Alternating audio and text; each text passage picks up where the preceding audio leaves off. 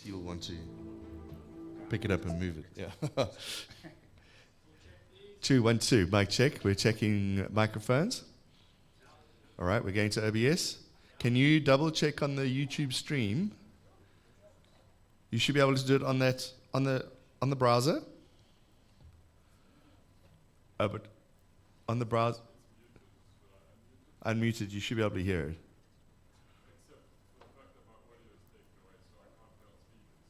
Where's the audio going? No.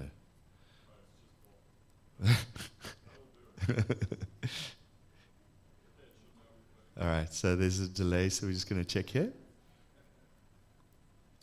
2 3 4 5 6 7 8 9 10. Hello. Hello, Clarice. Are you hearing anything?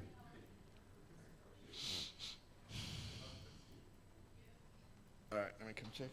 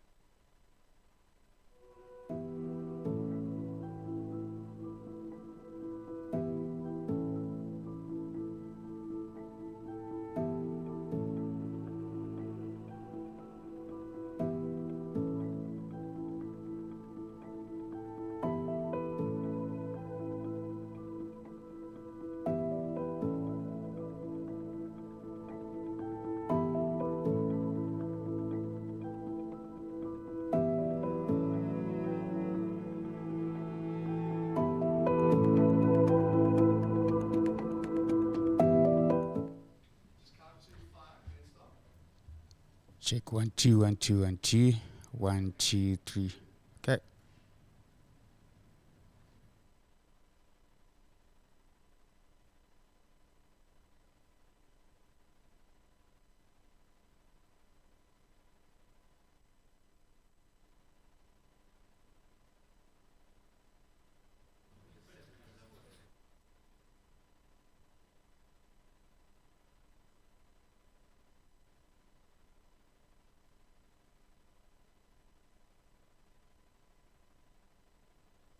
Check 1 2 1 2. You hear me? J.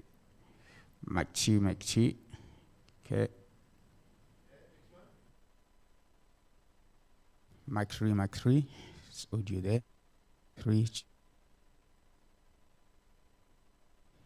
Check microphone. Check phone. Number 4. Thank you.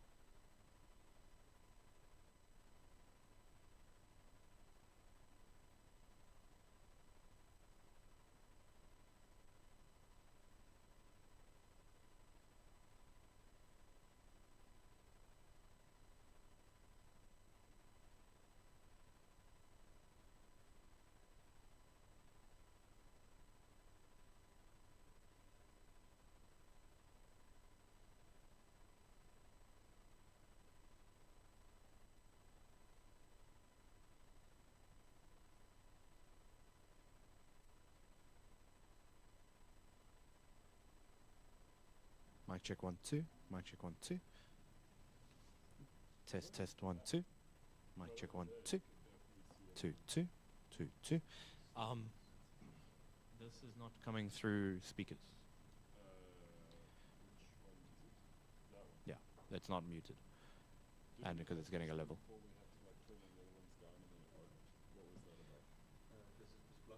No, this one. It is this one. Handheld. And I'm getting a level.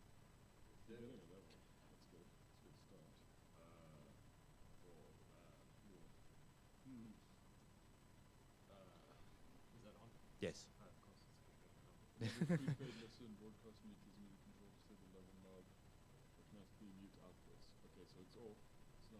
Okay. Can we put that there quickly? Check 1 2. Check 1 2. Check 1 2. No. Check 1 2. I'm hearing it. I'm hearing it. You're hearing it? Yes. Are you sure that it's going out? Is it routed to go out? Yeah. In depth, is it routed to go I would assume so. They should be, yeah. Yeah, okay.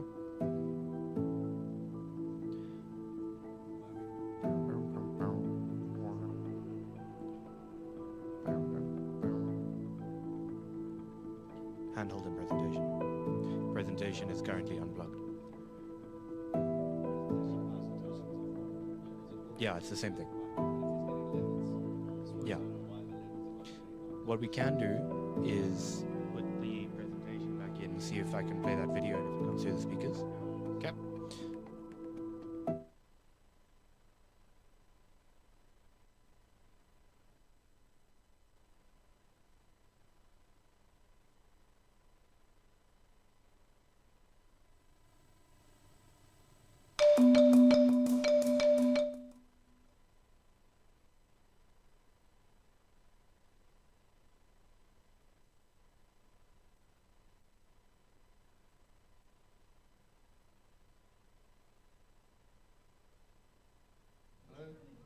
Hi. There you go. Power cycle. Yeah, okay. If there's a problem, Mic check 1 2. 1 2. 2 2. Okay. This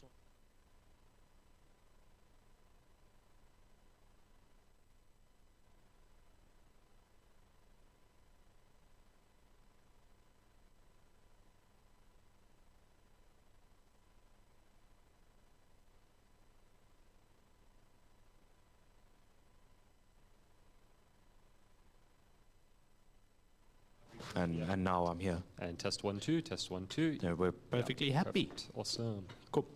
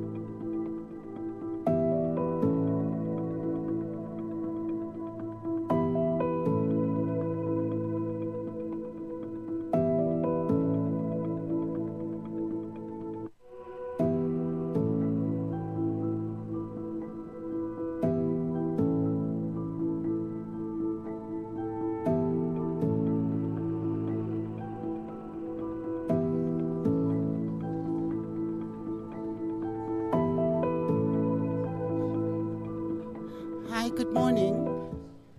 Is it on? Okay. Good morning. Just to make an announcement that we will start in about 10 minutes' time, just to allow people to come in. So bear with us. Thank you.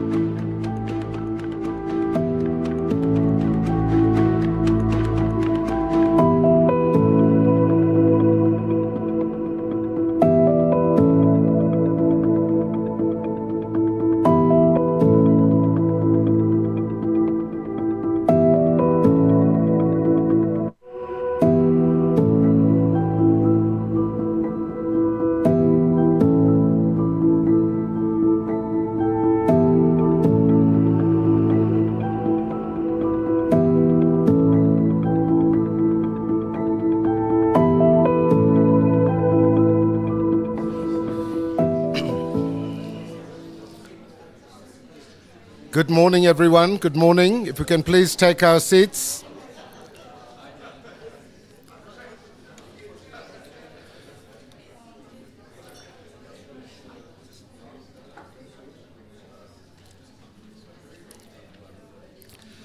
A very warm welcome to all of you for attending this conference, a very important conference, I believe, being co-hosted by CASAC and PARI. My name's Lawson Naidu, the Executive Secretary of CASAC. I know many of you that the faces I see around here were at this conference last year, in September last year, when we hosted a very similar conference. What we did last year was really looked at a key set of recommendations that emanated from the Zondo Commission, and really drill down into those recommendations to review, refine, and critique them. Our purpose this year, a year later, this past Sunday marked a year from the date of the President's response to the Zondo reports when he tabled the Executive's response to Parliament. And we will shortly be getting a reaction from the Presidency and an update from the Presidency on where they are with that implementation plan and response plan that was tabled in Parliament just a year ago. Our purpose in the course of the next 2 days is really to hone in on the very same kinds of issues that we looked at last year in terms of those key systemic recommendations that emanated from the Zondo Commission, and to ask the question now this year, what has been done, what has not been done, what needs to be done with a great sense of urgency.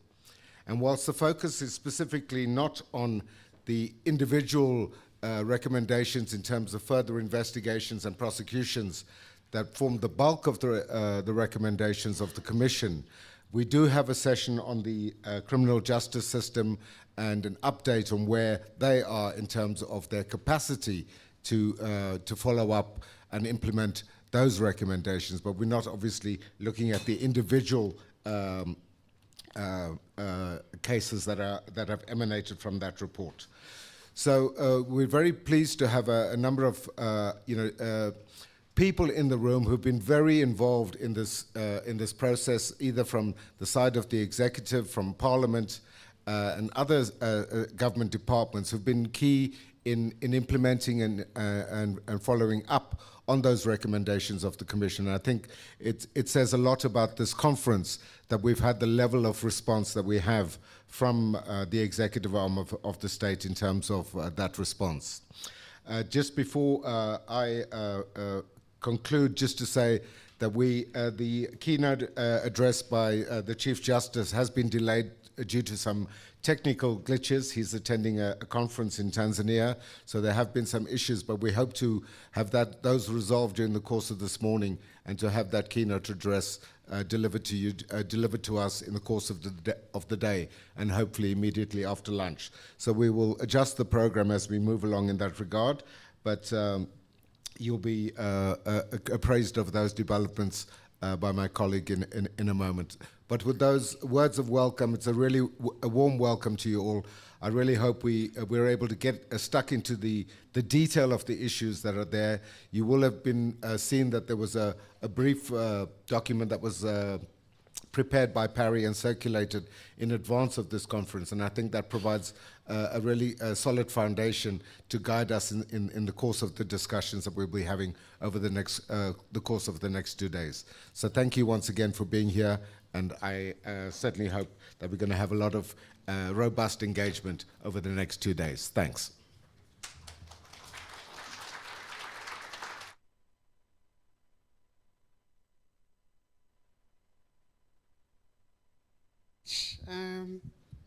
My name is Lindiwe Ndlela, and I'm the head of programs and co-director of PARI.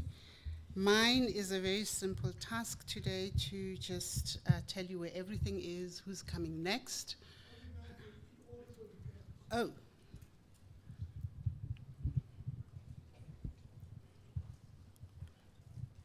Well, can you hear me now? Okay. Thank you very much. I will introduce myself again. I'm Lindiwe Ndlela. I'm the head of programs and co-director of PARI. Mine is a very simple one today, to just introduce our speakers and tell you where everything is. So I'm sitting right here, so if you have any problems, you just come to me. I will promptly ask Jonathan Claren to help you.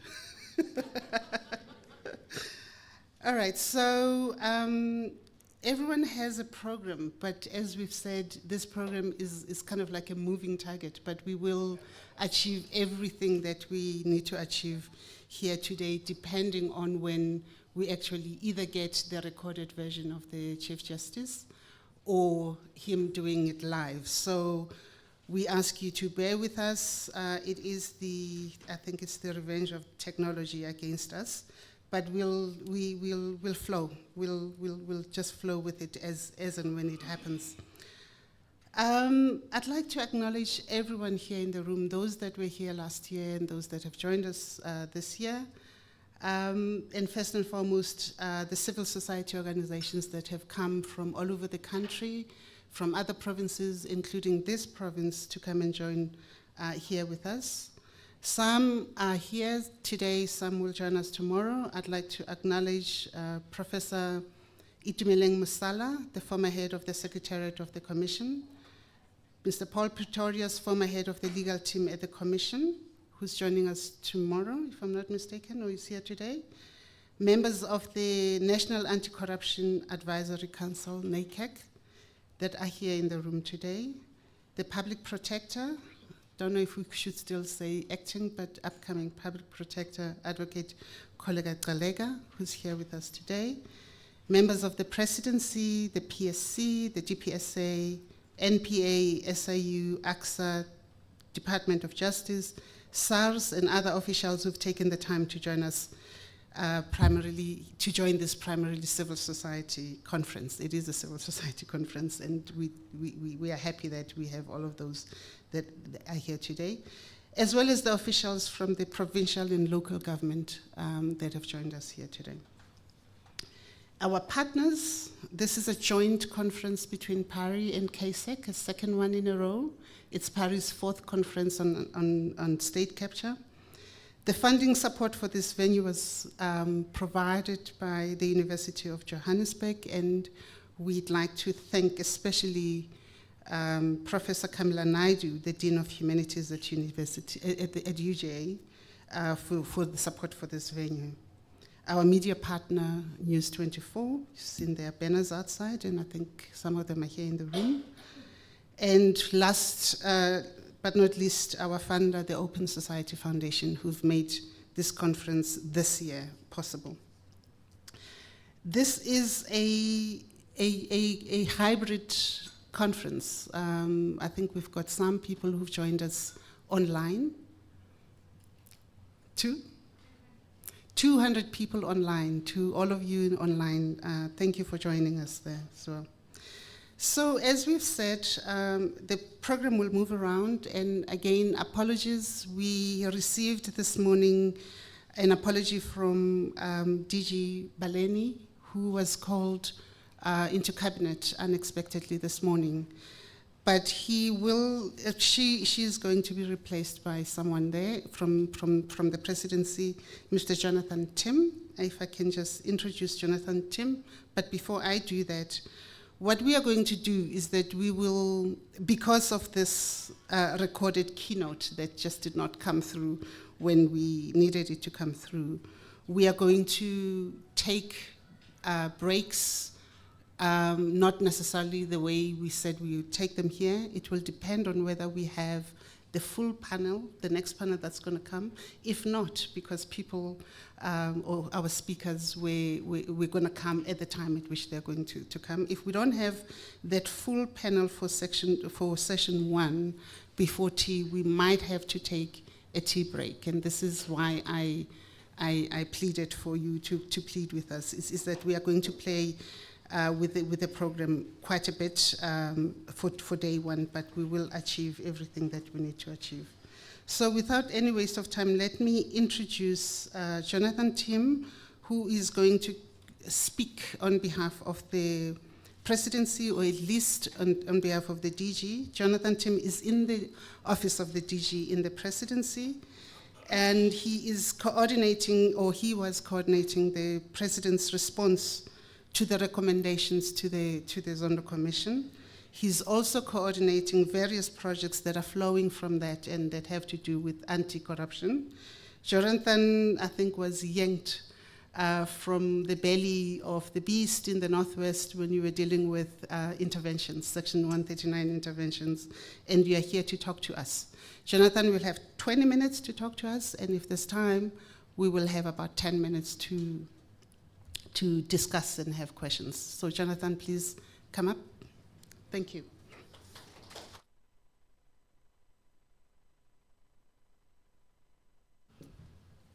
Thank you, Lindy, and good morning to everybody here. It's a really amazing group of people, and I must say I feel quite in awe to stand here and represent DG Baleni and make really the first input content-wise to this conference.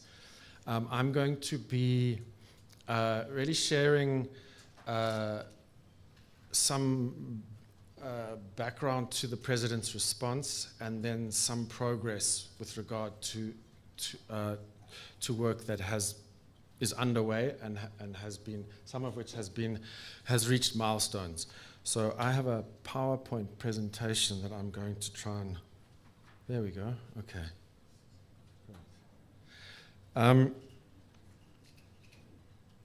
So, oops, I want to start with this quote from the President's response, which lays the foundations for a living response in the sense that it's intended as a platform to mobilize the different sectors of society around this effort, which is existential in many ways. I often think of the metaphor of a emergency or a doctor who goes to a place where there's a plague and succumbs to the plague and is attempting to help, although dealing with the challenge as well. So I think that's a context that I wanted to put out to this group. It's an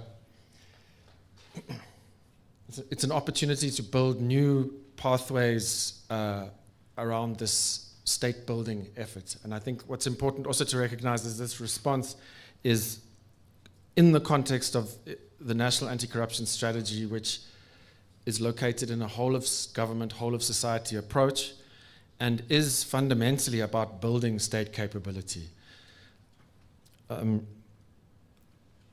So this is how we went about responding to the recommendations in the Commission.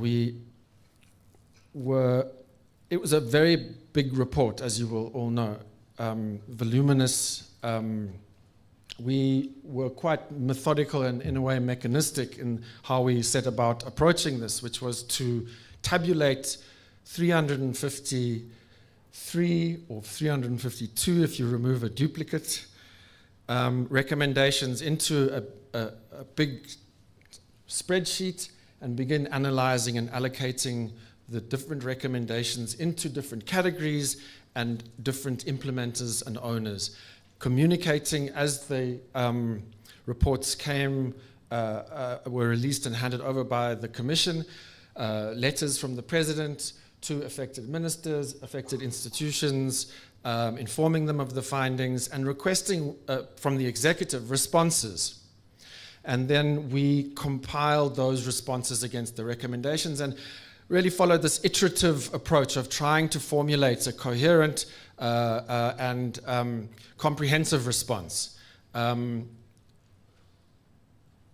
We then synthesized through that process a draft response to the President and the President's advisors to then take the final decisions around some of the issues that were perhaps more contested. As you can imagine, a process such as this, which creates in a way, an accelerated pathway for contestation that's maybe been in play for a long time, to perhaps get visibility and for decisions to be made. So that was the process. You can see the table just provides a kind of indicative sense of the recommendations. The vast number of them are recommendations for criminal or other forms of investigations.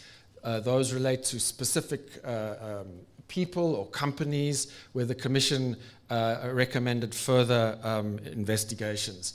So if one takes a fairly blunt and rudimentary look at the numbers, about 60% or just less than 60% of those recommendations are focused on responding to events, specific events. The others are reform initiatives, reform proposals. And I think that's where we particularly look at from the executive side.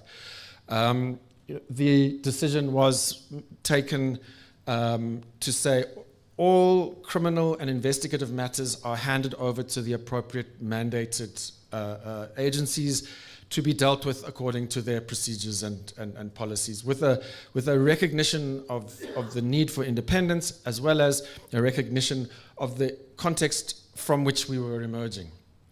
So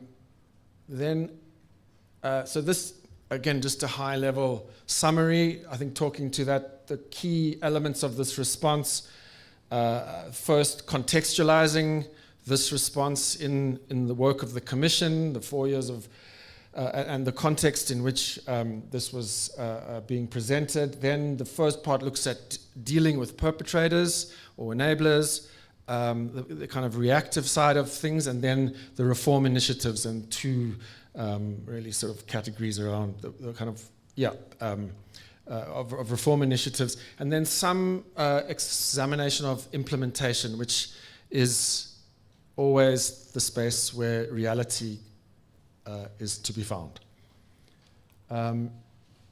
So here is a progress by numbers in terms of the response. There were 60 actions in the President's response, commitments, which we are monitoring and facilitating and enabling and keeping on track to respond to the 350 recommendations.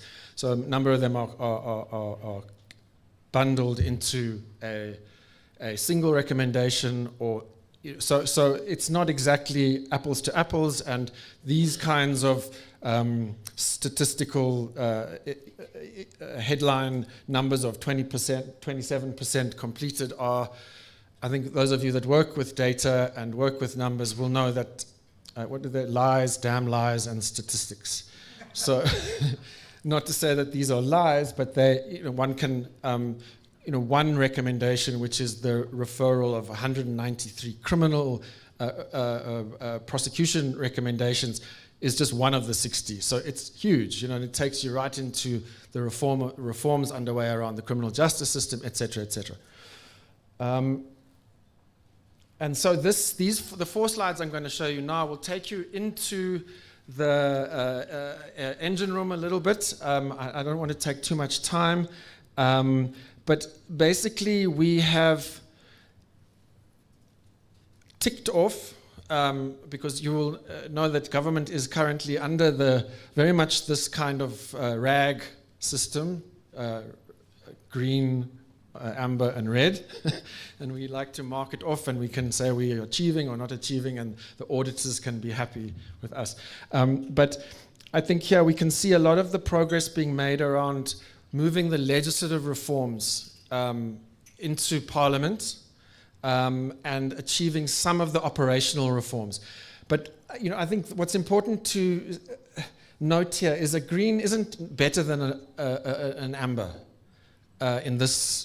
The work that is underway is critical, and many of these are going to take many years to achieve. So again, a checkbox approach makes sense in trying to communicate, but it's not necessarily going to give the full picture. So I'm going to, unfortunately, it's not terribly visible, and I don't have the very good sight of it.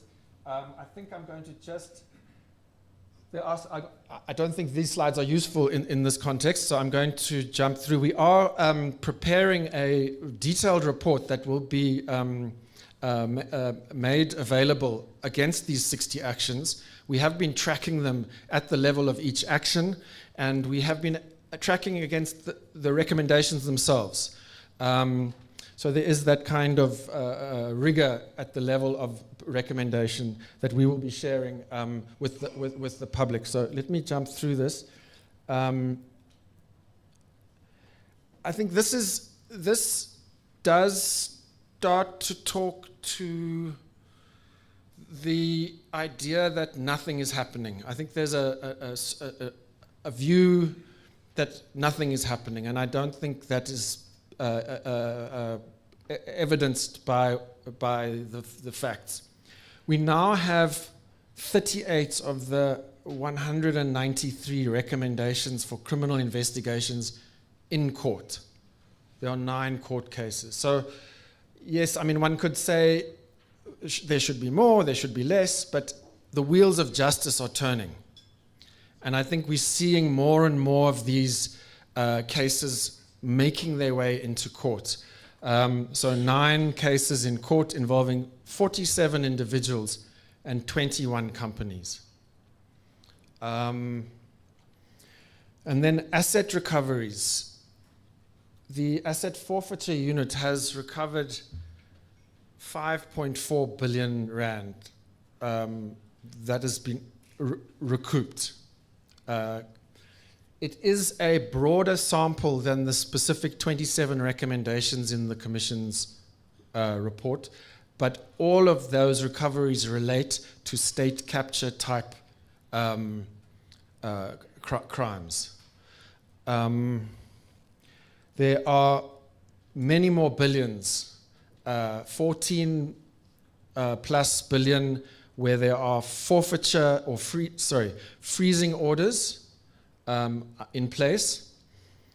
And we also see not insignificant amounts of money being recovered by the Revenue Service as a result of evidence at the Commission. So a collection of taxes that would otherwise not have been paid. So one can always argue should be more. The Commission refers to 50-something billion tainted by state capture. One can make that qualitative assessment. This, again, just gives a sense of the data. These are the specific areas of investigation and inquiry of the Commission where there were criminal referrals made. I'm sorry that the slides may not be very visible, but you can see there's a blue and there's an orange, and the orange are much bigger, and those are the number of individual criminal referrals for prosecution or further investigation. And the blue are showing you which are actually in court now and on public record. So you can see some of the investigations like PRASA and if I'm correct, ESCOM. Yeah, some of those, the specific recommendations, although these state-owned enterprises, there are cases in court already, but the specific recommendations in the Commission are not yet in court. Those are under investigation. So there is, the system is processing those recommendations. Then just another kind of snapshot to try and pull this all together. These are 9 pieces of legislation, legislative amendments or new bills. 2 of them have been assented to, the Electoral Laws Amendment Act and the General Laws Amendment Act around the money laundering. So those 2. But then there are 7 others that really taken together start to create quite a significant basis for change around tightening up some of the mischief.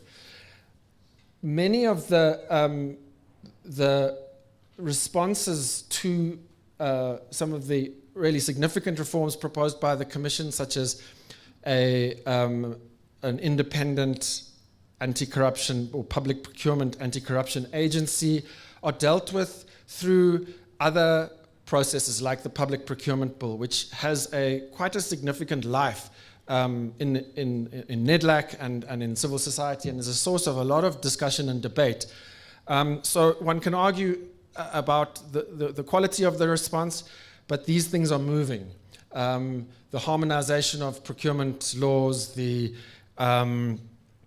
legislating around transparency, creating this public procurement office which has powers of search and seizure and has powers to issue legally binding instructions, etc. So, and I think perhaps the last one here, which the NPA Amendment Bill, which really returns a capability for prosecution-led investigation that was very successful in the late 90s in terms of addressing priority crimes such as car hijacking, domestic terrorism, and the last one has just evaporated. I'm sure everyone will remember which one it was, but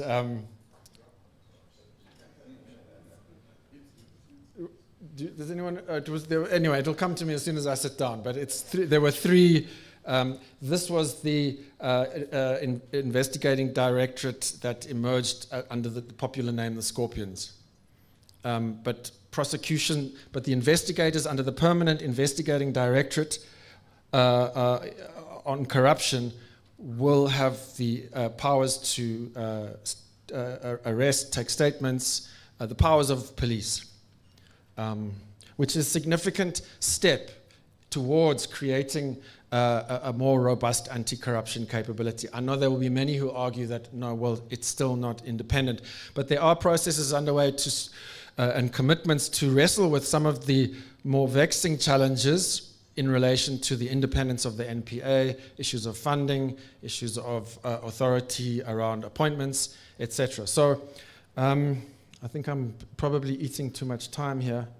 5 minutes over or 5 minutes left? Thank you, okay. I think I'm too far ahead. Okay. All right, and then this slide just takes you through the remaining 7 legislative reforms that are responding to the Commission's recommendations. And so what I think everyone will be aware of is this very substantial review of legislation around whistleblower protection and undertaken by the Department of Justice. And that really does move the dial on creating a different kind of environment for whistleblowing. I'm going to just pulling out some of the recommendations there.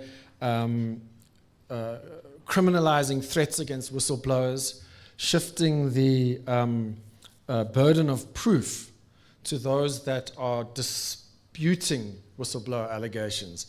So some of these very important legislative tools that deal with the kind of punitive or weaponizing court processes to undermine whistleblowers and just force them to give up because they don't sit on the war chests of the powerful. And then, okay, and then this one, this slide, just is another extract from the President's response referring to the National Anti-Corruption Advisory Council, which rooted in civil society. And several of the councillors are here.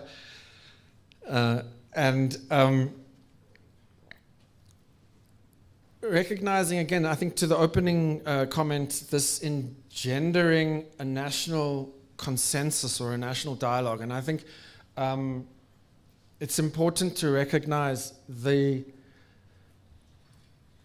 emergent nature of this work. I think we have a particular frame which says almost an auditor's frame. We have this huge crisis of accountability, and we just add more and more controls.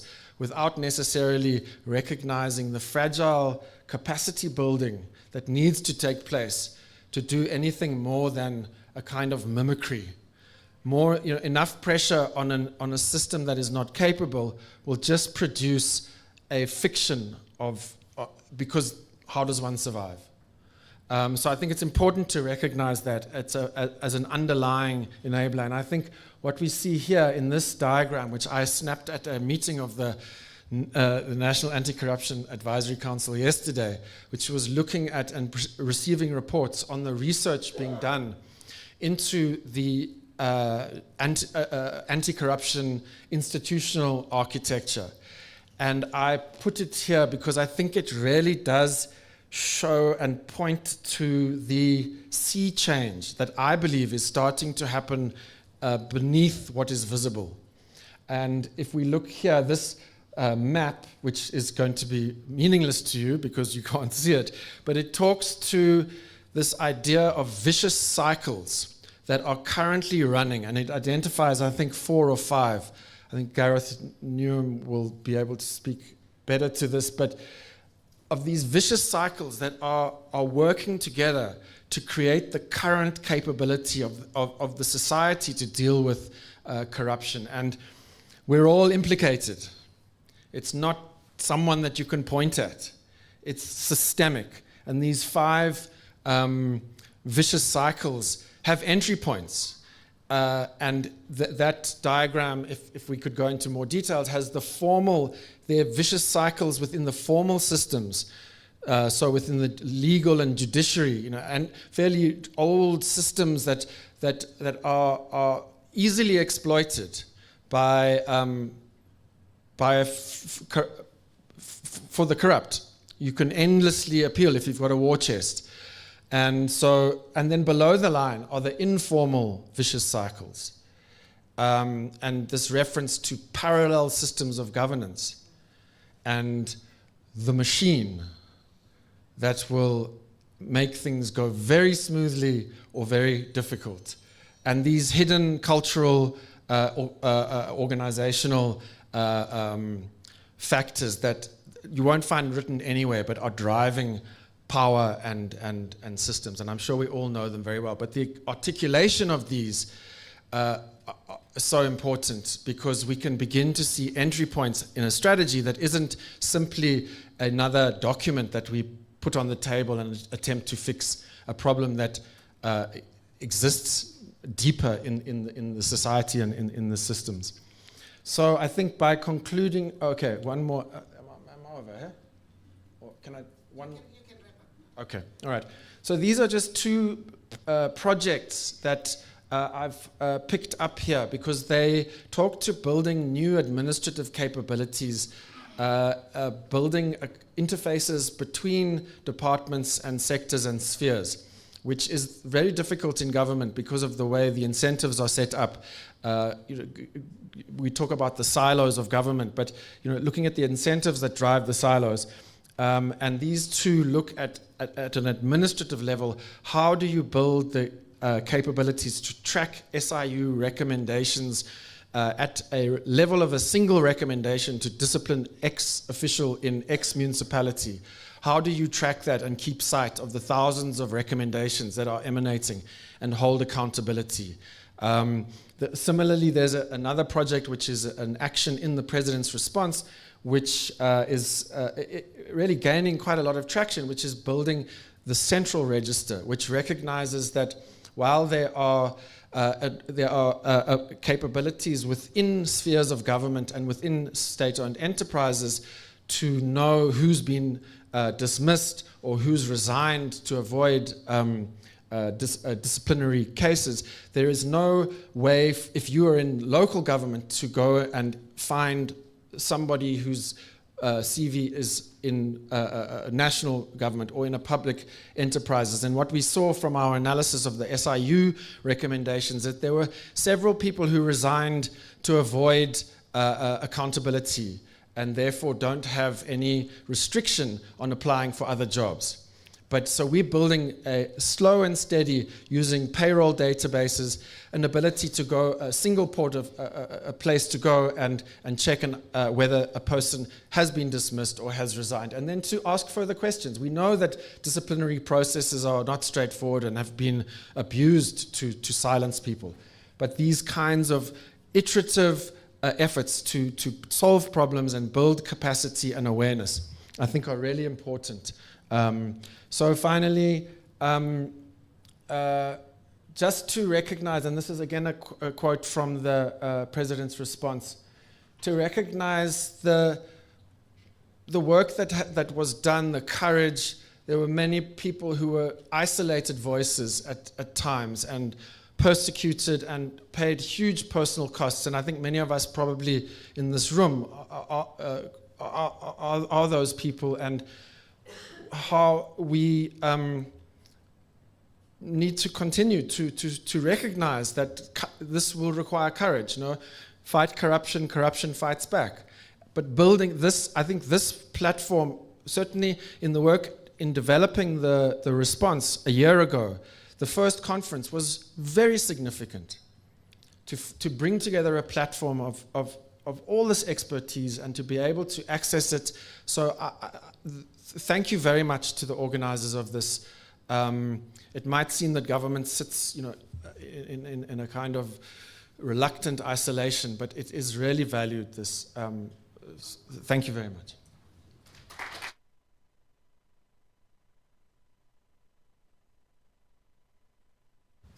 Thank you very much, Jonathan. I had a duck here last year to keep me company, but you're actually saying that it doesn't matter if it quacks like a duck. It might not be a duck. But thank you very much for all that work that the Presidency is doing. The duck's here somewhere, but I think the duck's tired. Can I open up very quickly for questions?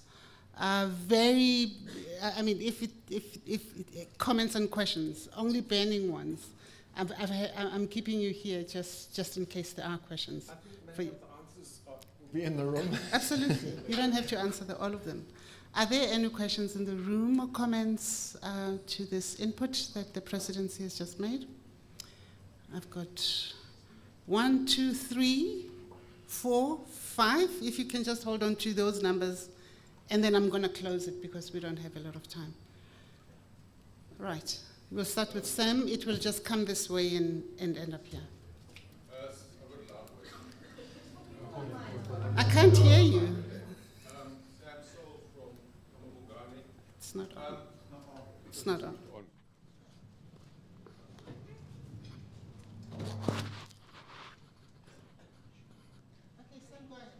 Okay. I just want to ask about what seems to be a very weak political response, perhaps because a majority of the principles are implicated. But just to give one example, I mean, why haven't we expelled the Chinese ambassador? We have Chinese state-owned enterprises that have been majorly complicit in paying commissions, in inverted commas, which have devastated Transnet. Transnet is still struggling to recover from that. We've had absolutely no action in relation to that, except from SARS and the Reserve Bank, but nothing political. I want to ask how you're dealing with the subterranean politics and power networks that exist in the public service.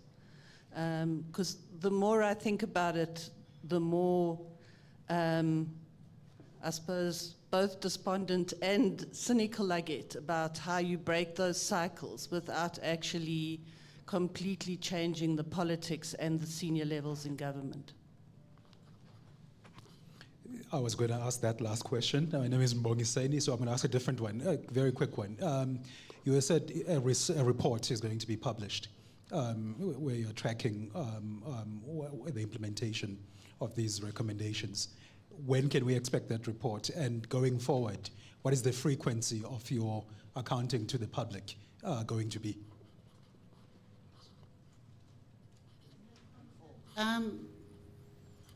He reminded me that you should say your name. Where are you from? Hi, I'm Janine Rauch from the Enhancing Accountability TA facility.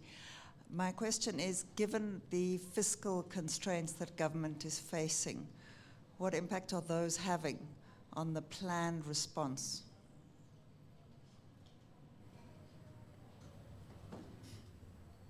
Yes, the last one. My name is Mavuso Msimang. Two questions. One is, in that progress report that that's got red and blue and all those colors, I missed the color for things that have been completed, investigations that have been completed, and prosecutions have taken place. Second one is,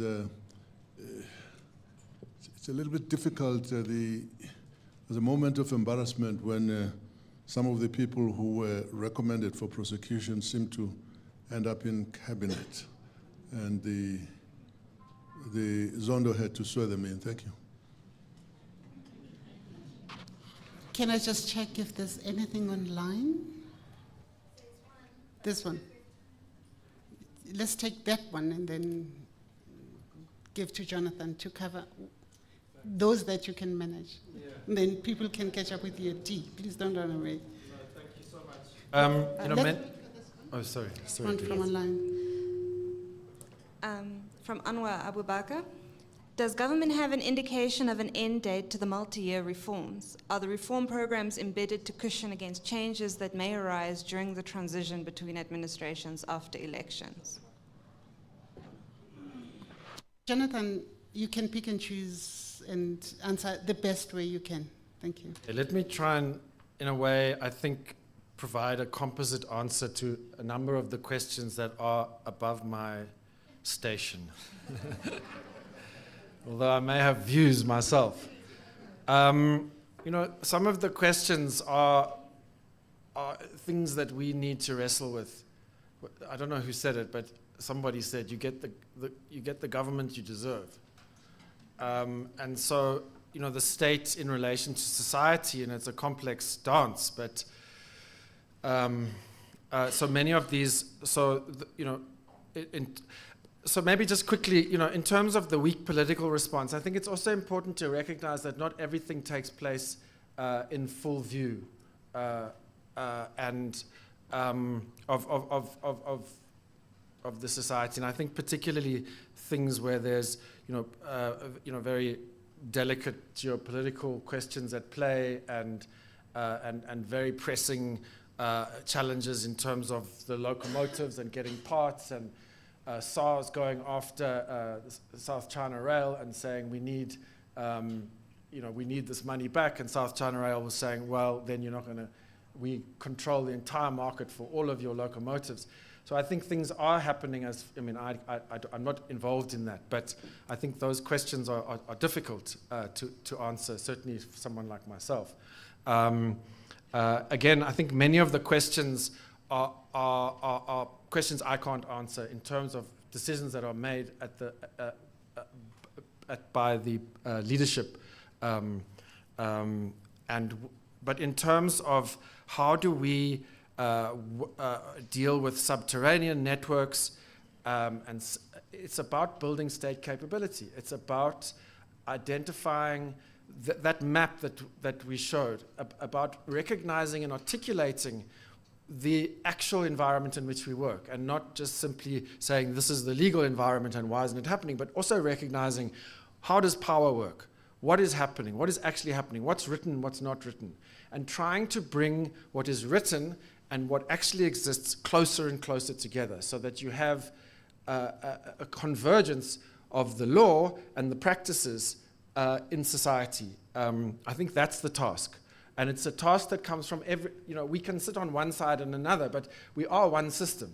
And then fiscal constraints.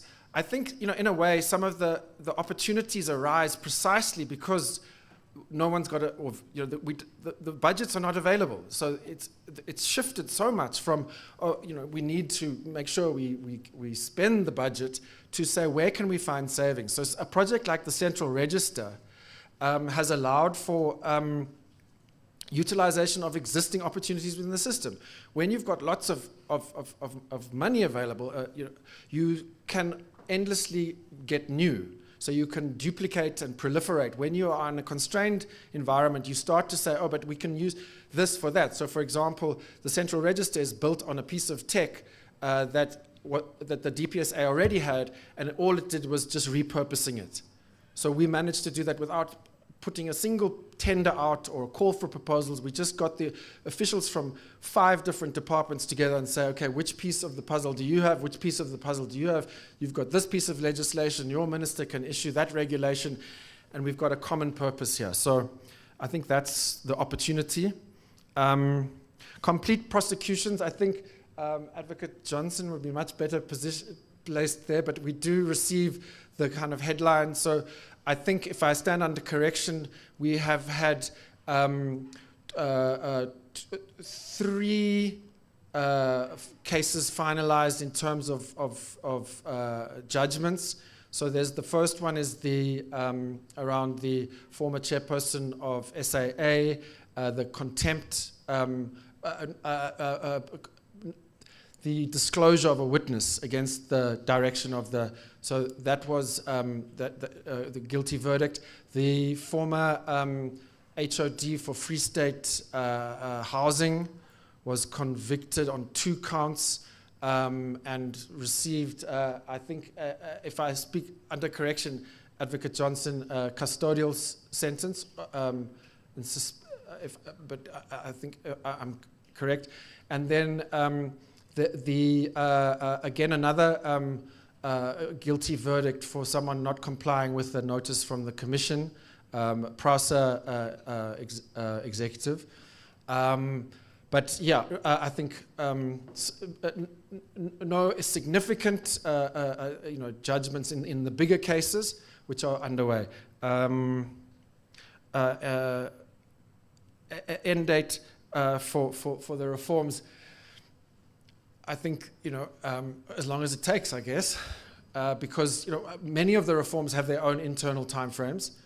So legislation, project plans at individual levels. But I think what is necessary is to continually adjust to the environment and make sure that there is a capability within the state to constantly diagnose and have an approach that is able to respond to emergent challenges. Solve one problem, another one will emerge. And that ability to have that problem solving orientation, I think, is the capacity that needs to be built. Sorry if I went over and very much for that, Jonathan. You are still with us, and people will catch up with you until you're not running away, right? Thank you very much for that. Can we just give you another round of applause then?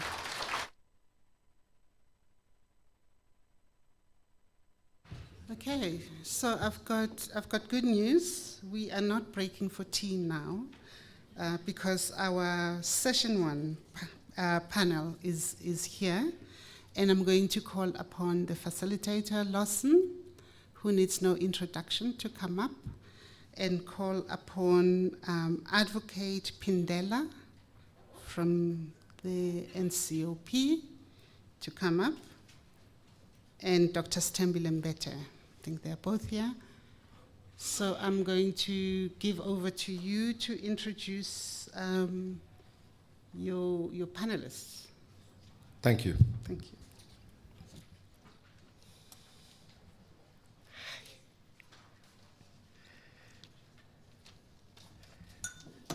Whoops.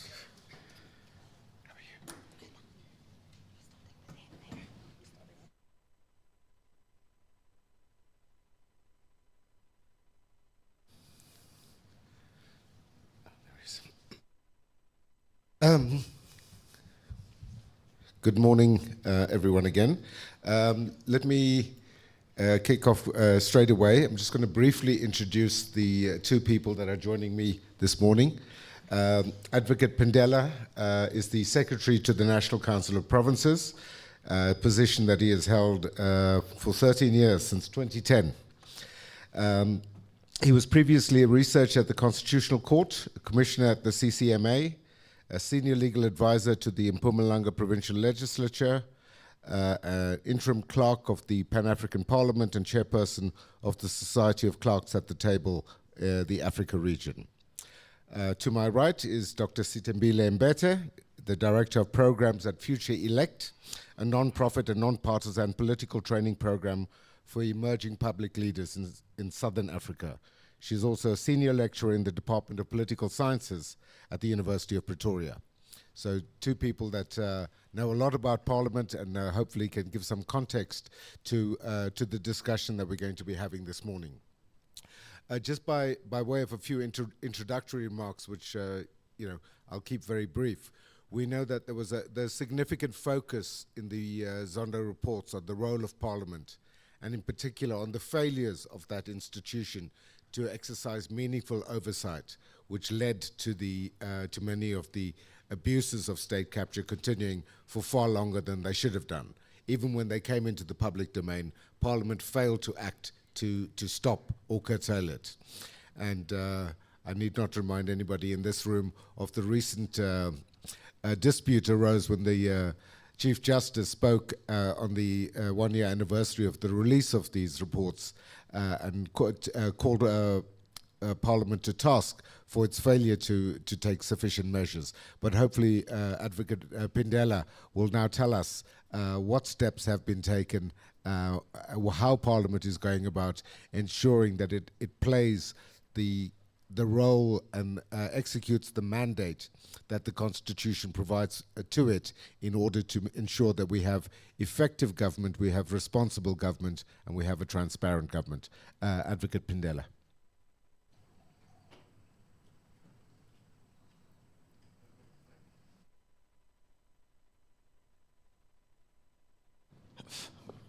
Thank you very much, Mr. Lawson, and good morning, all protocol observed.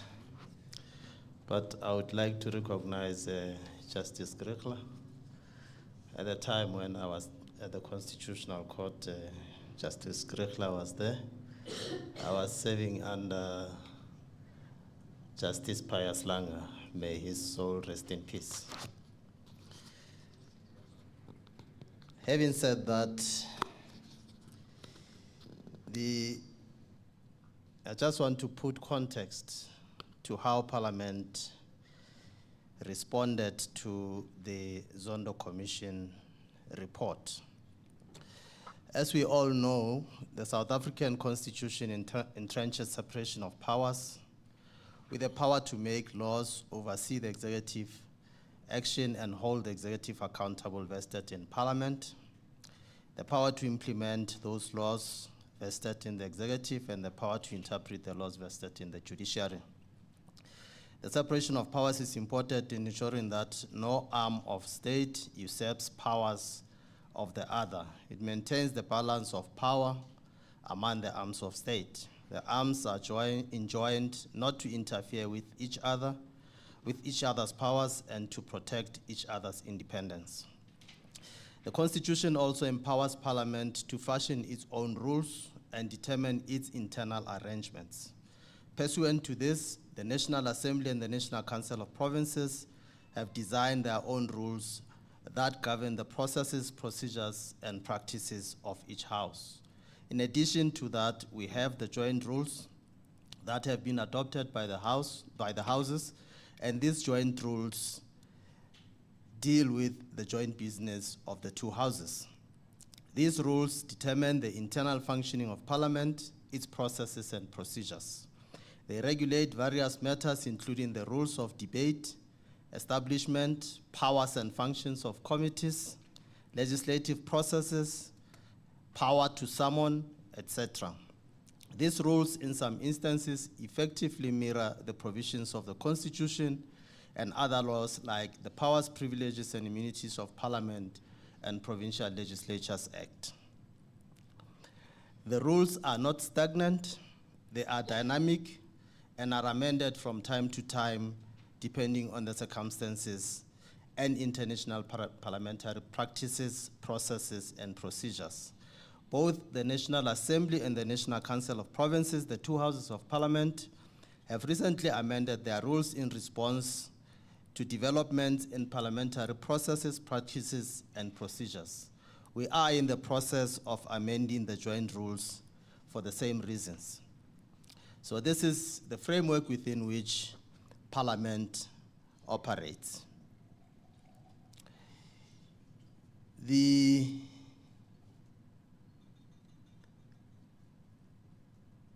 Zondo Commission report, of course, has been in the public domain for quite some time, and it has generated a lot of interest. The report itself has been a subject of much discussion, and I think Mr. Naidu has indicated that even last year they had a conference dealing with the report itself. And it is understandable because it deals with corruption that deprives the public of service delivery by diverting much needed resources into private pockets. The role of Parliament has on many occasions occupied a center stage in these discussions. The question has always been whether Parliament is doing enough to implement and the recommendations of the Zondo Commission. And I think you have reached a particular conclusion insofar as the role of Parliament is concerned in the implementation of the Zondo Commission report. While Parliament has produced a plan to implement the recommendations, some have argued that Parliament is not doing enough to implement the recommendations. As you all know, Parliament appeared before the Zondo Commission to make representations. The President tabled the Zondo Commission report as well as the Executive Implementation Plan on 23rd October 2022. The Zondo report included a number of recommendations for Parliament. Subsequently, Parliament developed its response to the report. I think the Presidency has indicated how far it has gone insofar as the implementation of its report is concerned. The recommendations for Parliament were categorized into two general types. The first involved possible statutory, procedural, and administrative reforms to reinforce Parliament's status and its relationship with the executive. The second category related to state departments and agencies, which the Presidency has just dealt with. The latter were directed to the respective oversight committees to include as part of their ongoing oversight work.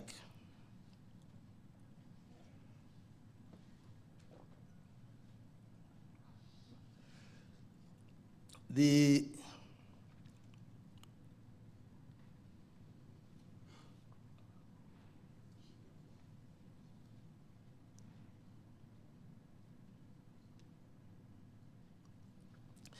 Commission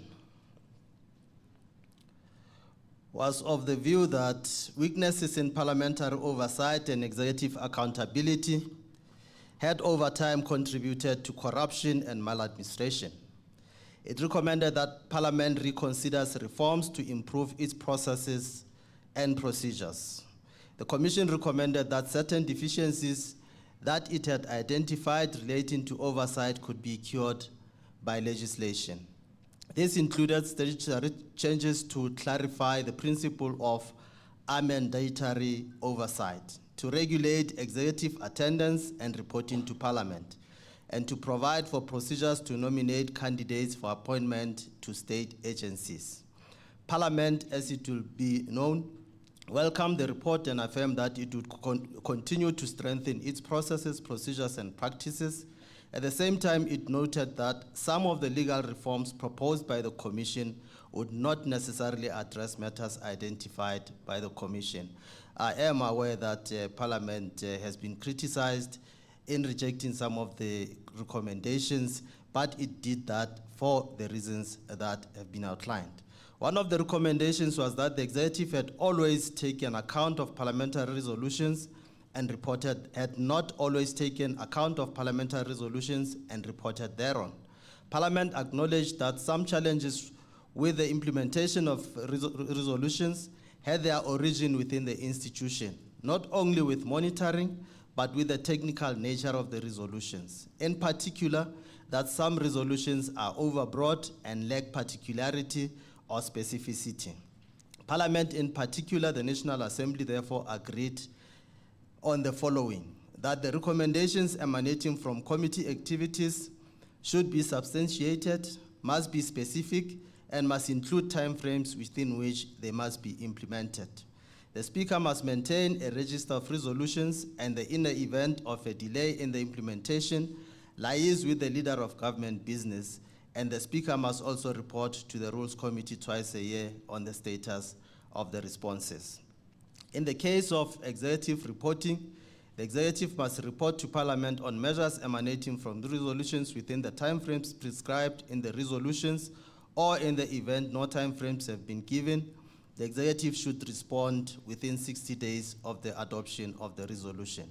In the event of the delay, a minister should inform the Speaker of the reasons and the chairperson of the National Council of Provinces and provide a reasonable time frame within which a full report can be provided. And lastly, that the leader of government business must submit an annual report to the Speaker on the status of executive compliance with resolutions for inclusion in the Speaker's report to the Rules Committee. Currently, there is a process in place to ensure that all the resolutions taken by the houses are tracked and reported on. I think Mr. Naidu has indicated as much. Where the executive does not respond, reminders are sent to ensure that the resolutions are responded to. Questions are also asked to the executive to ensure that it accounts on matters referred to them. We would also acknowledge that for oversight to be effective, you should also have a responsive executive. The Commission also asserted that the executive had on occasions failed to appear before Parliament without adequate cause. Parliament observed that the Powers, Privileges and Immunities of Parliament and Provincial Legislatures Act already made it an offense for any person to refuse a summon, refuse to give evidence, or willingly mislead Parliament. Such actions being considered as contempt of Parliament, but in terms of, according to Parliament, invoking this act has always been considered a means of last resort. In other words, Parliament relies on cooperation with the executive and resorts only to summoning the executive as a matter of last resort.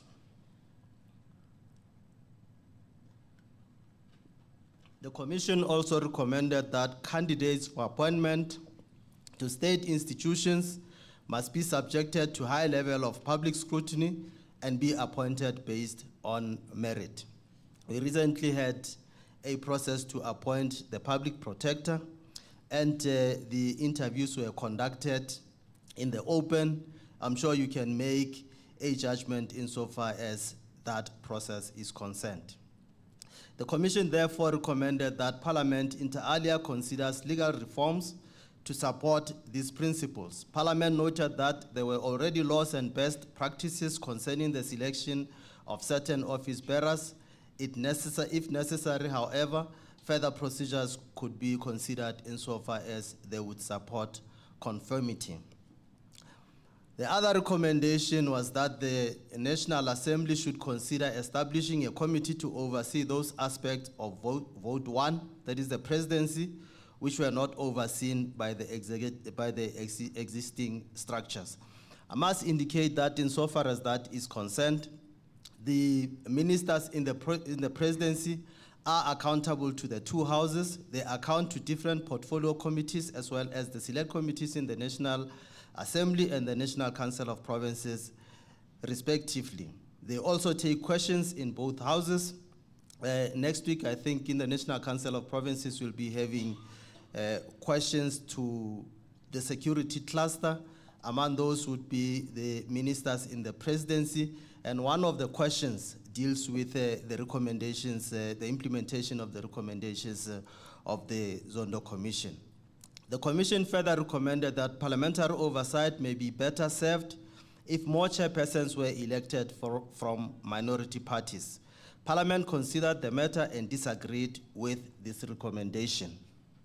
It reiterated that Section 57 of the Constitution empowered Parliament to determine its internal arrangement, proceedings, and procedures, and that this was necessary to provide for changing political dynamics. The power to elect chairpersons of committees is provided for in the rules of both houses and for joint committees in the joint rules. The Commission also suggested that consideration be given to constituency-based but still proportionally representative electoral system. Parliament has passed the Electoral Amendment Act, which allows independent candidates to contest elections in both the National Assembly and provincial legislatures. The Act also provides for an electoral reform consultation panel, which must, among other things, make recommendations on further reforms of the electoral system. As you will be aware, the Act is currently a subject of constitutional challenge. Other recommendation included possible reform to the Political Party Funding Act. This act is part of legislation being reviewed in the wake of the Electoral Amendment Act. As you'll be aware, the Constitution and the Act currently make provision for funding of political parties to the exclusion of independent candidates. The Commission was of the view that it was desirable to enact legislation to protect members of Parliament from losing their party membership and therefore their seats in Parliament. Parliament concluded that the Constitution and the Powers, Privileges and Immunities of Parliament and Provincial Legislatures Act already offers protection to members in this regard. Lastly, Parliament's Ethics Committee has processed allegations against members of Parliament implicated in the Zondo Commission report. Those who were found guilty of contravening the code were reprimanded by the relevant houses. There might be discussion insofar as the outcomes of the proceedings of the Ethics Committee are concerned. There might be disagreements insofar as the penalties imposed are concerned, but as a matter of fact, Parliament has taken action insofar as that is concerned. Lastly, I must indicate that insofar as the support to committees or oversight activities are concerned, the Commission recommended that Parliament must strengthen support to its committees. Parliament continues to review support provided to its committees in terms of human resource as well as capacity building programs. It offers capacity building programs to its members and employees to strengthen the work of committees. Parliament has since strengthened its research. I think Mr. Naidu has indicated that, has since strengthened its research, content, and legal advisory capacity by appointing more researchers, content advisors, and legal advisors, and it continues to do so. In the process of reviewing its structure, it is also in the process of reviewing its structure to ensure sufficient support to its core business. Lastly and finally, all other matters which the Commission dealt with have been referred to the select committees as well as to the joint standing committees and the portfolio committees, and they continue to conduct oversight over those matters. Thank you very much. Thank you, Advocate Pindela, and thank you for sticking to time as well. I think there's a lot in what you've said there. I'm sure there are many questions that you have. I certainly have a few for him.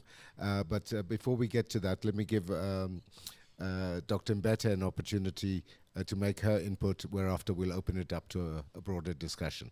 Sitimbile. Thanks so much, Lawson. And thanks, I think everyone can hear me, yes? Okay. Thanks, Lawson, and thanks to Advocate Pindela for his input. I want to sort of frame my input around rethinking what the role of Parliament actually is. Because I think that what has come from the Zondo Commission presents an opportunity for us to think about the way in which our system is actually structured and how it should operate, and force us to have a much bigger conversation actually about our political culture and what it is that needs to be remedied in order to prevent state capture from occurring again. So I'm going to do three things. The first is just do a bit of a reminder again of some of the Zondo Commission's recommendations to Parliament. The second thing I'm going to do is I want to talk a bit more around what it means to have a parliamentary system of state and of government, which is what South Africa has. And then finally, I want to speak to then what does that mean for how we think of these issues going forward. So just to take us, and it's been said before, but I will say it in full because it's going to be important for what I say after. Basically, in the Zondo Commission report, the Chief Justice basically concludes in the report, and I quote here, that the process of state capture involved the undermining of oversight mechanisms and the manipulation of the public narrative in favor of those who sought to capture the state.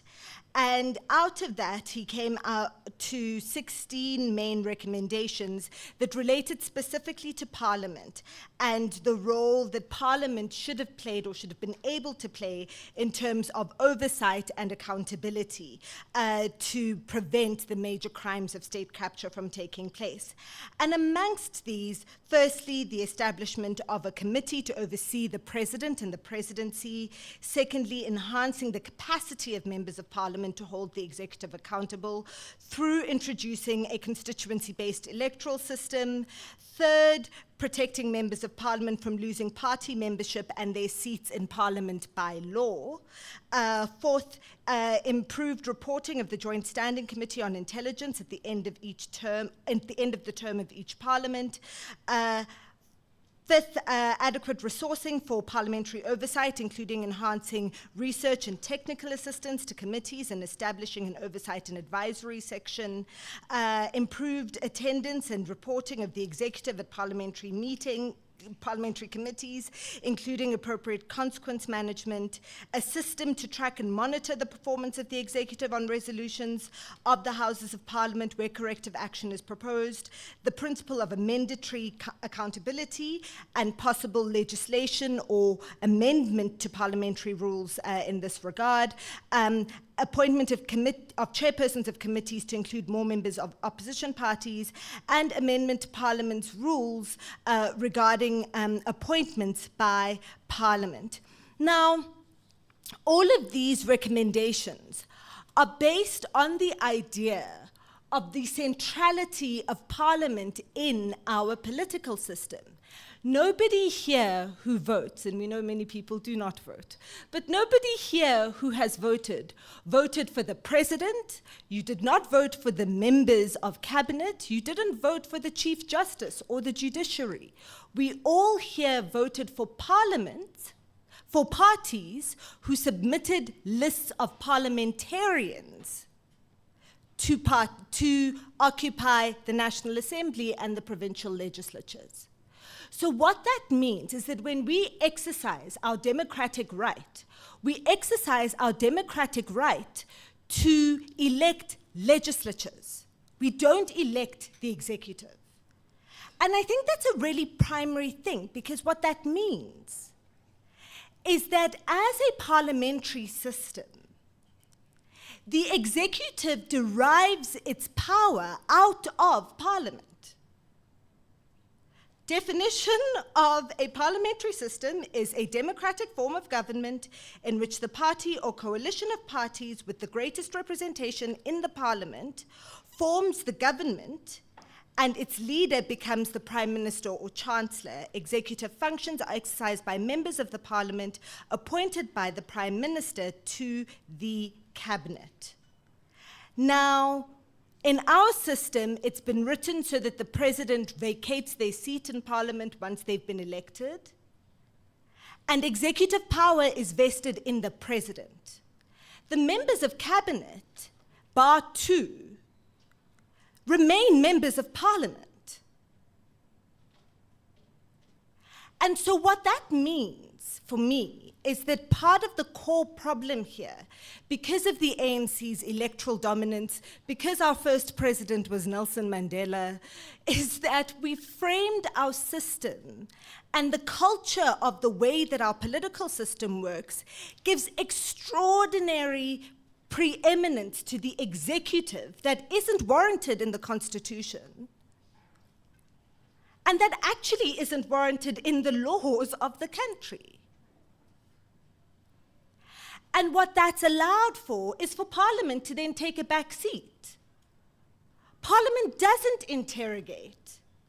And what we've done is, because of the ANC's electoral dominance, The ANC's processes, internal party processes, have become the culture by which our government works.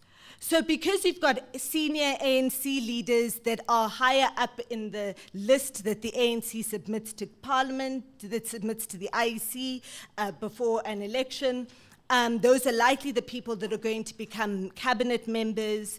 The top person in the ANC's list is the person who's usually the president of the ANC, who is then going to become the president of the country, etc. So the ANC's structures of seniority, of hierarchy, have come to inform the political culture of the relationship between the executive and the legislative in our system. Now, given the ANC's electoral decline, and I'm not one of those people that believes the ANC is going to get less than 50% next year, I really don't think so, but I think that it'll be significantly weakened. But given the decline of the ANC, we can no longer afford as a country to have a political system or to view our political system through the lens of the ANC's dominance and through the ANC's internal political culture. And that's no judgment on the ANC's internal political culture. I'm just saying that it's going to not be relevant anymore. And so the conversations that we are having about the Zondo Commission recommendations, we still focus so much attention on the executive and on the judiciary, when actually the way that our Constitution is written, a whole lot of the implementation of that requires a lot of power and resources to be given to Parliament, to the National Assembly, and for those parliamentarians to take their job seriously. I mean, I'm not disputing that.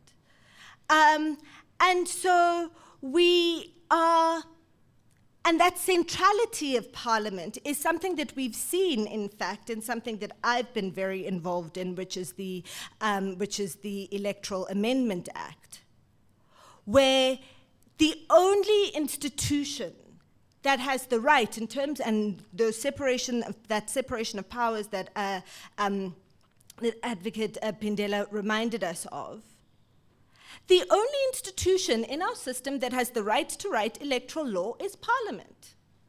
If Parliament does it badly, we're stuck with it. The Constitutional Court does not have the right to write electoral law. Neither does the President or the Minister of Home Affairs, for that matter, despite the culture that's developed around all legislation being introduced from the executive. But there's no legal basis for that. And so, coming then to my very brief recommendations, the first one is that we need a shift in our political discourse, and the people that work for the organizations that are represented in this room. We need a shift in our political discourse that moves from speaking of our political system as if we are the United States and have a presidential system, to speaking of our political system as the parliamentary system that it has, that it is. And so when we focus our attention on Parliament and what its powers actually are and what its responsibilities actually are,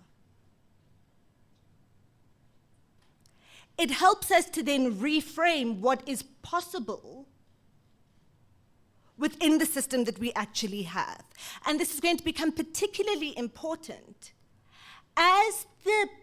because just because the ANC's dominance is declining, it doesn't mean that there's anything else that's going to replace it. We're moving towards a coalition system. And why are we? Because our Constitution requires an electoral system that results overall in proportionality. The least proportional electoral system that we have, which is the one that we have at local government level, has resulted the most in coalition governments. And we're going to see that at provincial and national. And that is a feature of the system. It's not a glitch. The system is designed to create coalitions. It's a feature, it's not a glitch. So as the system normalizes at national and provincial level, and as power is then more dispersed in Parliament, it won't be easy to talk about minority parties or opposition parties. And there's going to have to be, by default, a sharing of committee chairing responsibility. Because the number of parties that are going to make up a government at national or provincial level, there's going to be more than one. And part of getting to that and normalizing that, and I'm not asking you to normalize something weird, I'm asking you to normalize what's written in the Constitution and in all of our laws. What's going to be important in normalizing that is the way that we talk about these things. The second thing is that Parliament, and Advocate Lindela has been in a forum where I've said this before, so it's not new to him what I'm about to say, is Parliament needs to take its responsibilities and its powers seriously. The Money Bills and Related Matters Act has been in place since 2009. It's been amended since. There's a parliamentary budget office. Parliament can send back the national budget. Parliament's officials complain correctly that they just don't have the resources, the financial resources, to exercise the kind of oversight that they should. Provincial parliament, the provincial legislatures complain of the same thing. But they could send that budget back. They have complete power to reject a budget that under-resources them. And it is about damn time that that happens. Because none of these recommendations will be implemented if the institution that is meant to have oversight over their implementation does not have the resources to do so.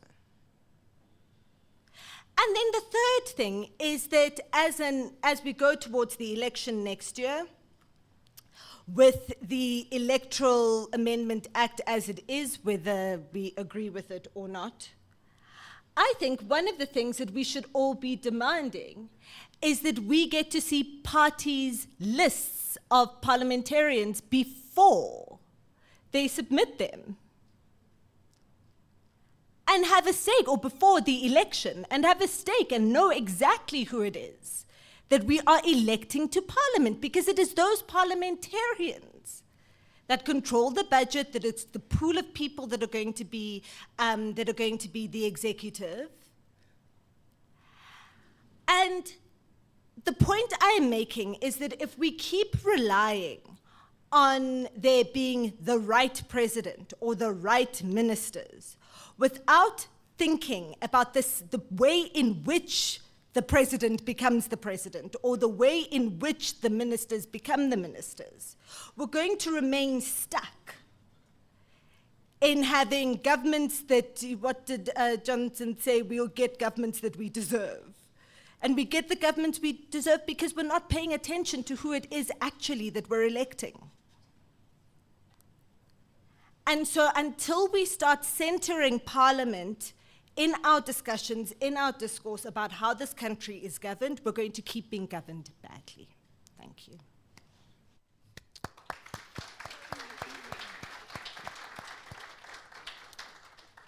Thank you to both the speakers for sticking to time so rigidly. That gives us ample opportunity for discussion. We're going to have about 45 minutes for discussion. I just want to pick up on some of the threads of what's been said. I think all of us, if we look back at what was the key message from the 5,000 pages of the Zondo reports, was that we have an accountability deficit in South Africa. And central to that accountability deficit is the institution of Parliament. And I think Sithimbila has highlighted many aspects of where that accountability deficit lies. One of the other things that Zondo said was that Parliament has the tools, it has the rules and mechanisms to hold the executive to account. They're all founded in the Constitution itself, has the ability to hold the executive to account, but it failed to exercise those powers that it has. And I think that really speaks to the theme that Sitembile has introduced, which I think is critical, is we need to look at the political culture and reimagine what that institution ought to be. And the Constitution, again, helps us here in that regard, because it talks of our system of government as one of being a multi-party democracy. And yet we see the institution of Parliament not being run in that manner. It's being run by the ruling party, by the majority party. Advocate Pindela will recall, and I think it was before the 2014 elections, there was always in Parliament at least one person amongst the presidium of presiding officers in the two houses that came from an opposition party. In 2014, that came to an end. All presiding officers came from the majority party. All chairs of committees came from the majority party, with the exception of Scopa. And I'm honing in on this point about the chairs of committees, because that was one of the proposals made in CASAC's submission to the Zondo Commission, that we, in order to give meaning to the notion of a multi-party democracy, we need to take all parties that are in Parliament seriously. And if we had that culture, I think we'd see a different political culture, a different culture of debate that's not as antagonistic, not as disruptive as the ones that we see at the moment. So I think those are some of the issues that I think we need to grapple with. And the final point, and I'm going to you can come back and respond to this in a moment, Advocate Pindela.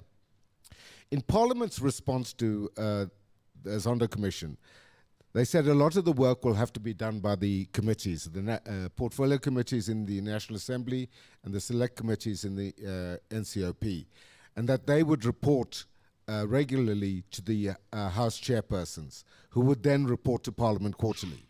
Now, as far as I'm aware, I've not seen any of those reports. And this report, the response from Parliament, if I'm not mistaken, was in November last year. So it's almost a year. Where are those quarterly reports? But let me pose those to the two panelists, but they can respond after I've taken a first round of hands. I see 1, 2, 3, 4, 5. Okay, let's go in that order.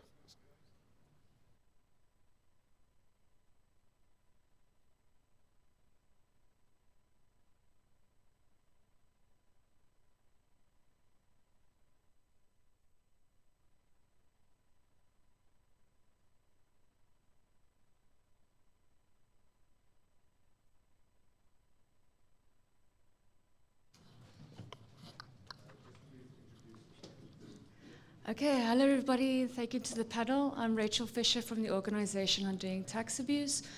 Advocate Pindela, my questions are for you, maybe a comment and then a question. I know that you've mentioned about the Ethics and Members' Interest Committee looking at those that have been found guilty, but the penalties aren't really equal to what the...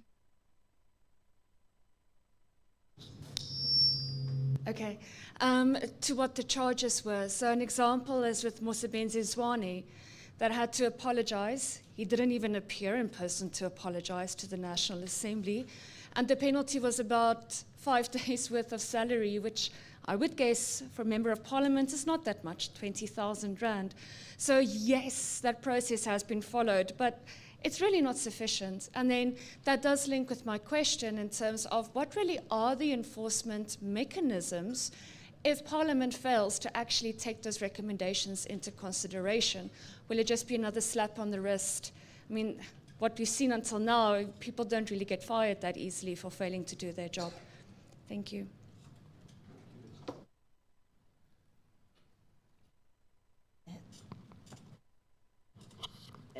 Thank you, facilitator Nkosikazi Nomandla Mhlauli.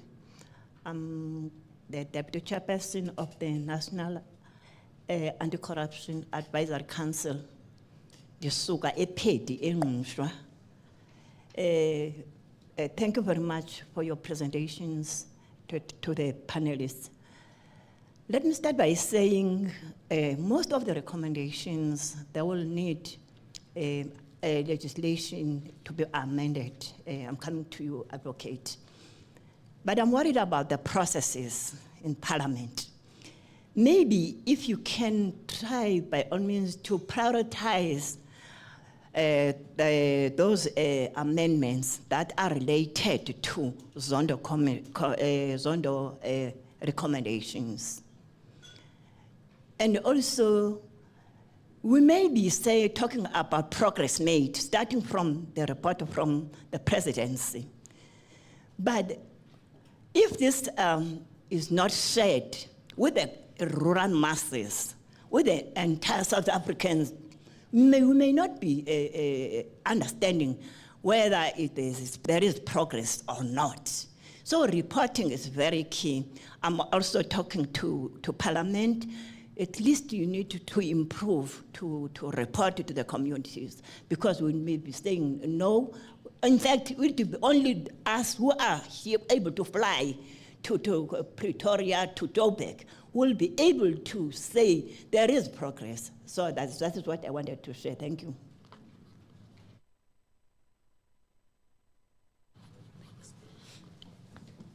Morning, everyone. Matlatsiko Monte from Corruption Watch. I just wanted to pick up on what the last speaker said. I think first and foremost, I think SCOPA has been very effective, and I'm not sure why Parliament refuses to have the opposition parties chair those different committees in Parliament.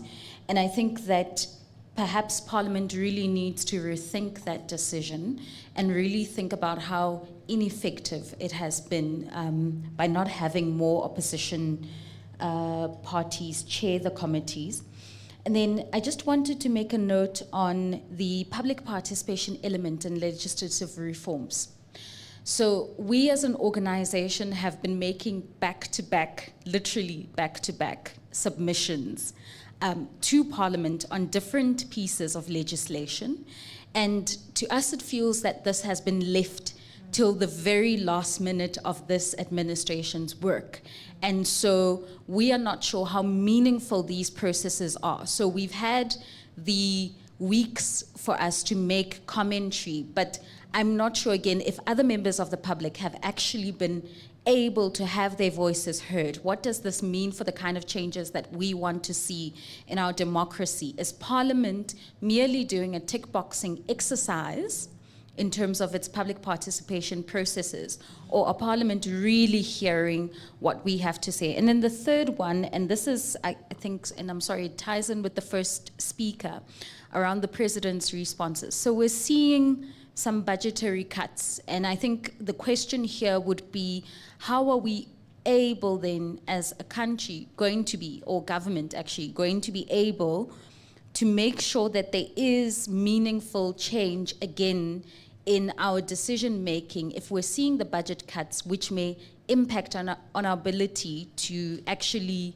implement some of these Zondo recommendations that we're seeing. So I just wanted to throw that out there. Thank you.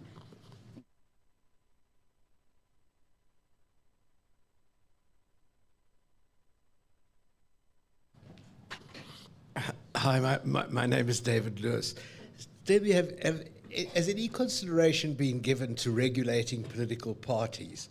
I mean, it strikes me as an anomaly that a political party is treated as a voluntary association in the same way that the local tennis club is treated as a voluntary association, and yet it seems that Parliament is going to be as effective and as good as its political parties are effective and good. And what possibility is there of regulating political party conduct, its qualifications for office, and the like? I don't know of any country where that has happened. And the second thing is there any way of ensuring that Parliament does its work more quickly? We were told that it takes, on average, between 4 and 6 years to pass an act of Parliament. And, clearly that's, ridiculous. What the National Anti-Corruption Advisory Council is considering all sorts of grand proposals about new institutions that require new legislation and other legislation designed to improve things. But if it all takes between 4 and 6 years, and a new institution can take even longer than that, the interim solutions are clearly more important than the final solution, to coin a phrase. But is there any way of speeding up parliamentary processes, and what is it that holds them up to the extent that they do seem to be held up? It seems like another version of a kind of Stalingrad strategy that we see employed in court, but I think is employed in the culture of Parliament as well. That the best way to avoid any problem is to not arrive at a decision. Last one at the back there, and then we'll come back for another round. Good morning, colleagues. My name is Solisa Roa from the Auditor General of South Africa. Thank you for the intriguing conversation. My question is really around, I think just based on the comments that the speakers have shared with us, especially Dr. Sithembile, it is clear that Parliament and potentially legislature is a function of the political dynamics that we have in the country. And the question perhaps is, are there any reforms that seeks to empower perhaps the citizen? Because we are stuck as a result of that dynamic with a potential stalemate in the event that you've got recommendations that have to be kind of carried out by the same Parliament that has been found to be having some areas that it needs to focus and improve on. So perhaps the question is, where do you then put that additional power so that Parliament can, or the citizen, because I can't think of any other structure that can then hold Parliament accountable other than the citizen coming to vote every 4 or 5 years. Perhaps that 4 or 5 years is not practical in terms of, enforcing and empowering the system, where perhaps the citizen can be given additional transparency in terms of, the recommendations and implementation thereof, potentially also some knowledge in terms of how the system works, and potentially some additional teeth beyond just a vote after a 5-year period. Are there any recommendations that looks into that? Because I think potentially that's where the solution lies, in the absence or alternative to a potential stalemate where we're still going around the cycle around consequence management, for example. So yeah, that's what I would like to have an answer on. Thank you.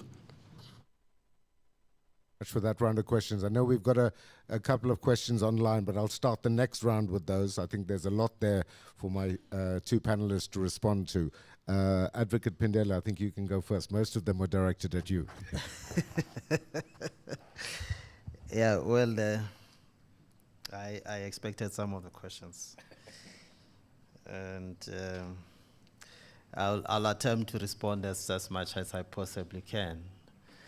If I do not stray into the political domain, you must pardon me. We'll leave that to Sithembile. Because that is not my domain. Well, I have noted the comments by my co-panelist, and I think she has expressed these comments even previously at places where we have presented together. Even on why don't you want to name it? Even on some interviews that we had together, the radio interviews that we had together on some of these issues. And I do appreciate that we should look at rethinking what the role of Parliament is. But the fact of the matter is that we have a constitution, and the role of Parliament is provided for in the constitution. We have a particular constitutional architecture within which we are operating. And it's not only insofar as Parliament is concerned, but it's also insofar as the provincial legislatures are concerned, as well as at local government level. And that is the constitutional scheme that we have in the country.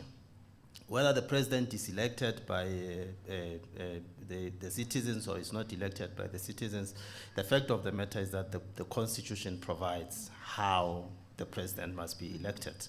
The fact of the matter is that the Constitution provides for a particular electoral system that produces a particular result. And whether that electoral system is amended or not amended, it's a matter that can be dealt with. As I've indicated, Parliament has passed a law that deals with the amendment of the Electoral Act. As a result of the Constitutional Court decision, it has implemented that decision. Independent candidates will now be allowed to contest elections in the National Assembly as well as in the provincial legislatures.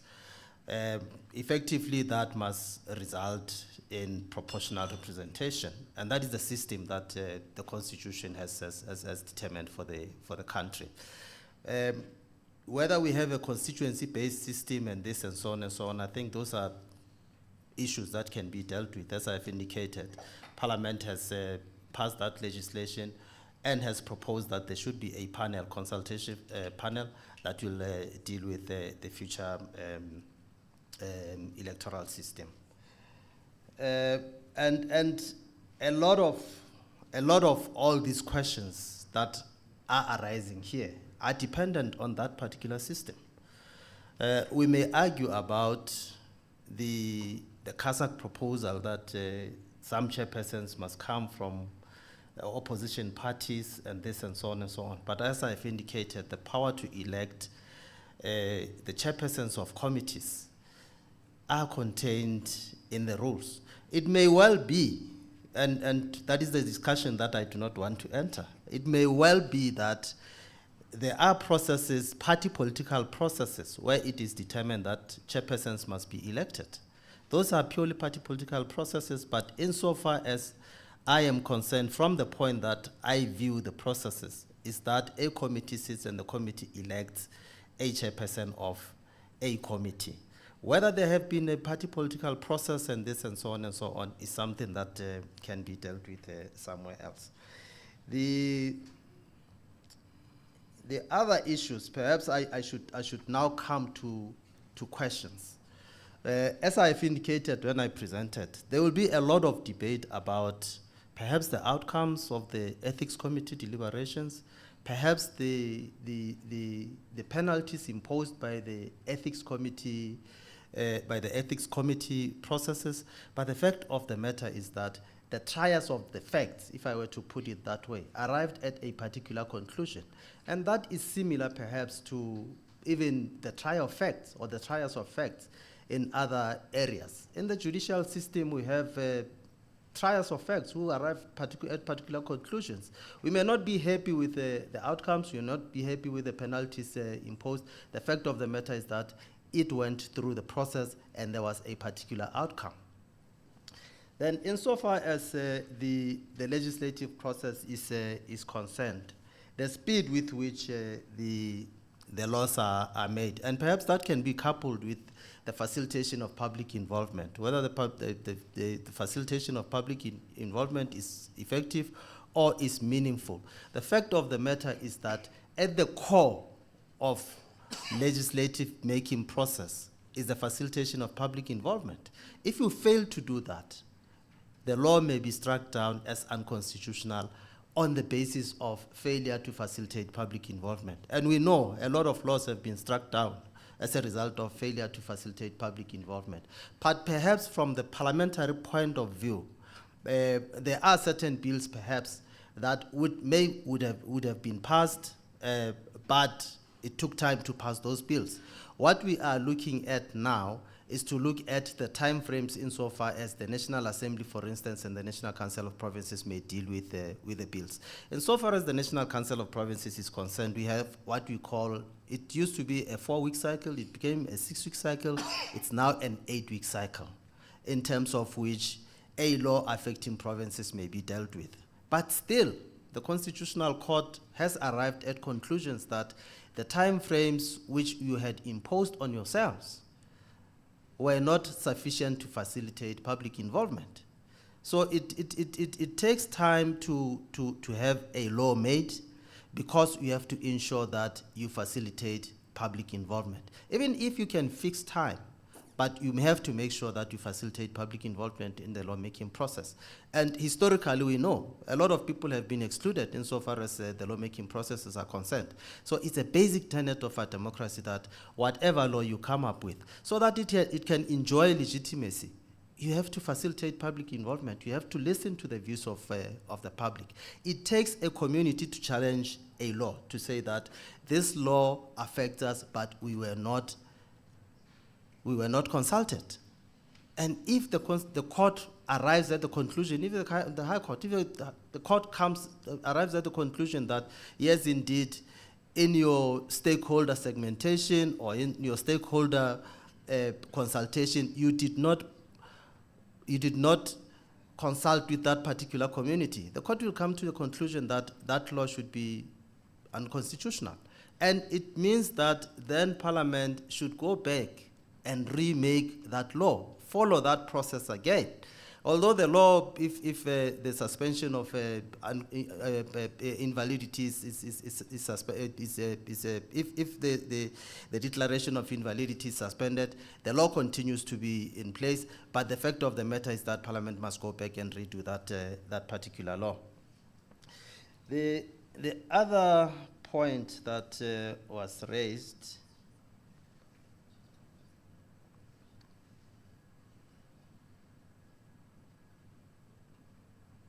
I think that question has been answered. What possibilities are there to regulate political parties?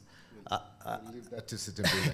I have not, to the extent that I can respond, I have not seen anywhere in the world where political parties are regulated. I was in Germany. Germany has a coalition of about 14 parties. Although it's a federal country, but it has a coalition of 14 parties. And it has indicated that, they have indicated that all the laws that come before the houses are subjected to mediation. They are resolved, problems are resolved, or differences are resolved at mediation stage. You would know that insofar as South Africa is concerned, we only have the mediation process insofar as laws affecting provinces are concerned. But in Germany, they said about 96% of their laws, the differences are resolved at mediation level. But what is interesting in Germany is that if there is a coalition, according to them, if a matter comes before a house, then they are certain of the vote insofar as that matter is concerned. The coalition, members of the coalition apparently never strays away from the coalition position. Let's not get into coalition politics just yet. No, I was just relaying my experience in Germany. I'm not expressing any opinion insofar as the coalitions are concerned. I think the point that you were raising was, if my understanding is correct, is about the recall mechanism of some sort, which in terms of our South African constitution, it's only a party that can recall its own member. The National Assembly, the National Council of Provinces, can't terminate a membership of a member. It's only a party, if a party says you have lost the membership of a party, we are therefore recalling you as a member of the party. So there are no other enforcement mechanisms to say to a person that you have acted in contravention of a code, and therefore as the National Assembly, as the National Council of Provinces, we are terminating your membership. It's only a party that can do that. Lastly, I think Mr. Lawson.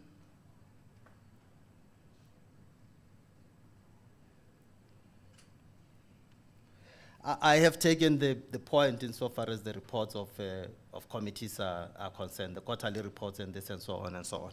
It may well be that they are not compiling the quarterly reports, but we are aware that they are dealing with other matters which relate to state capture.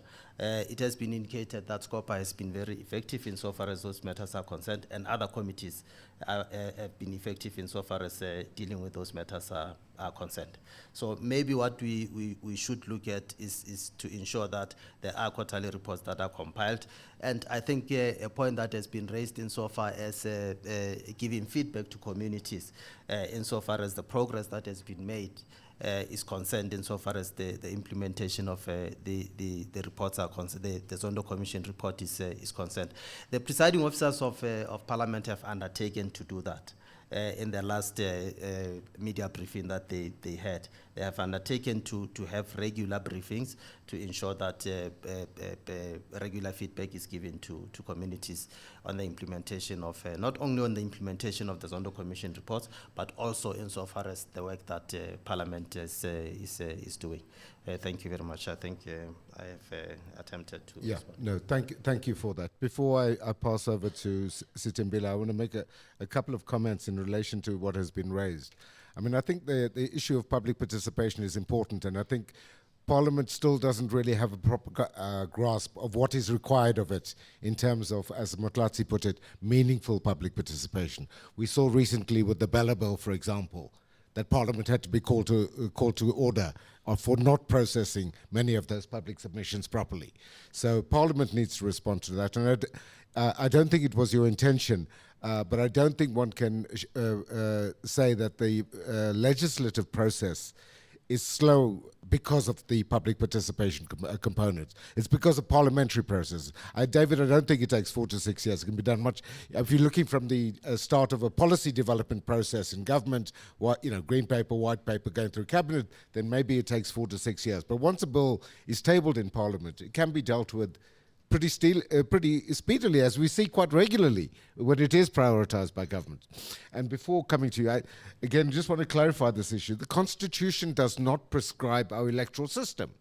The Constitution merely says that the outcome of the election must result in proportionality.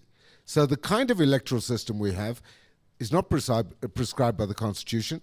Parliament must decide on that electoral system, but Sitimbila will have more to say about that. Yeah. Thank you. Just to confirm that it was not my intention to say that. I'll just clarify. Yes, okay, thank you very much. Thanks, Lawson. And I think just to point on that that a system that results in general and proportionality is a system that, because it allows for, it's not a winner takes all. So it's not like the UK system where, it does, even if you get 35% of the vote, you're going to win if you win the most number of seats. And so what that means is that it is designed for there to be as many political parties in the system that can participate in governing. And it tends to result in coalitions and power sharing.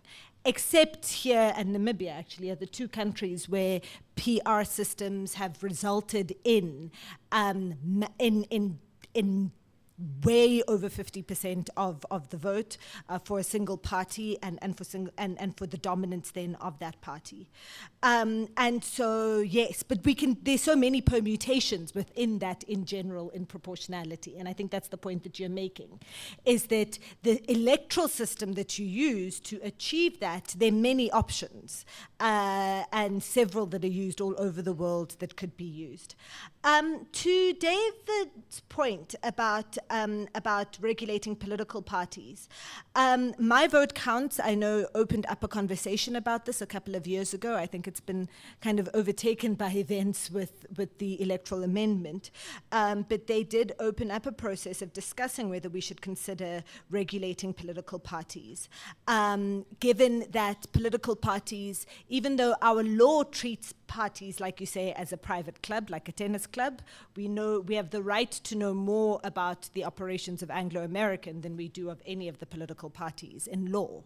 And so there's been a discussion about that that's over the last few years, over the last sort of 3 or 4 years. Countries that do have it, Germany has a Political Parties Act. The most recent version I saw, it was amended in 2009. Mexico has a general law on political parties of Mexico, and both of those pieces of legislation govern things like what the constitutional status and function of a political party is, defines a political party, gives the bare minimum requirements for a political party's constitution, provides some guidelines around ethics processes. So it is possible, it has been done, and it may well be, there may well be a need to open up that conversation, given how much of our political culture derives from the cultures of the political parties that we have in the system. A point then also, just to reinforce what Lawson said around how long a law takes to get through Parliament. It's such a mixed record, right? So there's some pieces of legislation that make it to Parliament through Parliament in a few months with public participation processes.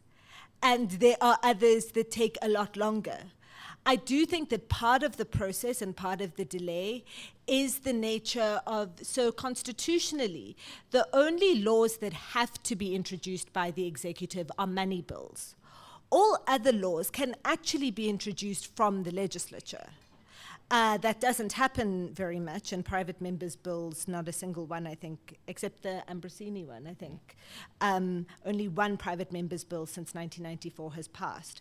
But it is possible for the other processes to happen quicker, but but that's a matter of choice and other things, yeah. Thanks. Devi, do you want to give us the online questions?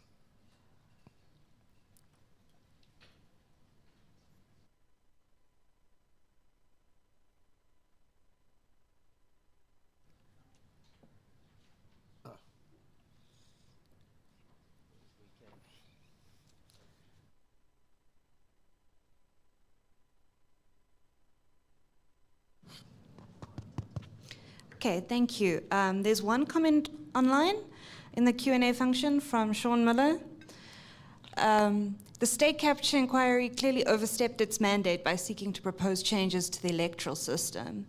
It's clear that there are various political and civil society interests seeking to use this to push through a change without adequate consultation. There are potential benefits to an alternative system. There are also downsides. But such a dramatic change in the electoral system should be clearly presented to the public and canvassed in fully democratic fashion with South Africans, rather than smuggled in under the guise of preventing future state capture. Thanks. I think we can note that. Hands for the next round. Sarah Ghulam.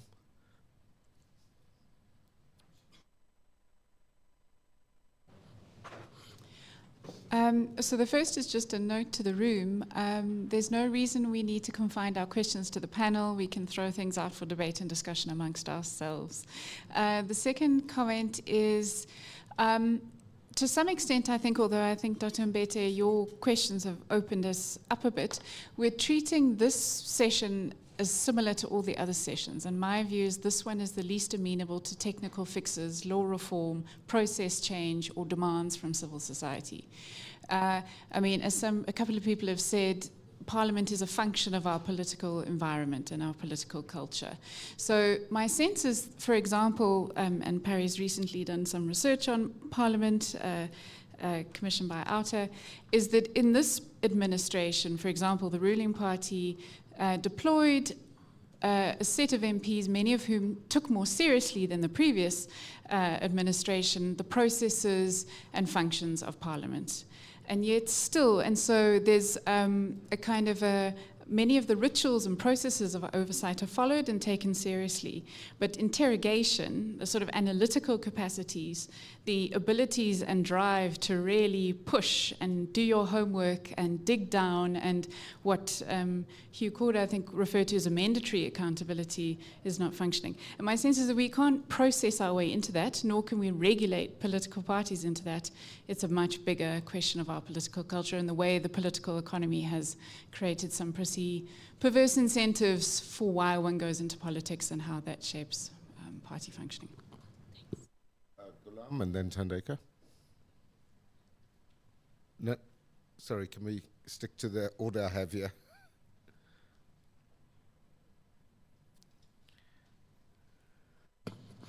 Thanks, Chair.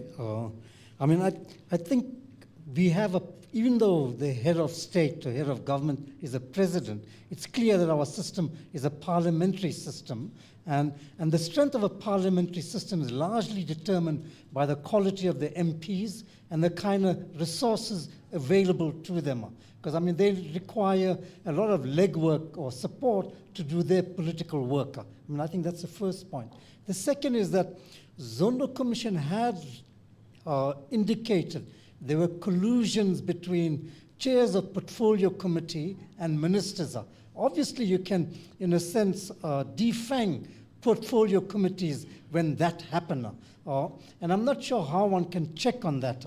I'm not sure whether Parliament requires some kind of parliamentary ombud to kind of oversee how portfolio committees work.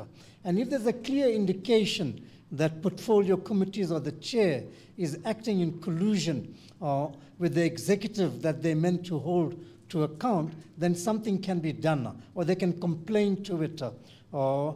And largely, because our system is determined also by a political list system, as long as that remains, the MPs will be beholden to their officials. That happens quite often in our system. And how do one get around that? Can one, for example, say that once a MP or a person on the list is elected, that MP has some relative autonomy? How do you define that autonomy? And what kind of, that autonomy could be, for example, governed by the election manifesto, so you don't go beyond that, or the State Nation of this Nation Address, where the president put programmatically the election manifesto. So my feeling is that if one define those things, then maybe Parliament could be made more effective.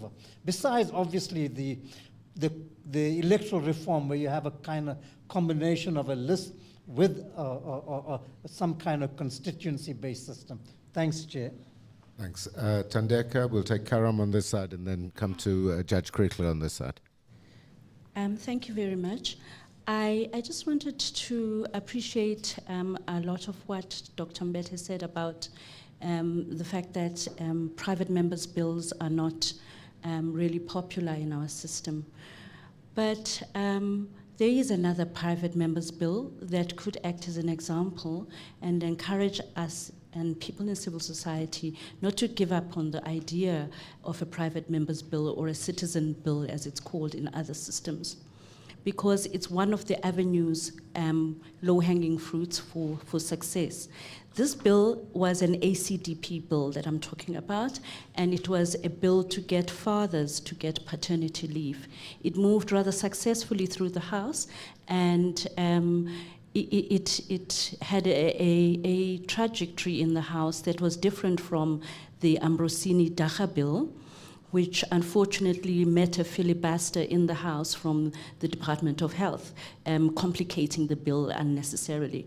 So another reason why I'm trying to encourage a citizens' bill is because of the whistleblower bill's own history. It isn't yet a history in the House, but when it was introduced to the Department of Justice, at the point of its introduction, the Department of Justice told us point blank that they don't believe that there is any meaningful amendment that is needed to the PDA, that is the whistleblower bill that exists. They told us in no uncertain terms that as far as they're concerned, it should be one bill with the Witness Protection Bill. It's only after receiving a lot of input from the civil society and seeing the civil society-led private members' bill, which was championed back then by civil society under the Human Rights Commission, that eventually, almost word for word, the new DOJ recommendations on the amendments to the PDA came through. And so I'm happy that we found a meeting of minds between ourselves and the DOJ on the new whistleblowers bill. And I rise merely to encourage those who, like Martha here, who's been involved in the reference group on whistleblower protection of NACAC, and who believe in private members' bills, not to give up. And civil society can energize itself through these bills, and they can be a public mobilization tool. Thank you so much. Thank you.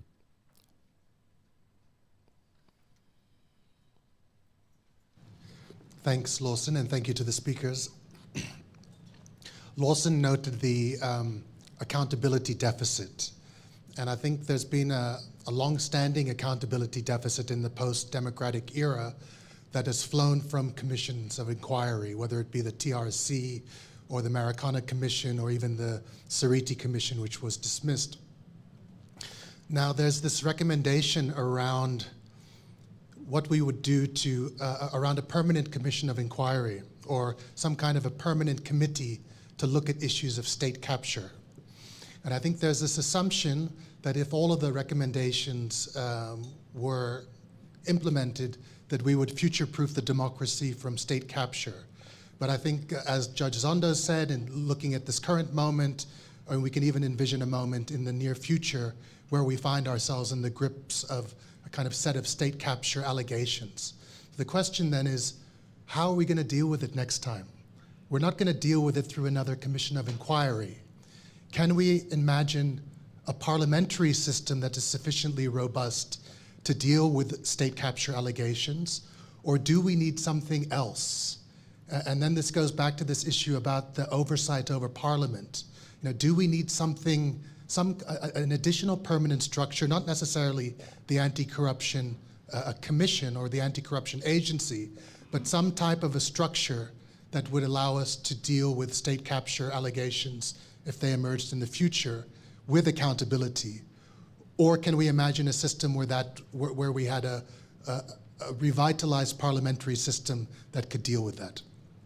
Thanks. The final question, Justice Krickler. And then I'm going to ask my two panelists to respond briefly so that we can round up by 11:30. Thanks, Lawson, and thanks to your two colleagues up there. We have touched on, under your guidance, fundamental issues regarding the future of our country. We could debate those over many, many months. There are just one or two fundamentals that I think have not been emphasized or mentioned at all, and if so, not emphasized sufficiently. Number one, if I may paraphrase, it's not in our laws, but in ourselves that we are underlings. We make the laws. We, the citizens, you and I sitting here, are the supervisors of the process. If we fail to do that, we get bad politicians. But the context gives us an excuse. We must never forget that we have a history of colonialism, a history of division and oppression emphasized in the preamble to our Constitution. It is an albatross, a vulture hanging around our political neck. And the ANC has a mandate from the majority because of its history because of its history as the liberation movement and because of the history of colonialism and neo-colonialism that we had. That is the reality. That is why they can get away with murder and robbery. That is why President Zuma was allowed by his colleagues in Parliament, his comrades, to carry on as he did. What the Zondo Commission has underlined is not the failure of Parliament, it is the solidarity of the governing party to make a protective circle around any of them that are identified as being criminal. We know that. That's why the disciplinary committee comes up with slapping of wrists when we know it should be an orange uniform. The history cannot be ignored. Do not look in political systems for changes in the electoral law. Try to get back to what Madiba successfully introduced, and it ran well for a time. We've been told, correctly in my submission, that until 2014, you told us, until 2014, Parliament functioned in a different way. Not because its rules were different, but because the people who run the rules, who make the rules, saw it different. If I may say, for instance, I think the public protector, the new one, our nominee is here. The debate about her appointment demonstrates the sickness of Parliament, that we should have eventually somebody appointed against whom there has been major public evidence of discredit, lack of confidence. The parliamentary system, if it's to do its job, should work out those appointments without exposing candidates to the humiliation of what we have seen. The majoritarianism of the governing party is matched by the oppositionism of the opposing two major parties in Parliament. The spirit is not the spirit in which legislation predominates, in which the interests of the people predominate. The spirit that prevails in Parliament at the moment, and I fear is going to prevail in the electoral campaigns, is party interests, not national interests. Now, I repeat, it is not in the rules, it's not in the Constitution, it's not in the electoral system that we have the mess. We have the mess because the rank and file members of the ANC have not seen to it that the people on their party lists are honest, responsible people who will do their duty towards them, the electors. It is their duty to do that. And if they don't do that, it is our duty as the electorate to say to the ruling party, you're no longer the governing party. Sorry, you disappointed us. In democracy, the power rests with the voter. In the coming 6-7 months, the voters will have an opportunity, you and I, the citizens will have an opportunity to imbue a spirit of positive South Africanism in the new government. And I suggest that that is something that we should take into consideration. Thank you, Justice Krickler. We've got a couple of minutes left. We're running over time, so I'm going to ask my two panelists to respond very briefly in general terms. We're not going to be able to answer in detail those questions, but I think there's a lot of food for thought that has been thrown out from the comments and questions from the floor. Advocate Pindile. Thank you very much. I think most of what came out were comments. And I have noted those comments. I would like to take this opportunity to thank you for allowing me to present to this audience. Thank you very much. Thank you. The last word, Sitimbile. Thanks very much, Lawson, and thanks everyone for listening and for inviting me to be here to speak to you. Just a comment, I think, on what Shaul Muller said that I think that we are well overdue a big public conversation about the electoral system. I think that a public campaign, and I think the amendments that were introduced into the Electoral Act by the NCOP, recommending the appointment of a panel that part of its work will be to facilitate a public discussion about electoral reform. I think that that is something that we really all should look forward to, because as I think the Justice has said, this isn't a technical, I think it was Sarah who said, it's not a technical conversation about the rules or about the laws. It's about who's there to implement these things, who's there, and how are they held accountable, and how do they hold each other accountable. And that's a much more fundamental question than recommendations in a report, and I hope that we can start having some of those conversations today. Thank you. I mean, I think that's a good note to close on, because it's really, I think, as you've highlighted, it's really about reimagining the role of Parliament. How do we fix Parliament? How do we get it to do the kind of job that the Constitution envisages for it? I'm not in favor of the sort of idea of having some kind of ombudsman or a standing commission to oversee what is an elected body. It's our representatives that are there. I don't want an unelected person to oversee that institution. We therefore have to take what Justice Strickler said and take that responsibility into our own hands to ensure that the people that we put there, through whatever electoral system we come up with, but the people that we put there are accountable and act in the national interest. So let's close there. I think we're going to have a short tea break now, but Lindy will tell us what's happening.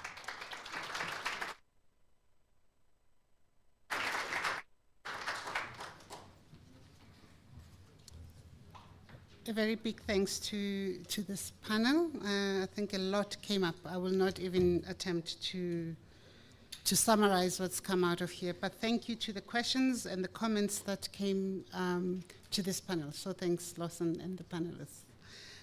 We are due for tea now, and our tea will be 15 minutes. So the tea's outside. Thank you.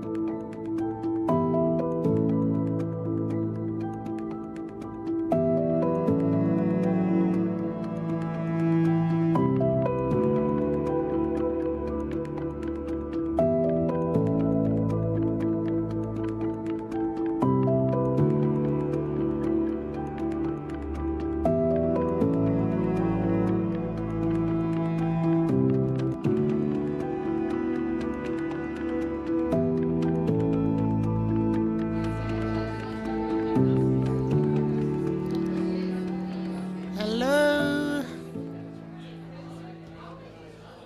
Can we settle down?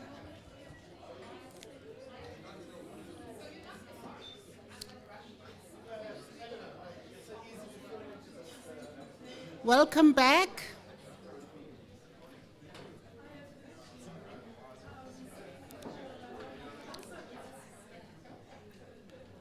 Welcome back from tea. Now we are on to our second session. If I can just please ask the panelists for our second session on the criminal justice and policing to come forward. I will call them. Lisette Lancaster, she can come forward as our facilitator. Lisette manages the South African Crime and Justice Information and Analysis Hub at the ISS, and looking at the program that deals with justice and violence prevention. So thanks, Lisette. You will introduce your panelists in more detail, but can we also just ask to have Advocate Andy Motibi to come to the front, please? Right here. And Advocate Andrea Johnson to also please come to the front. So Lisette, you have until lunchtime, which is 1:30. And that will obviously also include the discussion, however many rounds you need to have, but 1:30 will stop. Thank you very much. Can you please just give them a round?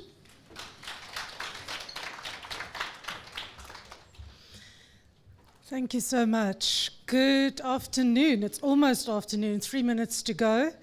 I am extremely honored to be facilitating this session. Thank you for the invite, Pari and KSAC. So, as noted, if you scan your barcode, you'll have access to quite a number of publications by Pari, including the framing for this conference. And as you've heard from the presentation by the presidency this morning, there have been some progress, but we are here in this session to find out how the criminal justice system, and specifically two institutions in that system, has been responding to state capture and organized crime. So we know that the Commission made virtually no recommendations about the criminal justice system specifically, but it did find that state capture was facilitated by a deliberate effort to subvert and weaken law enforcement and intelligence agencies at the commanding levels so as to shield and sustain illicit activities, avoid accountability, and to disempower opponents. That's straight from the Commission report. So the evidence contained in this report and also in the Commission's body of evidence clearly shows that these institutions are not and have not necessarily been fit for purpose, and that they do need substantial reforms. So we are here today to look at the progress that has been made. And we know that there have been some initiatives, especially we've seen, there are some initiatives and calls for reform for the police, the DPCI, which is the Hawks, state security agencies and the NPA, that need to re-establish legitimacy, impartiality and independence. And we have been seeing some promising enabling legislation, but we've also seen some criticism for that legislation, such as the General Intelligence Laws Amendment Bill. So this morning we heard about some progress, and we were very encouraged by the tabling of the NPA Amendment Bill in Parliament in August, which establishes the Investigating Directorate Against Corruption, IDAC, as a permanent entity within the NPA. of course, there has been some criticism for not giving this body sufficient independence. We also have heard in the media and in public platforms that many of these institutions say that they have not had the operational independence that they require. So that is financial or administrative. So we are very, very pleased to hear from our first speaker, who is the advocate Andy Mutipi, the head of the Special Investigating Unit, the SIU, about the successes, at least, that they have been achieving in this regard. I think at least we are seeing these glimmers of hope. And of course, to discuss with us the independent directorate, as well as, the implications for operations, we have Advocate Andrea Johnson from the NPA. So I'm very honored to sit between these two amazing and important people in our fight. So just to introduce our first speaker, it is Advocate Mutipi, who was appointed by the President in May 2016. Now, he will tell us all about the SIU, so I'm not going to go at length into his CV that you can find online if you scan that code, I think. But he has been instrumental in introducing an organizational turnaround strategy for the SIU that focuses on performance, effective systems and processes, as well as ethical leadership, clear governance, and strategic partnerships. He's also the Vice President of the International Association of Anti-Corruption Agencies, as well as the Chair of the Southern African Development Community, the SADC Anti-Corruption Committee. Then, of course, our second speaker, I'm just going to introduce you so that we can just get the conversation flowing, is Advocate Andrea Johnson. She's been with the NPA for 28 years, so she's been there almost basically from the start. Yeah. So you've seen the ups and the downs. And she was the national head of the organized crime division. She was also acting as the special director of the unit dealing with terrorism. And then in March 2022, she was appointed by the President to head the investigating directorate, the ID, which looks at all state capture matters. So, with no further talking from my side, can I hand over to you, Advocate Mutipi? Thank you. Thank you. Can I go there? You can stay here, or you can stay here or go there. Okay. Good afternoon.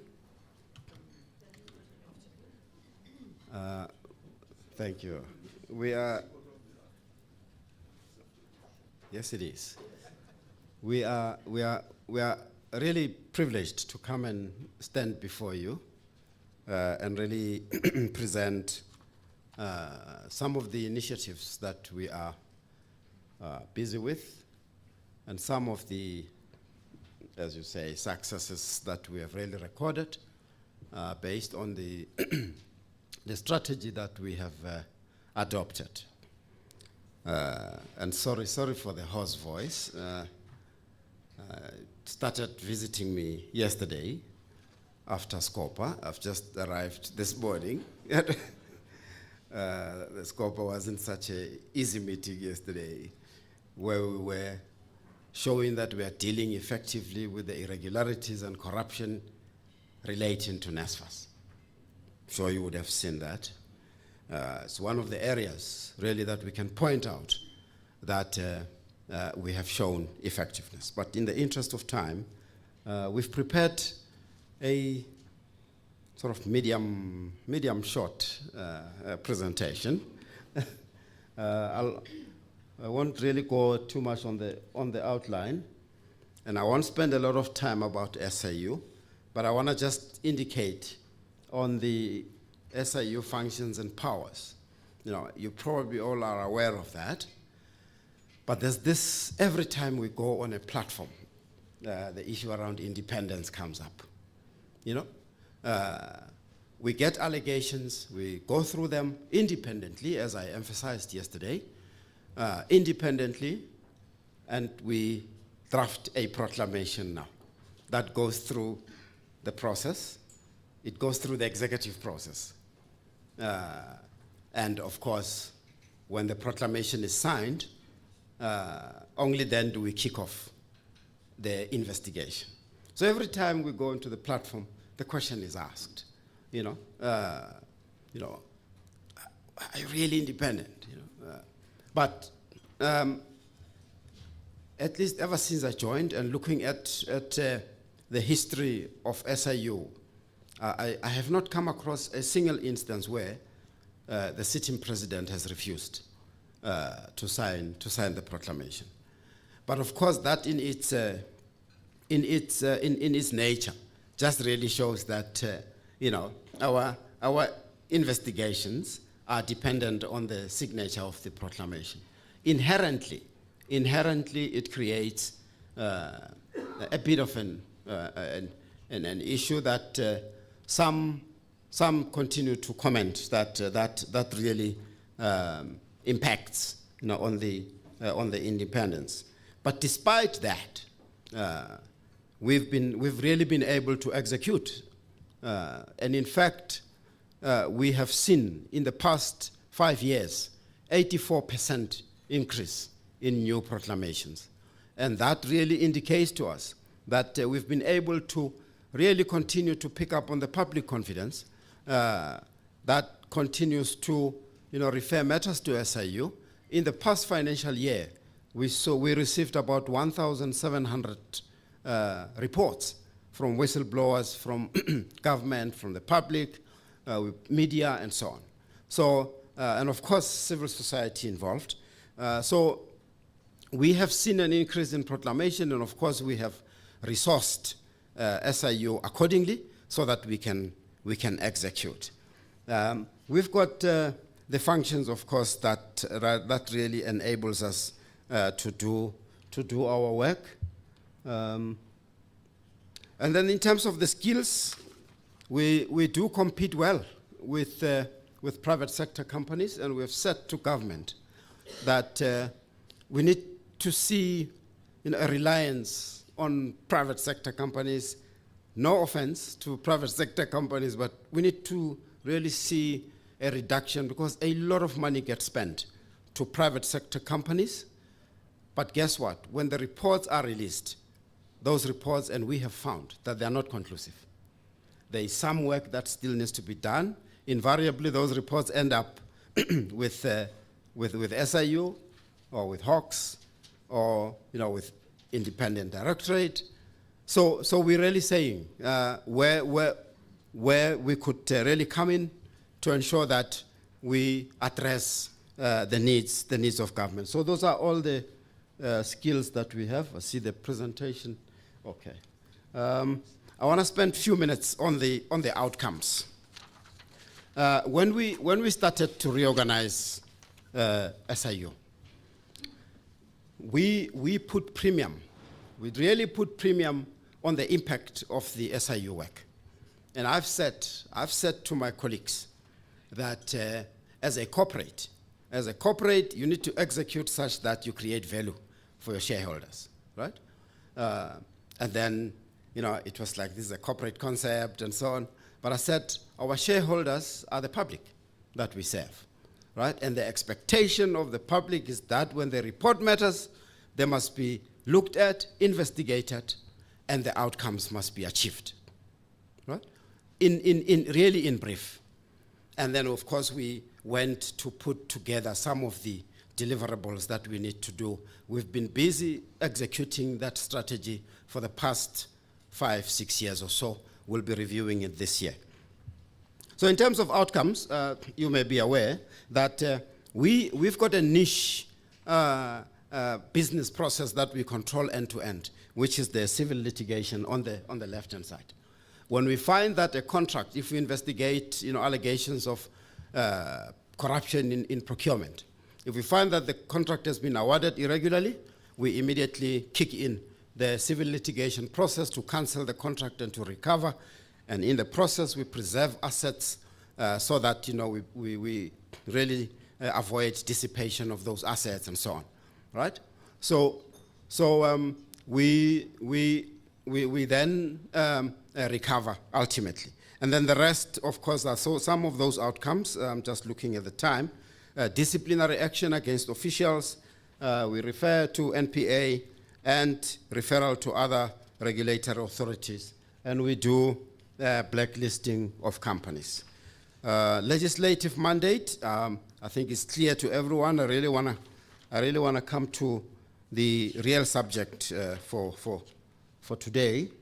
Now, what did we do? When the report was released, internally at SIU, we put together a governance committee that was constituted by most of the business units. And then we then looked at the State Capture Commission report and said, what is it that we need to do? We also participate at the State Capture Commission Steering Committee. I'm glad you would have heard from the presidency. Task force meeting chaired by NPA. State Capture Case Management chaired by DPCI. Of course, blacklisting project headed by the Department of Public Enterprise. That's where we look at the blacklisting and declaration of delinquent of directors and so on. So these are some of the initiatives that we do. Of course, the role, and you'll be hearing that this is the role of SIU, but of course, any other one that's participating in the structures have got their roles. So we identified matters that are highlighted by the report and are covered by the issued proclamations. When we looked at the state institutions that the commission looked at, we were already, one way or another, investigating in those entities. So we identified matters where civil litigation for cancellation of contracts and recovery is underway, and those matters that were where SIU will institute civil litigation. We identified officials, executives, and directors to be held to account based on the evidence, of course. We, of course, facilitated also the referrals of to NPA, where evidence points to criminal offense. We facilitated the referrals of evidence of misconduct to state institutions for disciplinary action. There's a collaboration that we have with law enforcement agencies on common matters, and there's various examples that we can point to. Facilitated the referrals for blacklisting to National Treasury and the others, those companies that were pointed out in the State Capture Commission.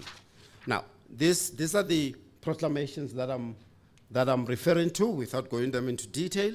We were already investigating in ESCOM, at PRASA, SAA, Transnet, Alexco, Denel. We did some work in the Department of Human Settlement in Free State, the asbestos case that you are well aware of. And that's another example. I mean, we are collaborating in ESCOM. I'm sure my colleague, Ms. Johnson, Advocate Johnson, will indicate.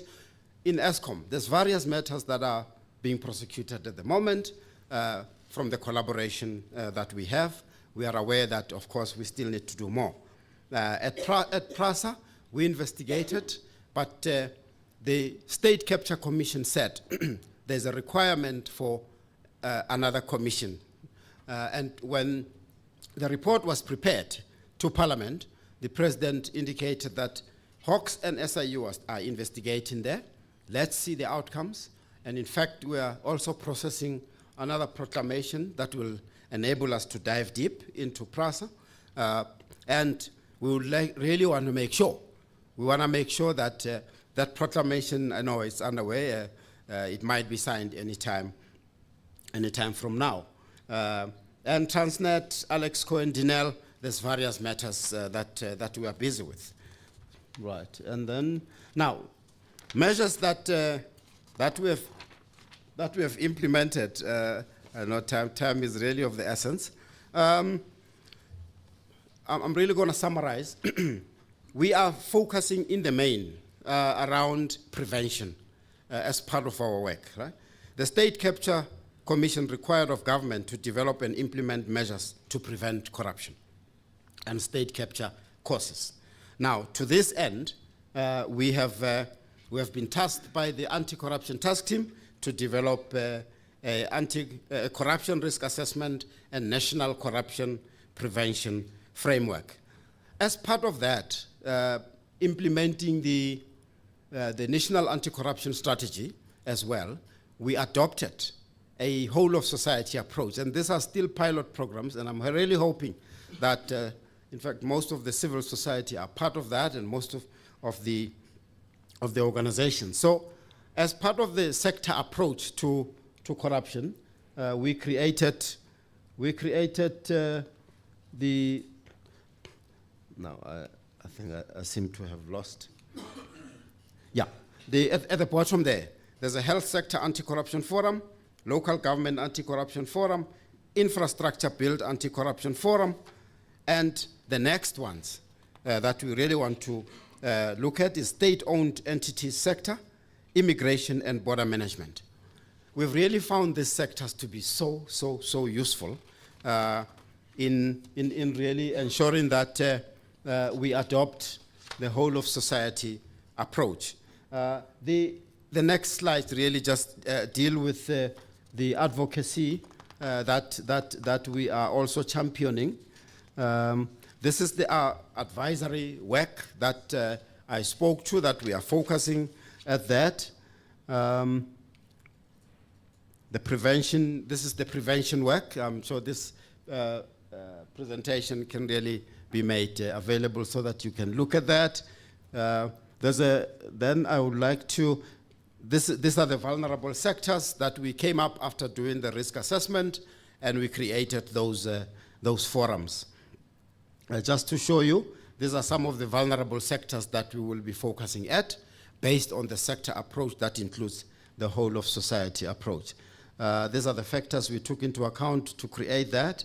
And then, of course, as a strategic intervention, I just want to come to the members. These are the stakeholders. As you can see, it's quite a lengthy number of stakeholders which we are working with, and we believe that this approach is really going to enable us, government in general, to ensure that we work closely with other stakeholders to ensure that, and this would include all aspects of anti-corruption. And I can't really itemize them here, but there's a whole number, reactive measures. These forums also look at the progress made in investigations. They look at the prevention measures. What is it that we can do? Of course, these are now individual forums.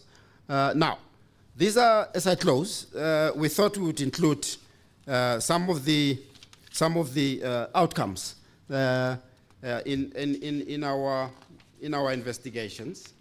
I'm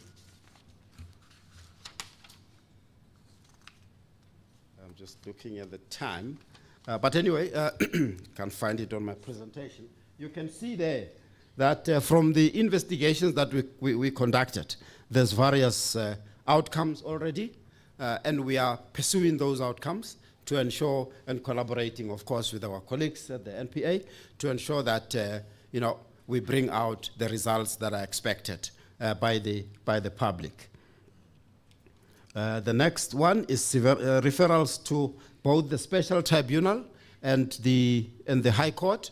As you can see, quite a number of referrals that we have made for civil recovery. As you can see at the top, it's 64 billion that is lying on the cases that we have enrolled. And the biggest contributor there is Transnet, right? The 1064 locomotives that you're aware of. We are busy. We will be reporting very soon, some of the key corporates that were involved. And we know that, the Gupta-related companies were also involved. It's no secret. So we will be announcing very soon in terms of some of the settlement that we are reaching with one of the big corporates and some of the banks that were involved. Of course, we are still preparing about 1.4 billion to go through the courts, and the value of the contract already cancelled and set aside 130 million, and so on. So this is one of the parts that we are dealing with to ensure that those matters coming from the Commission, because the Zondo Commission said government must recover. Of course, there are processes that needs to be followed to recover, and we're playing a key role in that. That these are disciplinary referrals. I'm not going to spend a lot of time on that. I indicated that we play a big role on that. Now, as a way forward, I indicated that we are really going to be focusing on, while we investigate and ensure that we support the prosecution, ensure that there's recoveries, ensure that those companies that are involved are acted upon, ensure that officials or any other one, even private persons, are acted upon.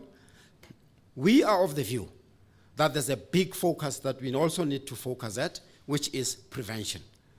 Prevention, and we have to really take into account what has been the causes of state capture and really reverse them. So the National Prevention Framework is going to involve quite a number of activities, right? And there's some of them that we make mention of there: corruption risk assessment, data analytics to determine the exposures, identification of required controls, systemic recommendations, lifestyle audits across government, role of civil society, the whole of society approach, appointment of accounting authorities, right, and accounting officers. This has proved to be problematic in the past, and we are aware that there's a process now to reform the SOEs. We will be contributing in terms of our observation on the role of the accounting authorities in ensuring that there's corruption, there's maladministration, and malpractices. We do ensure that the accounting authorities are held to account even now, but when we drive this framework, we will really put more measures into account. A typical example, you might be aware of the judgment that came out in the High Court in Gauteng, where the SABC board was held to account. We want to see more of those. So there's quite a number of activities that I will not really single out. The procurement reform, because part of our observation is that all of this siphoning of money and corruption is in the procurement space. Almost 90% or so of our investigations are procurement based. So the procurement reform become the single most important reform if we are to turn around this levers of capture. So we are really going to play a key role. There's other activities that are included in this framework.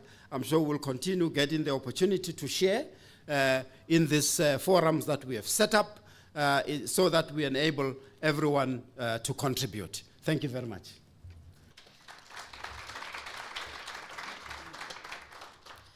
Thank you, Advocate, and I apologize profusely for putting you under this pressure. I would love to hear more about your successes. Hopefully it's not worse than Scopa did. So without any further ado, may I hand over to the head, the investigating director at the NPA, Advocate Andrea Johnson. Thank you. So before you start my time, may I ask someone from the technical team to please just move this microphone a little back. I am a powerhouse, apparently, but I'm still really short. And so this thing is a bit too in my face, if you don't mind.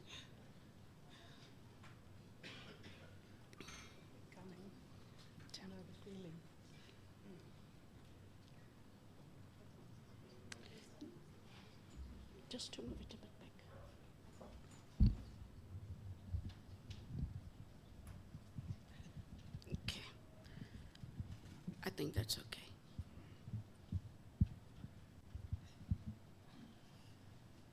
Your clock starts now?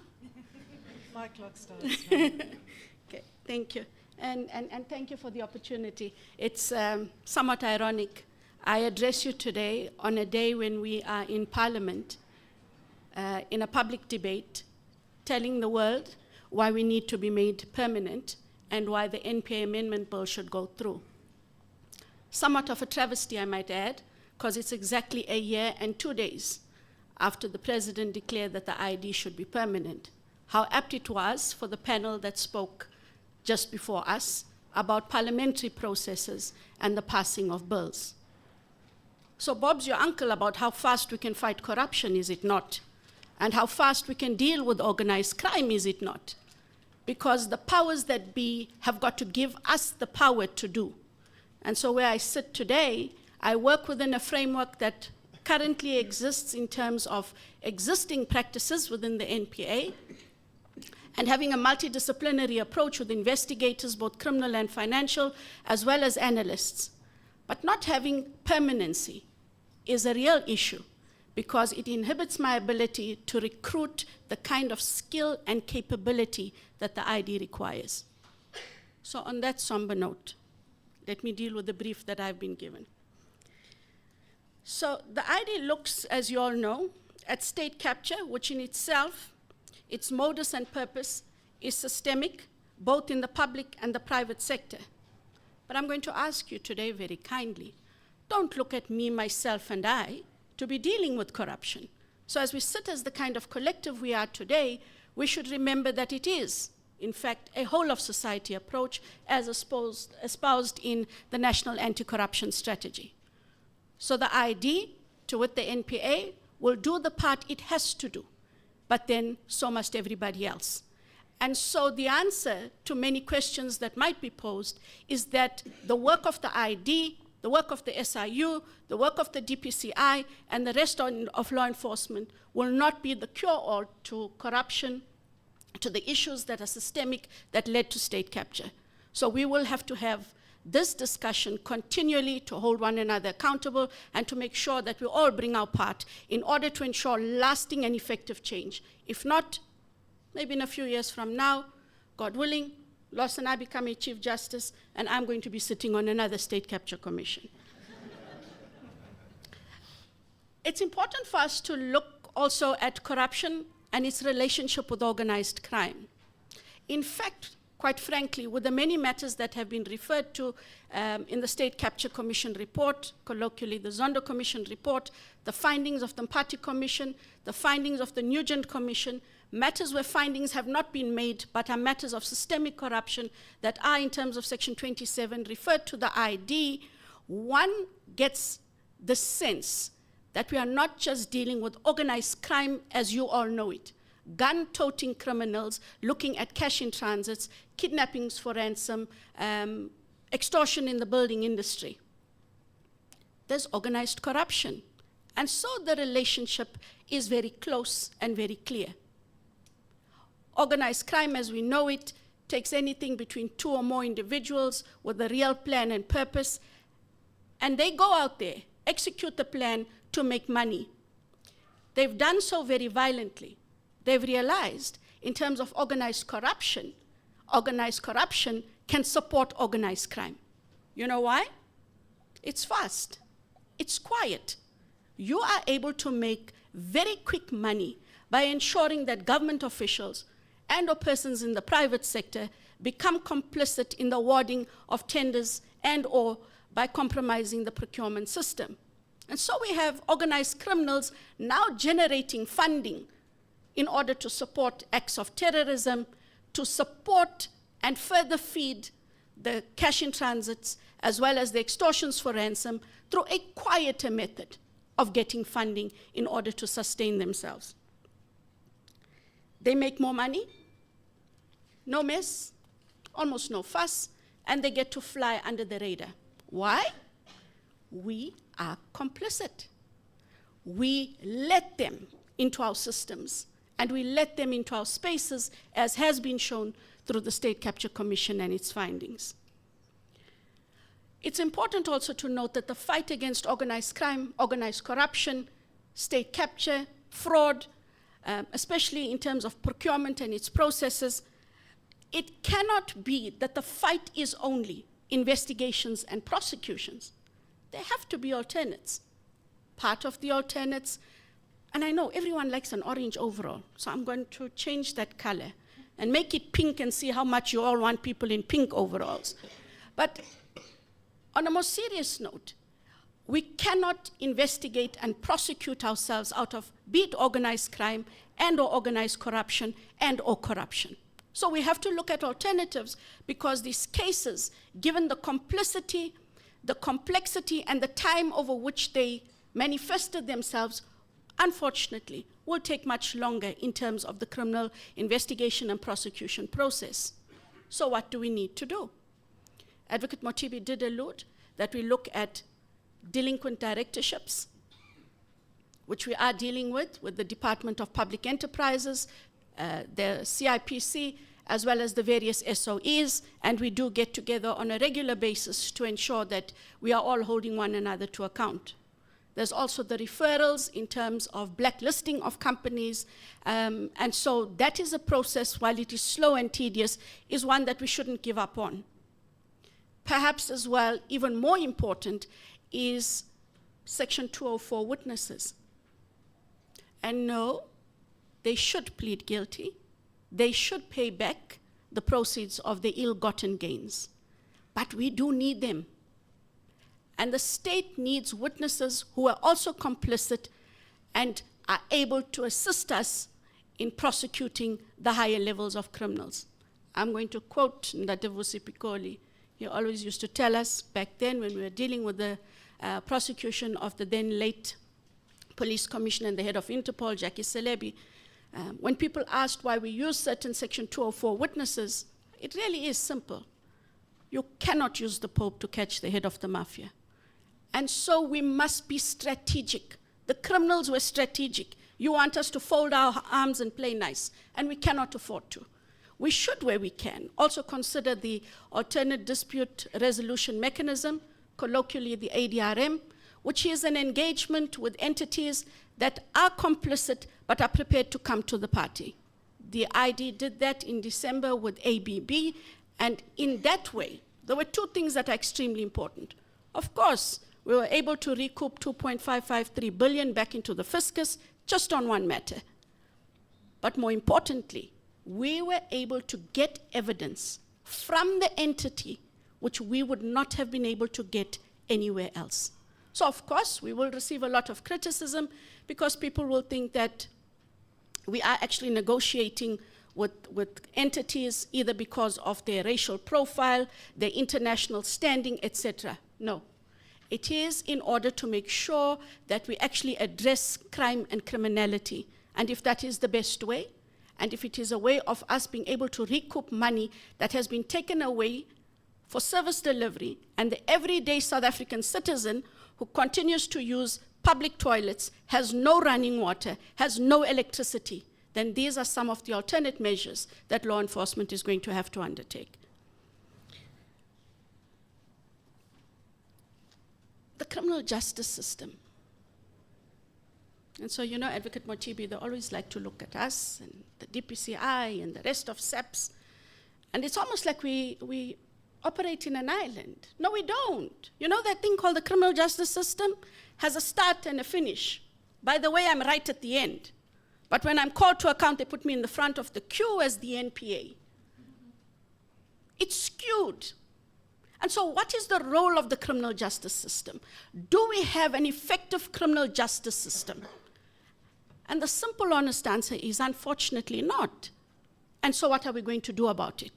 So part of the brief was, can I perhaps talk about one or two reforms that we can actually advocate for, that we can actively ensure starts to work over and beyond the recommendations in the state capture report. So we have a challenge in terms of the criminal justice system, getting cases, once they're enrolled, to be given trial dates as speedily as we would like to. The criminal justice system isn't user-friendly. We would like, in terms of the state capture matters, for a fast lane. It's not called preferred treatment.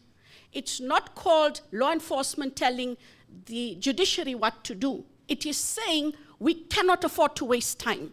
So can you give us a speedier service than every other matter, because the country deserves justice. The country can't wait for the justice, but the justice is delayed when, for example, in the Estina matter, which was on the court roll on the 29th of August this year, and my prosecutors went to set a trial date, we do have a trial date, August 2024.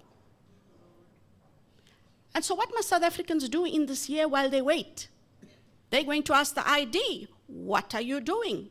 And ID is going to say, I'm waiting to start the trial, but let's all wait patiently together for August 2024. That cannot be effective.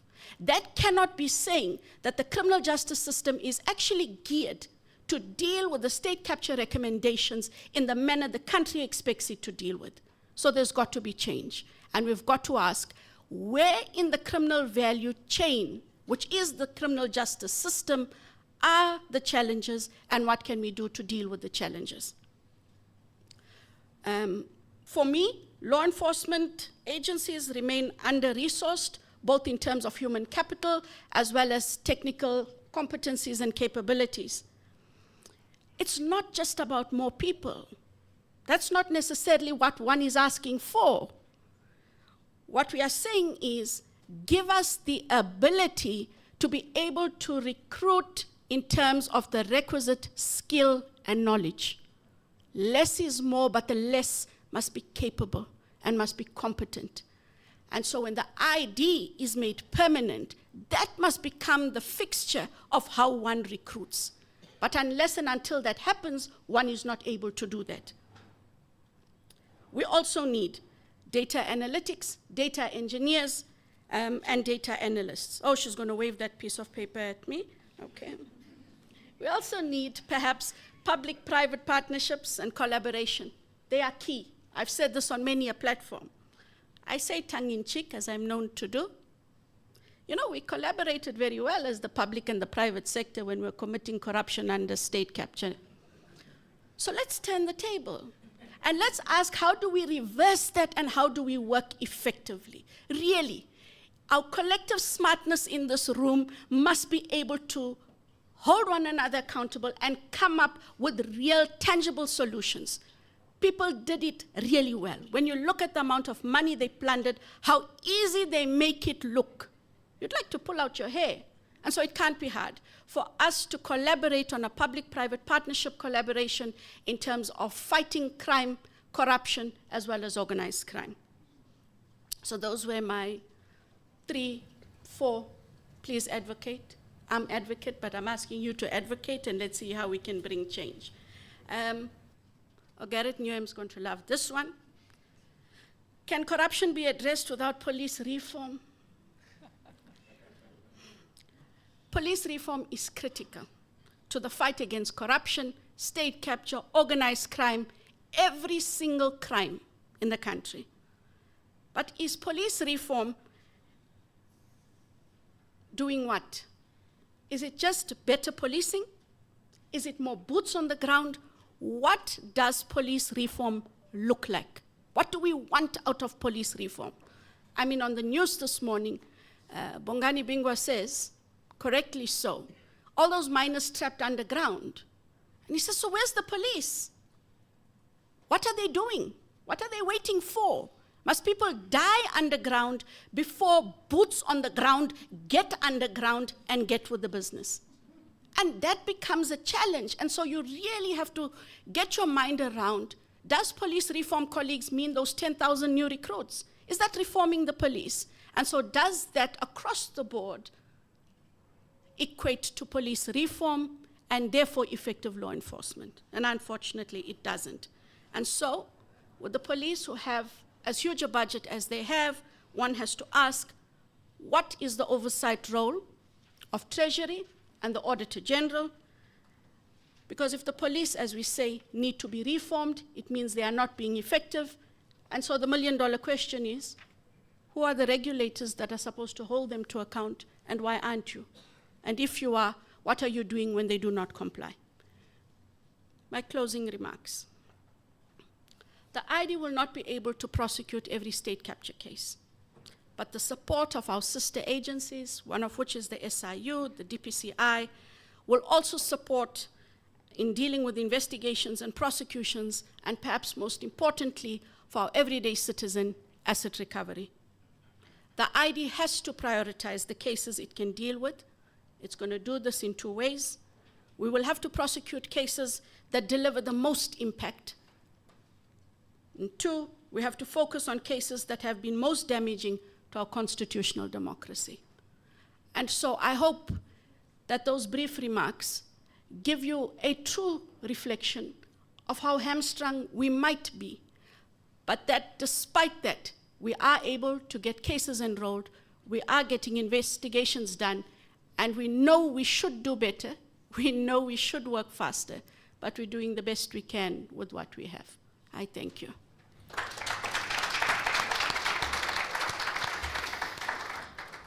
Thank you for those sober words, Advocate Johnson. I think what we are hearing from our two esteemed speakers is a picture of the criminal justice system and supporting organizations that we need and we deserve. So we are starting to hear what it is that we need to focus on, and it's clearly not simple and straightforward. The orange overalls might not be for all those people implicated, and we should also not pretend or think that what we saw from Zondo and those organizations that you have listed, that they are the only ones. I know how many you are, all those proclamations. So we are talking here about a systemic erosion of not just the public sector, but also the private sector that have, and this erosion has a severe impact on our communities. And yes, to regain legitimacy will be quite a process, especially trust in the criminal justice system. So I'm very pleased, Advocate Johnson, that you made this important point about the nexus between corruption and organized crime. And we know that there's this proliferation of organized crime through our society with a severe impact. We can just see it through the crime stats and through this incidence of extortion. And as Mark Shaw would say, the moment those extortion groups take hold and create territories, we're in for more organized crime, because the moment you have territory, you can run anything. And I think that is why the points you raised are so, so important. We need to streamline these and prioritize these cases. And you spoke about the reforms that are required. So thanks for answering my question. I don't know, Advocate Matipi, if there are any specific priorities and reforms you believe that should be made before I hand over to the floor, because I know I cut you off terribly. So what institutional or operational structural reforms should be prioritized to enhance the prospects of success for these cases, whether through civil litigation, whether it's the investigations, whether it's the partnerships, or whether it's the prosecutions? Yep. No, thank you for that question. I think the creating capacity is one of the immediate needs, so that the current agencies can execute appropriately. We require various skills, because we have seen the commission of corruption, even maladministration and malpractice, being committed, in such a sophisticated way now, that the old ways of investigating and, looking at these matters will not succeed. So the forensic accountants that we are bringing on board, it's again just to make sure that from a skills perspective, we are able to unravel these sophisticated ways of committing corruption.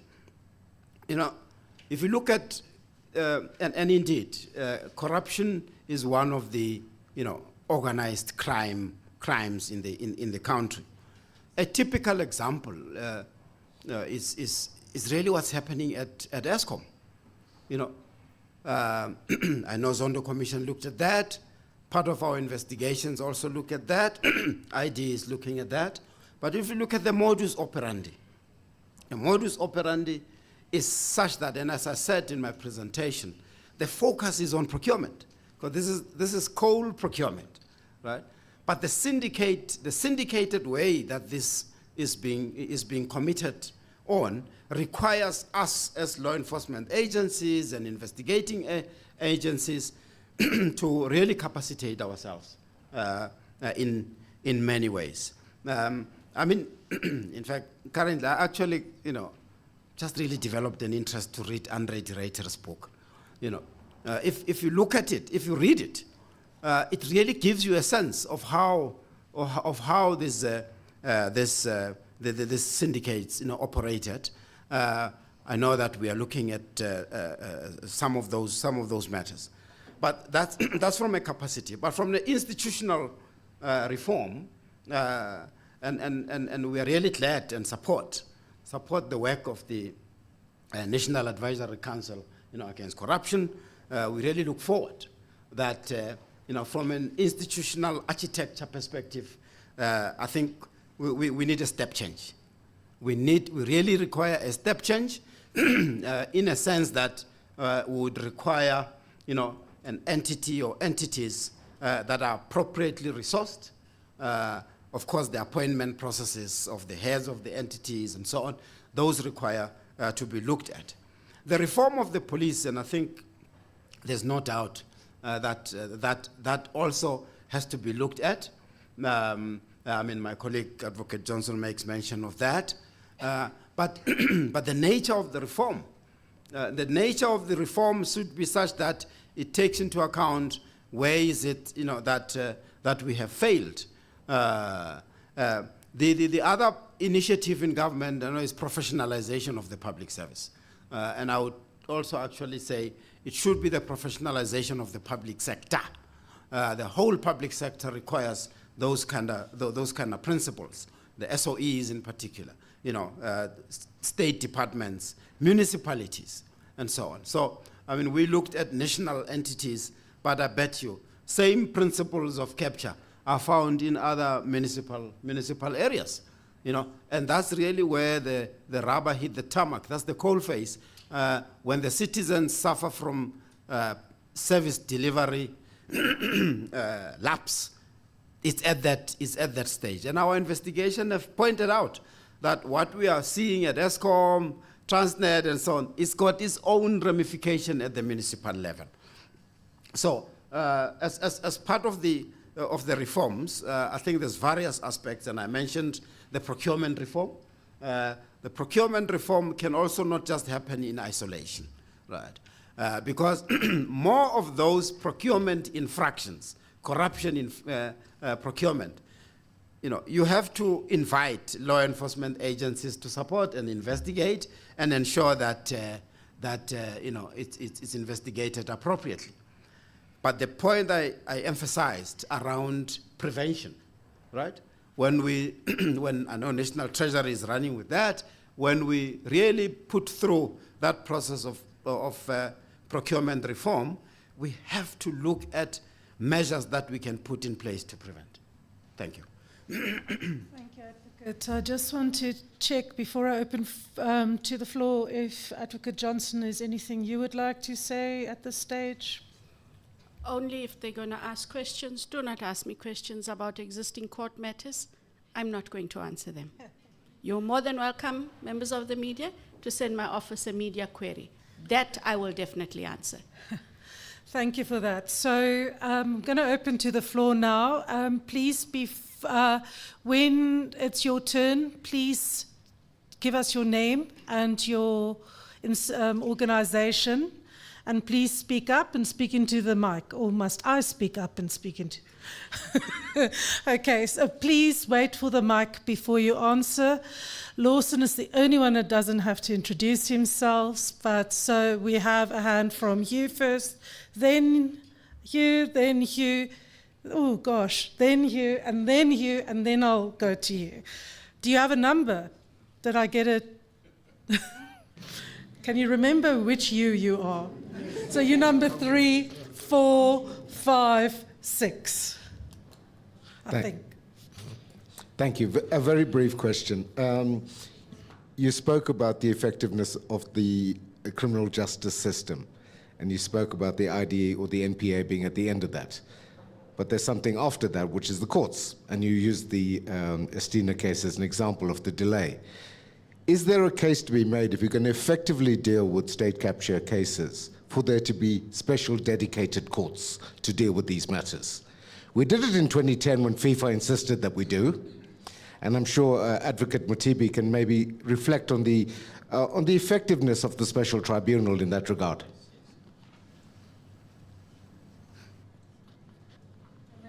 In terms of process, if we can take 3 questions, we're on 6, right? So just do 3, just for the comfort of the speakers.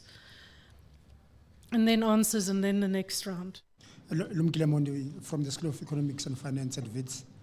The appointment of accounting authorities, Advocate Mothibi, there is a process going on in the court in relation to cadre deployment, because arguably, I think to an extent there is a link or a relationship between the deployment and that accounting officer and what happens thereafter.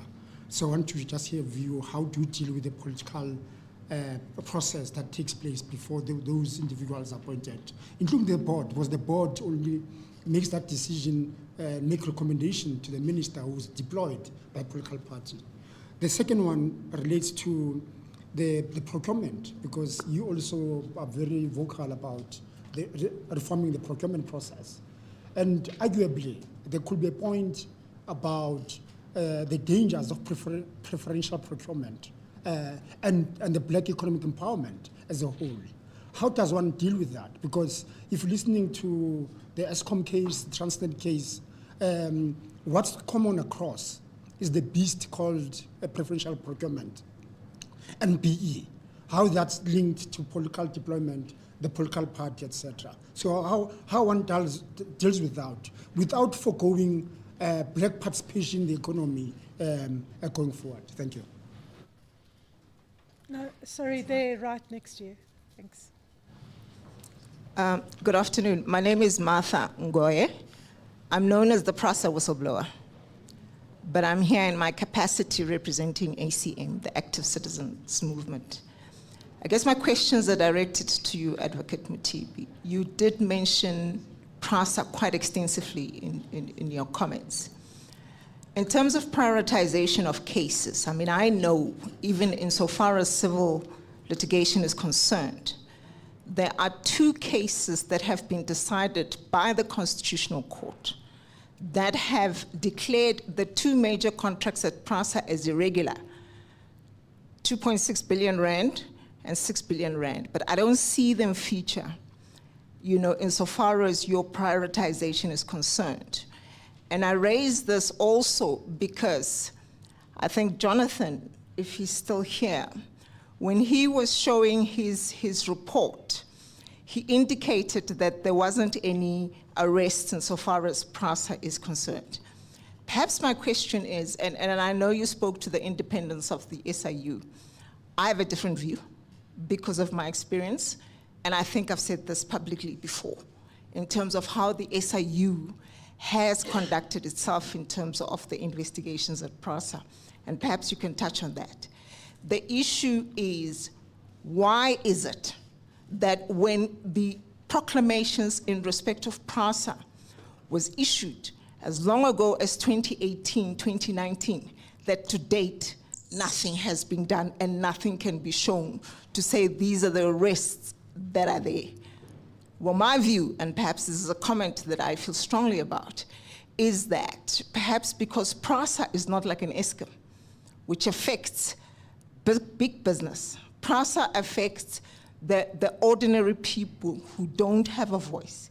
Is this perhaps the reason why cases that have got low-lying fruits that are there at PRASA are not looked at? Is there a reason for that? Because there's a lot of cases that have come after the PRASA cases that where the SIU has really done very well and have found resolution to those cases, but nothing insofar as PRASA is concerned. Thank you. We'll just get responses on those three questions before we go to the other questions or responses. Thank you. I'll take the first one. And Lawson, you're absolutely right. And you know, I tried not to be cheeky and ask for dedicated courts. And I think if we go back to what I said, we'd like a fast lane, fast tracking process. If that is giving us dedicated courts, then that might change the game. And so it shouldn't just be dedicated courts. I think in order to deal effectively with these cases, we don't just want a court that's going to become available for these cases. We actually require specialized resources. We need judicial officers who are prepared to sit through these lengthy matters, who are prepared to listen to the documentary evidence, who are alive to the fact that in corruption matters, almost invariably, we don't have original documents. What is the best evidence rule, etc.? And so, yes, dedicated courts, but with a really specialized, dedicated capacity that is prepared to think out of the box within the framework of the law, but to make sure that we actually are able to prosecute and prosecute effectively in terms of the cases that we present. Okay. No, thank you very much. Lawson, I can really vouch for really the benefits that we have derived from the special tribunal. And the reason why we did that, it's simply because we've realized that if we go and queue with other litigants in the high courts, we are not doing justice to the turnaround times of the recovery of assets. And those who perpetrated the acts of corruption continue to dissipate the assets. And the recovery of assets, amongst others, prosecution years and pink overalls and so on, but the recovery of assets as well is so critical. So when we realized that, you know, the roles in the high courts, you know, were just so high and the judges were trying their best, we know, but then we looked at the provision in the SIU Act that makes provision for the special tribunal. And up to now, we have seen how effective it is. And that model,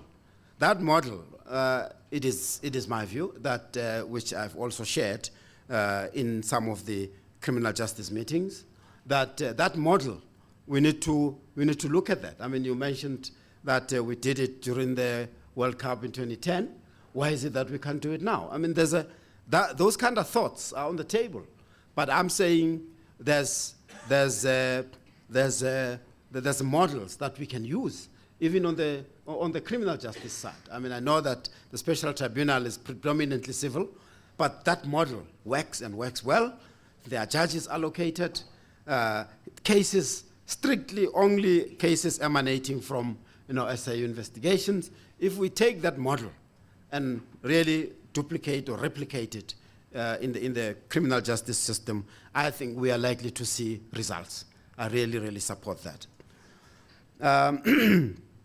In terms of the procurement space, let me start off with the appointment of accounting officers and accounting authorities. There's one matter that we investigated, and I think we went public in terms of the appointments of directors at ESCOM, right? That the minister actually interfered with that process, and of course, you know, we ended up with the board that we had. So in a sense, what we are making as a finding is that the constitution, or the constitution of accounting officers and accounting authorities, you know, has to be reviewed, and the role of the executive authority, which are the political heads The roles of the executive authorities have to be revised such that there's minimal intervention. Yeah, such that there's minimal intervention with the appointment of accounting authorities and accounting officers. With regard to cadre deployment, look, I'm probably not as well qualified, to really comment on, the cadre deployment itself, because the ruling party has got its own processes. I'm sure Ambassador Msimanga can talk with authority.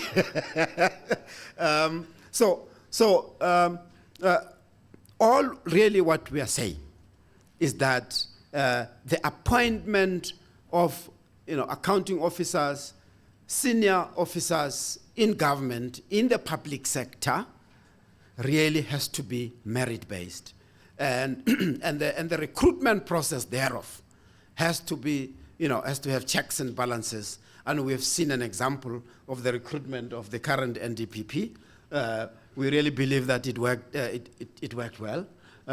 So if we can have, provisions for legal provisions for the appointment of these senior managers, accounting officers, and accounting authorities, we would really see a limit of this capture, because for all intents and purposes, that's where it starts. Listen to the CEO, or now fired CEO of NSFAS, right? It was in the papers in this weekend. Some of the service providers are handpicked, as he alleges, and we are going to look into that. There's some of my team members that will be looking into that. And amongst others, the nature of our investigation is that when we investigate and we make findings, there's also systemic recommendations, which we make as recommendations to public enterprise, so that we can input in this SOE reform process. The same as procurement reform. I think the issue around BEE, preferential procurement, the intent, as they would say, the intent of those legislations was good, was great. But the way that they've been implemented, and have been implemented in such a way that it enables the capture, in the manner in which anyone who is appointed in these bid committees, and those who are appointed, to lead these institutions, we have really uncovered that, the professionalization, as others would call it, depoliticization of the public sector would really help that process. And we really hoping that as part of this procurement reform, all of those pieces of legislation will be reviewed. The investigations at PRASA, we believe, and that's what my colleague was really indicating, and thanks, Mr. Lekgetho. There has been outcomes that we have reached in the investigations that we have done. Without going into detail, we can really have a one-on-one with you, such that we can just appraise you and really just listen to you if there are other areas that we need to pick up on.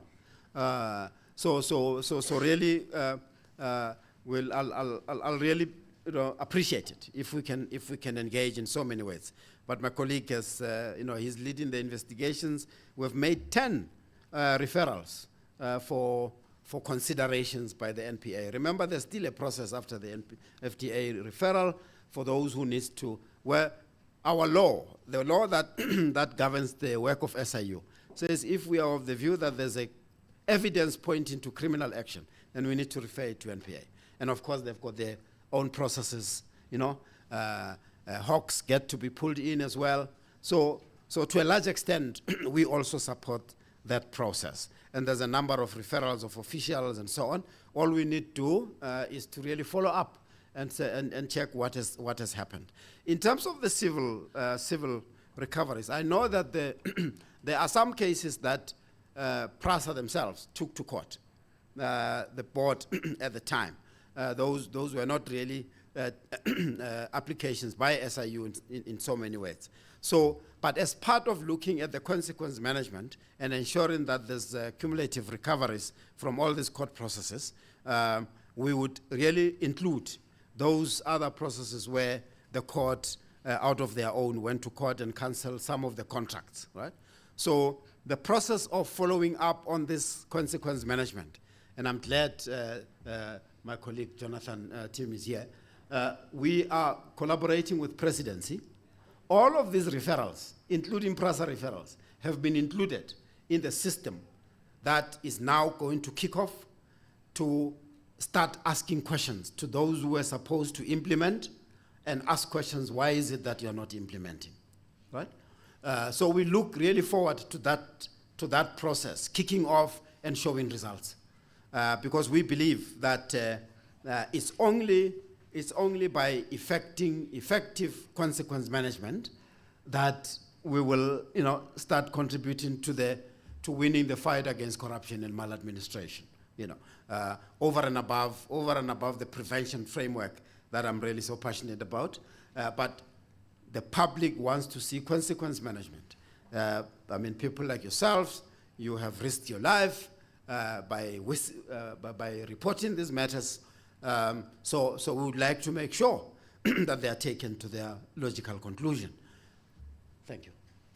Can I just... Sure. Just on the accounting officers and the role of the accounting officers, the Honorable Justice Zondo made really pertinent findings, but it was really captured so beautifully. And what I don't get is, they have the Section 217 constitutional responsibilities. It sets out very clearly what the accounting officer must do. The Section 16A regulations further make it practical. So what's the problem? Is it that there's too many rules and regulations? And what do they seek to do? Do they seek to confuse the accounting officer, thereby making them ineffective? Or is it that we do not place them in a position to do the jobs they're supposed to do? So we had an engagement with Treasury, by the way, last week. And what I did say at that meeting was, when we appoint an accounting officer, do we ensure that the Section 217 and the Section 16A issues are actually captured as part of their duties in their performance contracts? Do we do that? Or we just give them some flimsy little contract and expect them to figure it out? Secondly, do we actually put accounting officers in a position to do their jobs and do it effectively? There's just too many rules and regulations. It's all over the place. And a lot of the times, it's not that accounting officers want to be complicit. It's not that they want to contravene the PFMA or the MFMA, or God knows which other acronym governs the work they need to do. It's because there's just too many things. And so we find on the spectrum, instead of having effective accounting officers, we have some who do nothing to very little, and through state capture, we had some really doing the most. And so we've got to go back and say, what are we doing? Did we do the right thing in the expectation of what these accounting officers should do?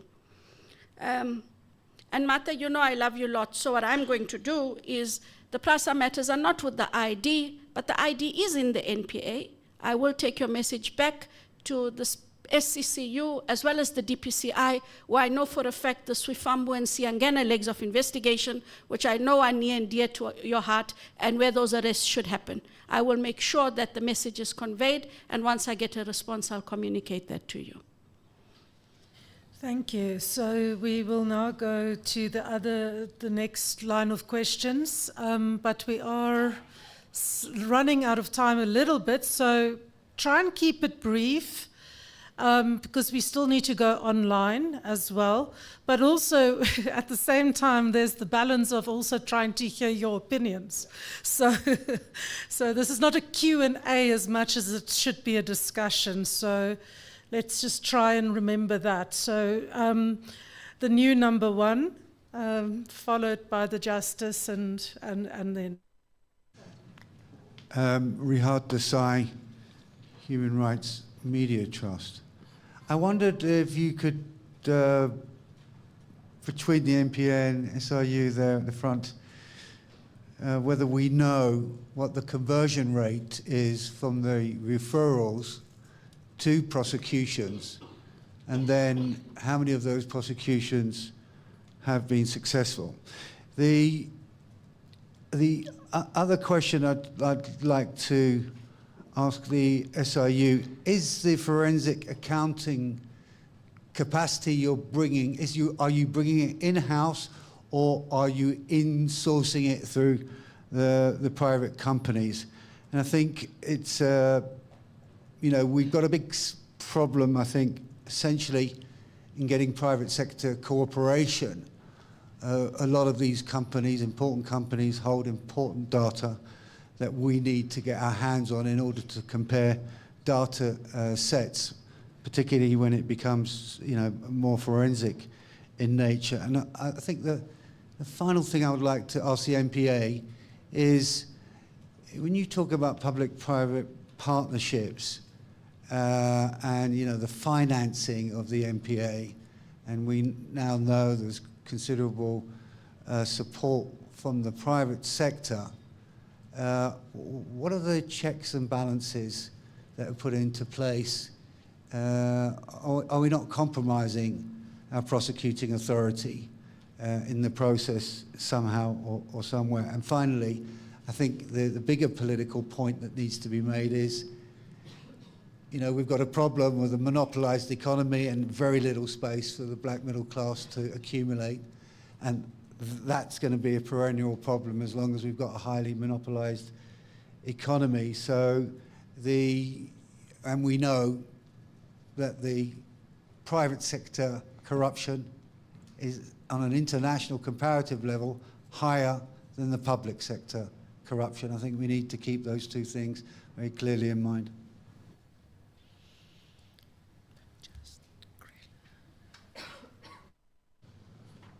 Thank you, Johan Krichler, retired judge.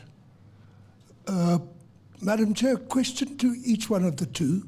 First to Advocate Mothibi. We all saw that the Chief Executive Officer of Eskom produced an indictment of several hundred pages, ostensibly chapter and verse, name, place, date even, of multiple crimes being committed. He, inter alia, relies on a report produced informally outside the regulatory procedures within Eskom. He doesn't procure it, somebody else does, but provides it to him. When this hits the Parliament and when this hits the law enforcement agencies, what does they want? What is sought from the writer is not the facts or the background or the information. He is to be prosecuted for having breached regulatory provisions relating to the report that he procured. How do I explain to people of the public who ask me whether this can possibly be just? Does it not create the impression that there is once again an attempt to protect people against whom politically explosive indictments have been leveled, and not to look at the facts, but to try to shoot the messenger instead of pursuing his message? To my colleague from the NDPP's office, I have a professional question to ask. More in the... You pursue enormously complex cases involving experts and multiple accused persons, whereas there are infinitely simpler cases that have been reported to you that do not get followed up. 6 years ago, it was reported to you that President Zuma had committed perjury. He had filed a false affidavit saying that Ngasana had asked to be dismissed. The documents proved that to be a lie. That was perjury. That was reported to the office. Nothing happened. Seth Ntai goes on affidavit to say he contracted for a bribe from his opponent, his opposing client in litigation. A lawyer asking for a bribe from his opponent in order to sell out his client. He says that on affidavit. That case is reported to your office and you are asked to prosecute. Nothing has happened. Am I wrong in suggesting that you're going for the glamour big cases instead of going for the little cases that are easy to pursue? Thank you. Hello. Sam Soul, Amawungani. I have a related question for Advocate Johnson.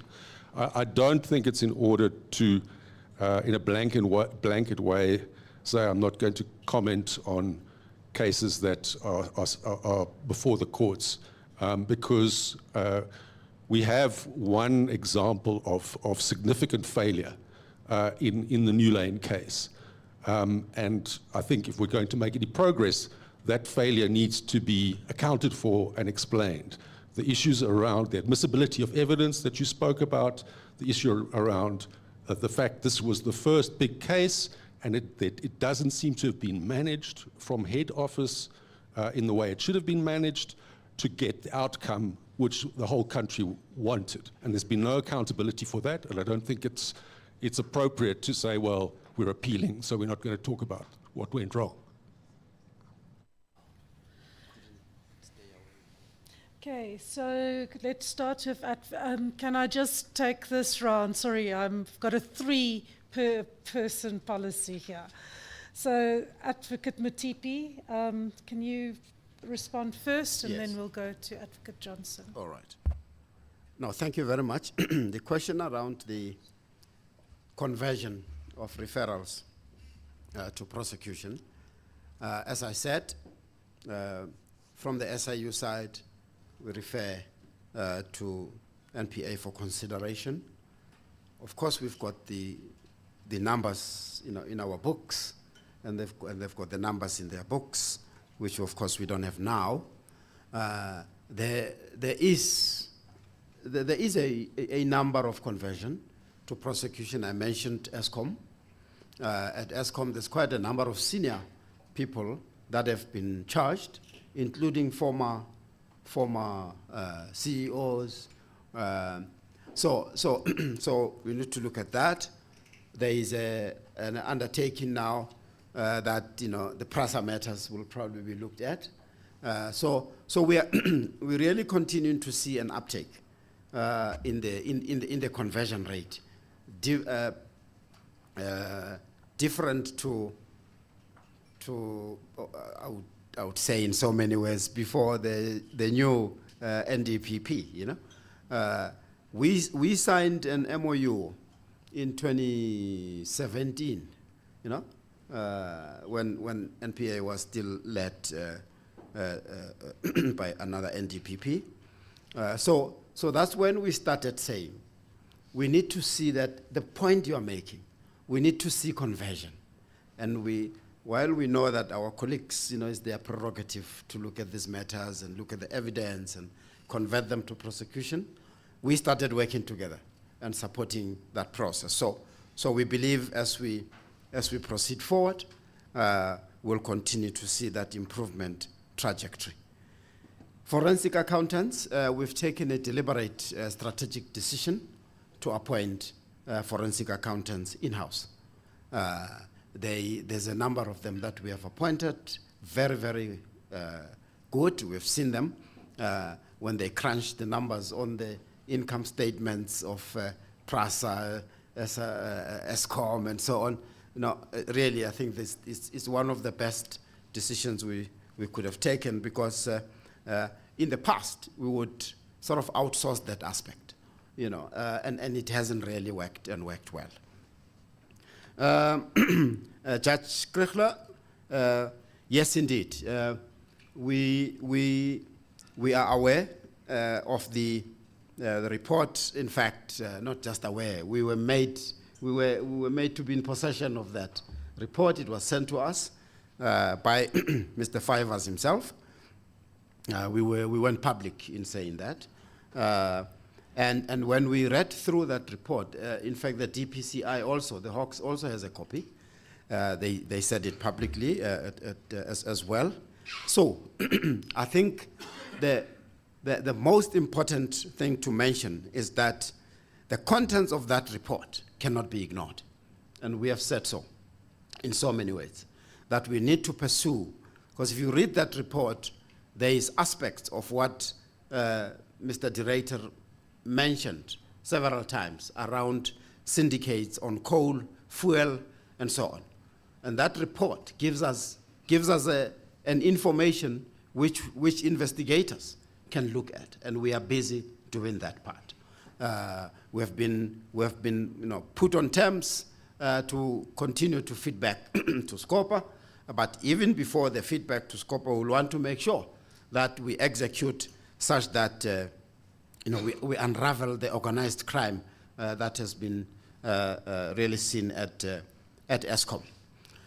As you correctly indicated, that part of the finding, of course, which also we could not ignore, that there are governance processes in terms of which the CEO should have commissioned the investigations and so on, and we found that he was found wanting on that aspect. But in the scheme of things, I mean, the bigger focus is on this report that points us to possible syndicates and criminality at Eskom. We need to make sure that we use that report such that it informs the investigation for appropriate outcomes. So we don't really want to be seen as it's said.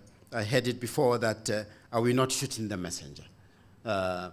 We do not want to be seen as shooting the messenger, and we can undertake to you, and I know that my colleagues at Hawks are hard at work as well.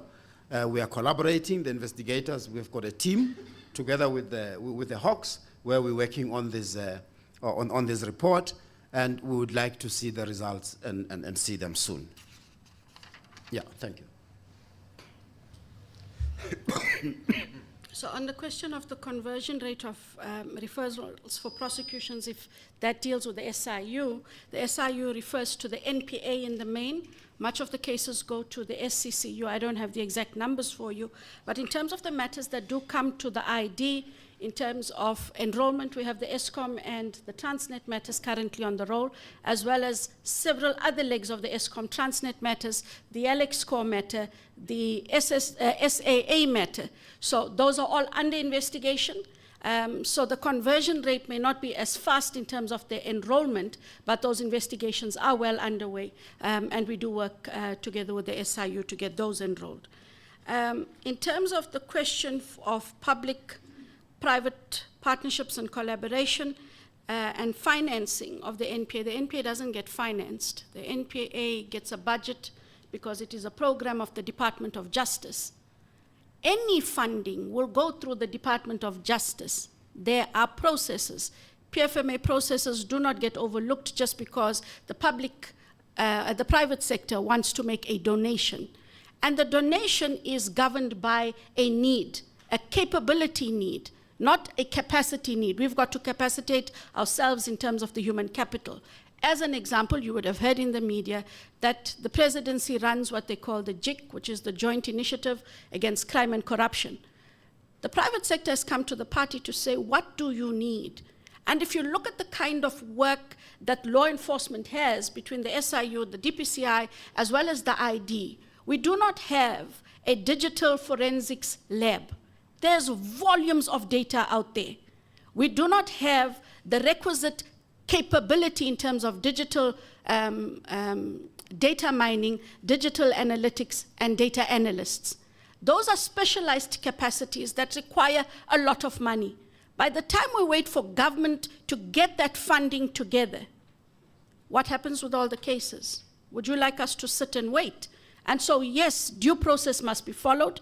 If it turns out that any institution and or entity that is offering assistance or offers any kind of help is found to have been complicit and or implicated in any kind of crime, including the fraud and corruption, most certainly business doesn't get done with them. But it's not about getting money from the private sector. It's ensuring that law enforcement is able and equal to the task of fighting crime.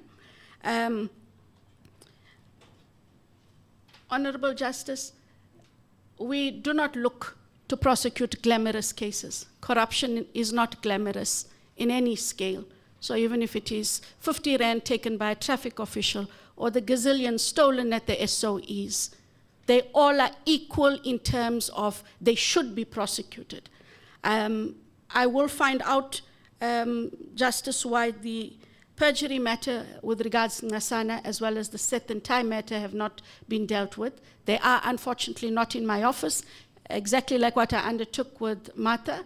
I will make sure that we get the answer and an email response from the relevant capacity or capability is sent to you. There's no excuse for why the matters are not prosecuted, but I cannot give you an answer. I shouldn't venture a guess. Sam, you are a seasoned journalist. I was saying so tongue-in-cheek. You should know by now when I said, oh no, I'm not going to answer cases that are currently in court. I'm not one of those politicians that runs the sub judice rule. However, you will be very mindful, colleagues, that in terms of the Nolani matter, we've taken cognizance of the various criticisms, be they from counterparts in the legal field, be they from the media, be they from civil society. There are certain steps that we're looking at in terms of what did actually go wrong and what is it that we're supposed to put in place. I cannot go into the details, yes, Sam, unfortunately, because the matter is on appeal.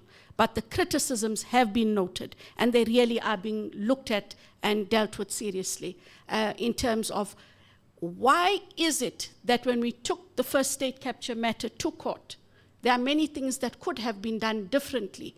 Is it only the NPA? Should the judiciary have done differently? What is it that was supposed to have been done differently? And so those are considerations that we will take. But it's not because we want to be cheeky and not answer. Unfortunately, it is so that the matter is currently on an application for a petition with the Supreme Court of Appeal. Thank you. We have actually right now run out of time. So my question, I know, and I do have Honourable Lewis here that needs to ask a question, but we also, okay, are we clear? Okay. The last words or questions? There you go. This partly it comes from Andrea's observation about the unique difficulties of gathering evidence in cases that by definition involve covert agreements. The same may be said about collusion, organized crime. Is there a possibility under our legal system to contemplate the courts accepting a lower burden of proof in these kinds of cases? Partly this refers to a recent mechanism called unexplained wealth orders, where those in possession of wealth that is not explicable to the human eye are asked to explain why they have this wealth. I mean, that strikes me as a sort of reverse onus that is normally not entertained under law. But is that part of accepting a lower burden of proof? And can that be generalized in cases where it's difficult, if not impossible, to gather original documentary evidence and to procure witnesses who are not complicit? Is this contemplatable at all? A man after my own heart. The burden of proof is such that it has to be beyond a reasonable doubt, and the burden is quite cumbersome. All it is the judiciary looking at the best evidence rule somewhat differently. We have it. It's there. Unfortunately, courts are prone to look for original documentation. What the best evidence rule says is, what is the best evidence you could come up with?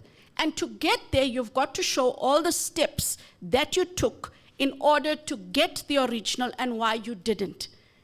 And we have done that in many cases. But you find that the courts really are stuck on the originals. And so maybe it is a teaching moment, Justice Krichle, about how best to apply the best evidence rule. We should never think that the burden of proof should be lessened.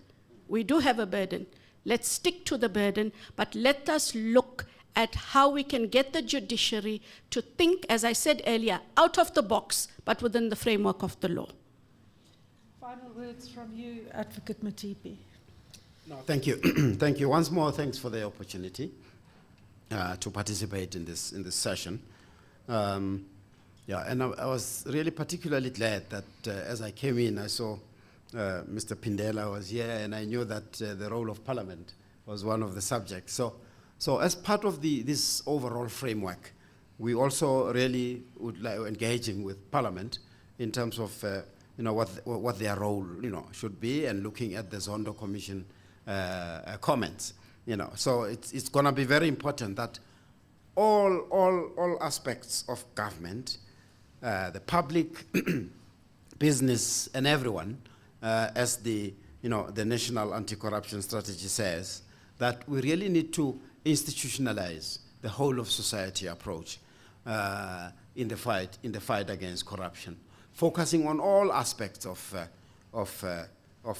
the fight against corruption, the reactive and the proactive one.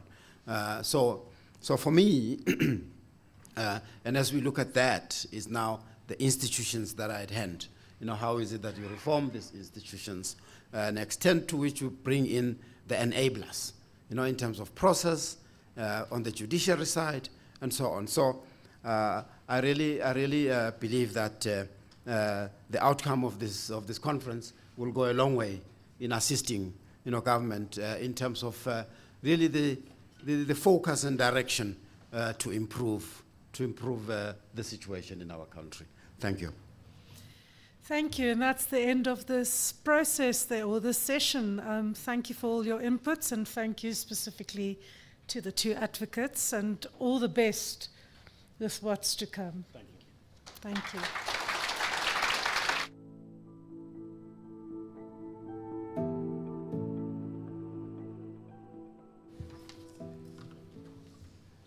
So thank you very much to the panelists. It's been very illuminating.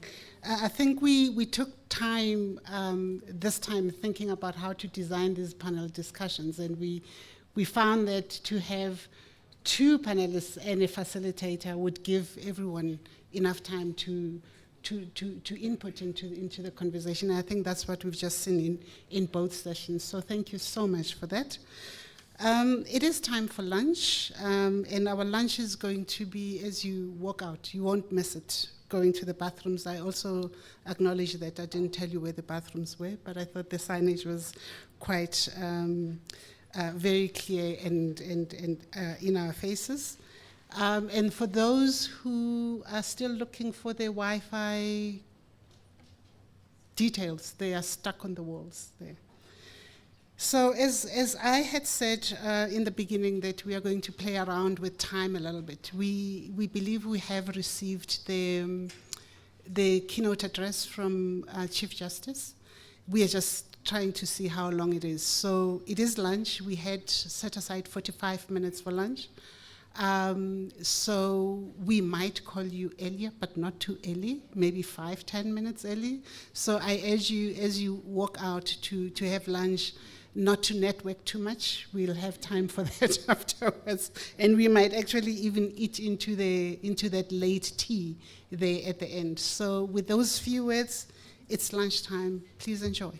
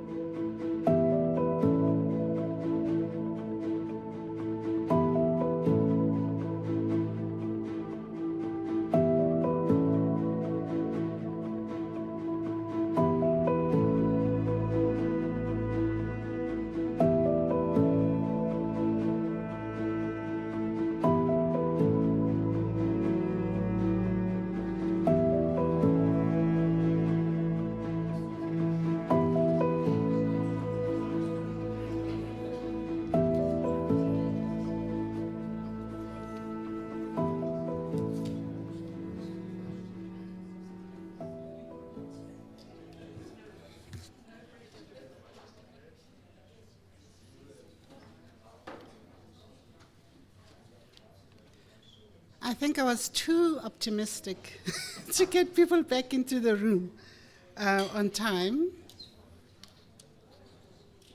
But it is a packed day, so I think that if we can settle down, those of us that are kind of slow in coming back will find us. I'm just hoping my panel is here, and not just you, only Claire.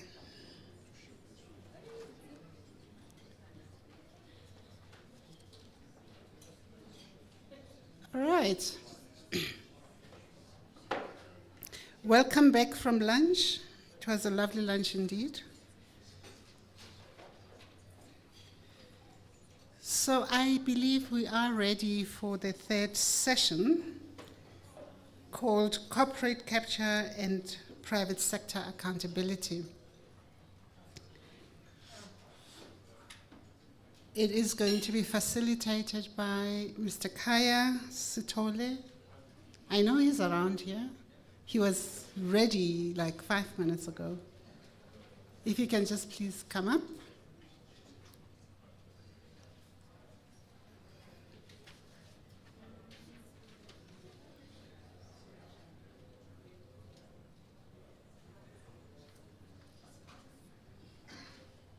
What happened to Khaya?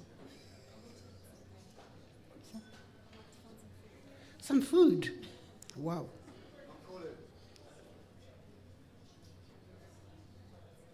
He is being called.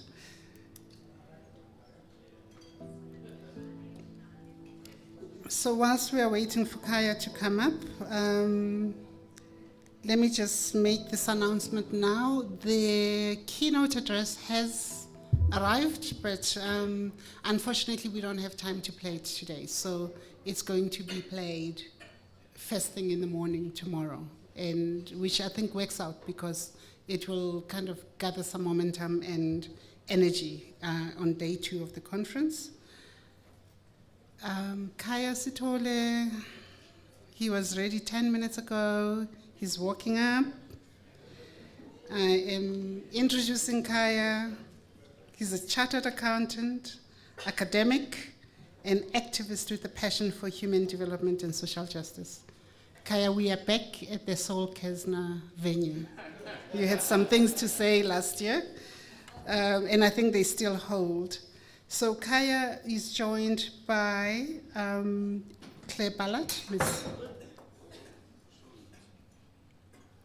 Thank you, Khaya. We'll send you the bill.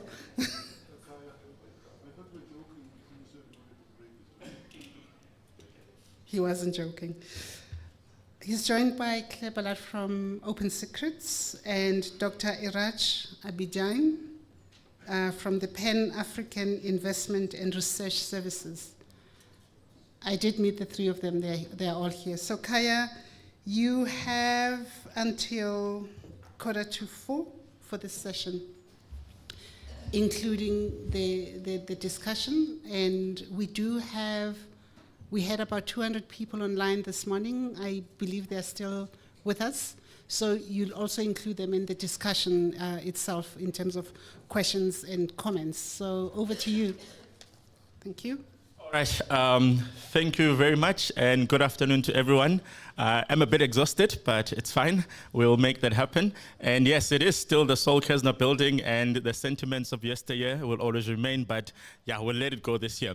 So today's conversation is focusing on the very, very difficult aspect of the entanglements between the corporate state and, the big state itself.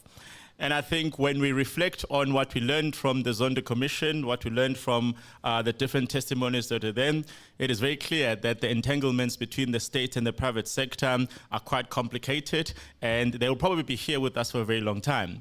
And it is also clear that in many instances, those particular entanglements do represent an opportunity for the rent seekers and all those other dodgy characters to then piggyback on those particular entanglements to then achieve their own nefarious means. But now that we've had the commission, now that we've had time to reflect, now that we've had time to breathe as a country, it is quite important for us to then figure out what happens next. And the two panelists who are joining me here are individuals who have not only followed this crisis from the beginning and also written extensively about it, but also have some very good ideas about what exactly needs to be done differently or better in order to ensure that the country that we all live in somehow manages these entanglements better going forward.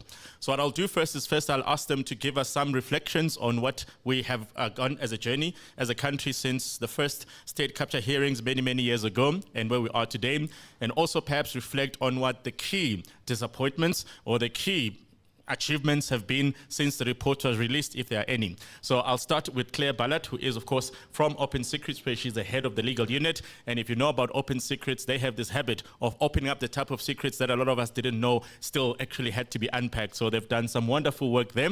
I've collaborated with them on trying to talk about the reforms that are necessary in the auditing sector. I don't know if, Claire, if we're getting there, but at least we've spoken about it, which is just a start. Over to you. Thanks, Kaya. Good afternoon, everyone. It's a pleasure to be here, and thank you for this invitation. I'm going to start by saying that I think that any discussion around corporate or private sector accountability must have at its core criminal accountability. And that's not to say that any parallel system or of reparations should not be established. In fact, I think we would all be in favor of that. But it's my hope and indeed appeal that the role of the NPA and the investigative entities tasked with fighting corruption be at the forefront of any discussion. I say that because, Kaya, you said this last year, Zondo wasn't the first time we encountered economic and corporate greed. It's been going on for a long time, and no doubt it will continue, long preceded the findings of the Zondo Commission. And this impunity, because that's what it is, will continue unless we throw a very heavy spanner in the works. That spanner should be criminal findings of guilt. Because if what we see is large-scale impunity, then we must establish real and meaningful deterrence of crime, because it is crime, economic crime. And what we know about deterrence of criminal actions is that it is the surety of conviction that is the best predictor of crime prevention. That is not opinion I have or Open Secrets has. It's the conclusion of decades worth of social science research into criminal justice and penal reform. I'm not saying anything new. And I think this is well illustrated by a case in particular, and I'm going to talk here about the role of McKinsey and how they featured in the Zondo Commission and then report. I think it was a welcome event when in September last year, McKinsey were indicted with charges in relation to its role in corruption and theft at Transnet. We hope that their role in similar offences relating to Eskom will be forthcoming. We don't know the status of the prosecution, but McKinsey's response is quite telling following the charges, and I'm going to summarise it in three points. They said, well, we paid back the fees we earned. We didn't have to, but we did. We gave you Vikas Sagar, who's conveniently no longer our employee. And quite frankly, Zondo didn't ask for anything more than that. And my response, again, is threefold. This really just smacks of corporate responsibility rhetoric and quite frankly is insulting. It's also not true. Zondo said in his report that the role of McKinsey warranted further criminal and investigation. So what McKinsey said was just nothing less than a misrepresentation of the truth. And company structures itself hold top structures accountable for all contracts concluded. And if that weren't the case, why did they apologize and embark on what they called some internal reflection? Until we have corporate executives held responsible for theft and fraud, slapped with criminal records, we'll be beholden to this kind of, I don't know, charity, pay back the money gestures, which is just really another way that the tail is wagging the dog. Put differently, there are a number of distractions thrown our way. I noted this morning, we had the Mr. Tim presenting to us the Office of the President's position. One of the action items was establish legislation that creates offences dealing with, what was the term? The abuse of power. Abuse of public power, I think was the word. And I'm really struggling with this one because there isn't an offence that already exists that I don't think accounts for what we've seen. Money laundering, breaches of duties in terms of the PFMA, theft, corruption, it's all there. It's ready to be prosecuted. What Zondo did was put a lot of this on record, and a lot of that is in the public domain now. Let's look at PRASA. We're not succeeding. And of course, what Zondo did do was put a string of 15 names before us, for which there is very persuasive evidence. And the failure to prosecute is just more obvious to us, given what we know.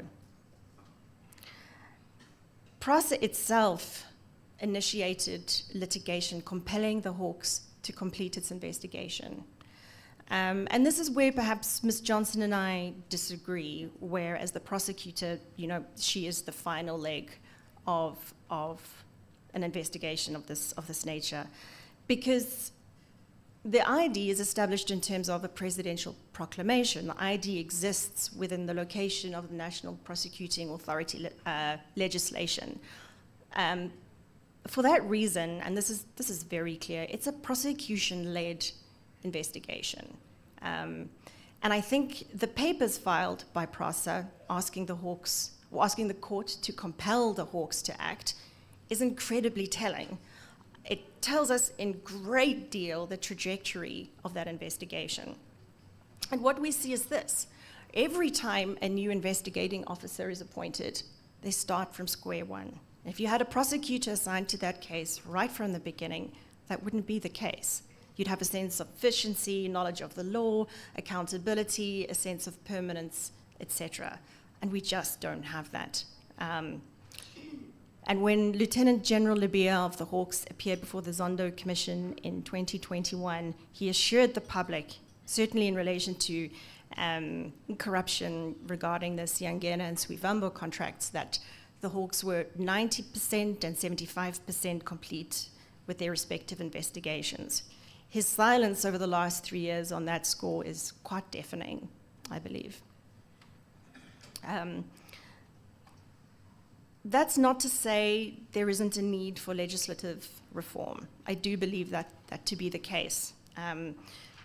We can talk about the NPA, and indeed my colleagues have presented our submissions on the establishment of the Independent Directorate for against corruption this morning, and a lot of what I'm saying now has been presented to the Portfolio Committee. And I would encourage you to read our submissions on that because they're very comprehensive. We look at the role of consultants. And we hope here that the indictment against McKinsey is not the exception to the rule, because we know the role of Bain, BCG as well. In that respect, I would argue that legislative reform is important. They've got large-scale multinational corporations existing in the public sector space, making large-scale changes, and we know what those changes led to, and certainly in respect of Eskom, for example, and SARS. Unlike other professional bodies, accountants, auditors, lawyers, there isn't any regulatory legislation that provides for a complaints mechanism, for example, that you see with other professional regulatory systems. That, I would argue, is something that needs to be addressed. All the more so given that their bottom line is profit and not service delivery, and yet they're existing in the service delivery space. Money laundering. I've seen argument relating to the money laundering framework perhaps not addressing the scenario of Nedbank and the Bank of Baroda, for example. Personally, I think the FICA legislation should have addressed the malfeasance that we saw, but to the extent that it doesn't, we could revisit the money laundering framework. But I hope the role of Nedbank remains in our collective conscious, and that we don't have short memories on that score. The NPA, its entire top structure is appointed by the president and or the minister. Its budget is a line item on the Department of Justice.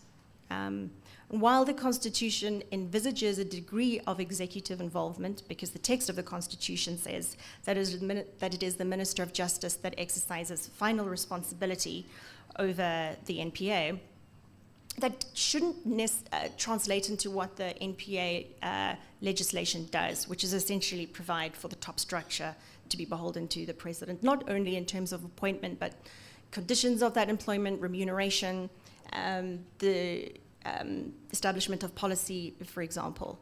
So whatever anti-corruption body we establish is going to be located in that framework.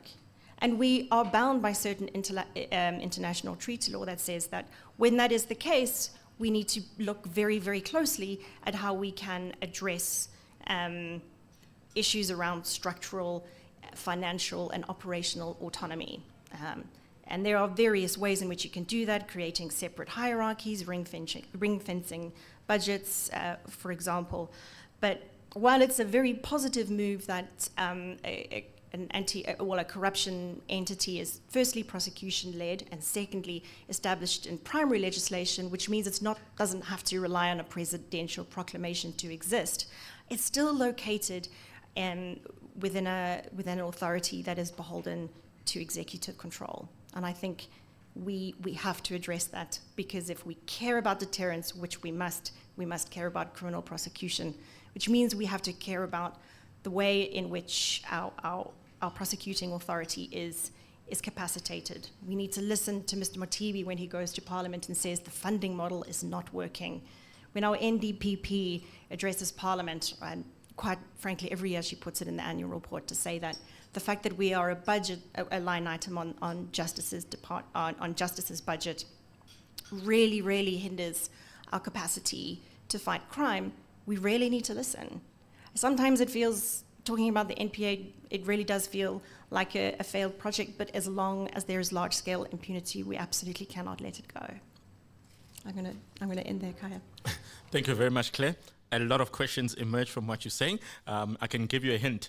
Whilst the executives of the NPA and the prosecutions agencies are appointed by the president, the executive of the Public Protector's Office is appointed through a different process altogether, and look at what happened. But we'll come back to that. I want to say there's no magic in being a Chapter 9 institution, nothing at all. Any magic that exists from being a Chapter 9 exists in the fact that there is structural, financial, and operational autonomy. Those are magic words for me, not Chapter 9. We'll come back. Iraj, your perspectives? Thank you very much. Thanks for the opportunity, and I recognize it's the session after lunch, so it's difficult to be rational and so if I go off the rail, it's not me, it's the effect of lunch. And my perspective is really more of an economist. I have no specific views on the legalities, and I'm learning, but I do recognize the importance of law and regulation for any successful economy. So all of those are, whatever I say is not a critique of the importance of law. If we ask the question, is our totality architecture of regulation, institutional capacity, enforcement, and the speed with which we do and do not do things, is it able to keep corporates, private sector accountable? And the answer for me is absolutely not. Why am I so sure? Because over the past 10 years, the following has happened. We've been downgraded, and in no small measure, and I'm happy outside here to provide the technical proof for what I'm claiming here openly. In no small measure, state capture had a major contribution to make to bring us from being above investment grade into to currently 3 notches below junk grade. We've been gray listed. That in itself means that your regulatory system and the enforcement is just not good enough. What does gray listing mean? It means there's a lot of illicit financial flows, there's a money that nobody knows who pays and who gets and how it goes, et cetera, et cetera. So that has happened. Our growth has come down from 4.5% to today, when the Reserve Bank says we're going to grow 0.5%, we all say, thank God we are not going to recession. I want to cry, and I do cry inside. I do cry inside, and I'll tell you why I have to cry. And very importantly, the so-called state capture has destroyed all the institutional underpinning of a successful democratic order and a successful economy. From NPA to SARS, from ESCOM to Transnet, from every institution of the state, from the funds that used to exist in different agencies, they have been not just stolen, made sure that no capacity is there to rebuild it and to underpin the growth of the economy. And if you don't believe me, let me just give you a few numbers that in the media. We don't have to go beyond that. ESCOM was just given 250 billion rand to just survive. Transnet is asking for 150. SAA, Danel, et cetera, PRASA, they are added up, the back of envelope is 150. These are that are in the media.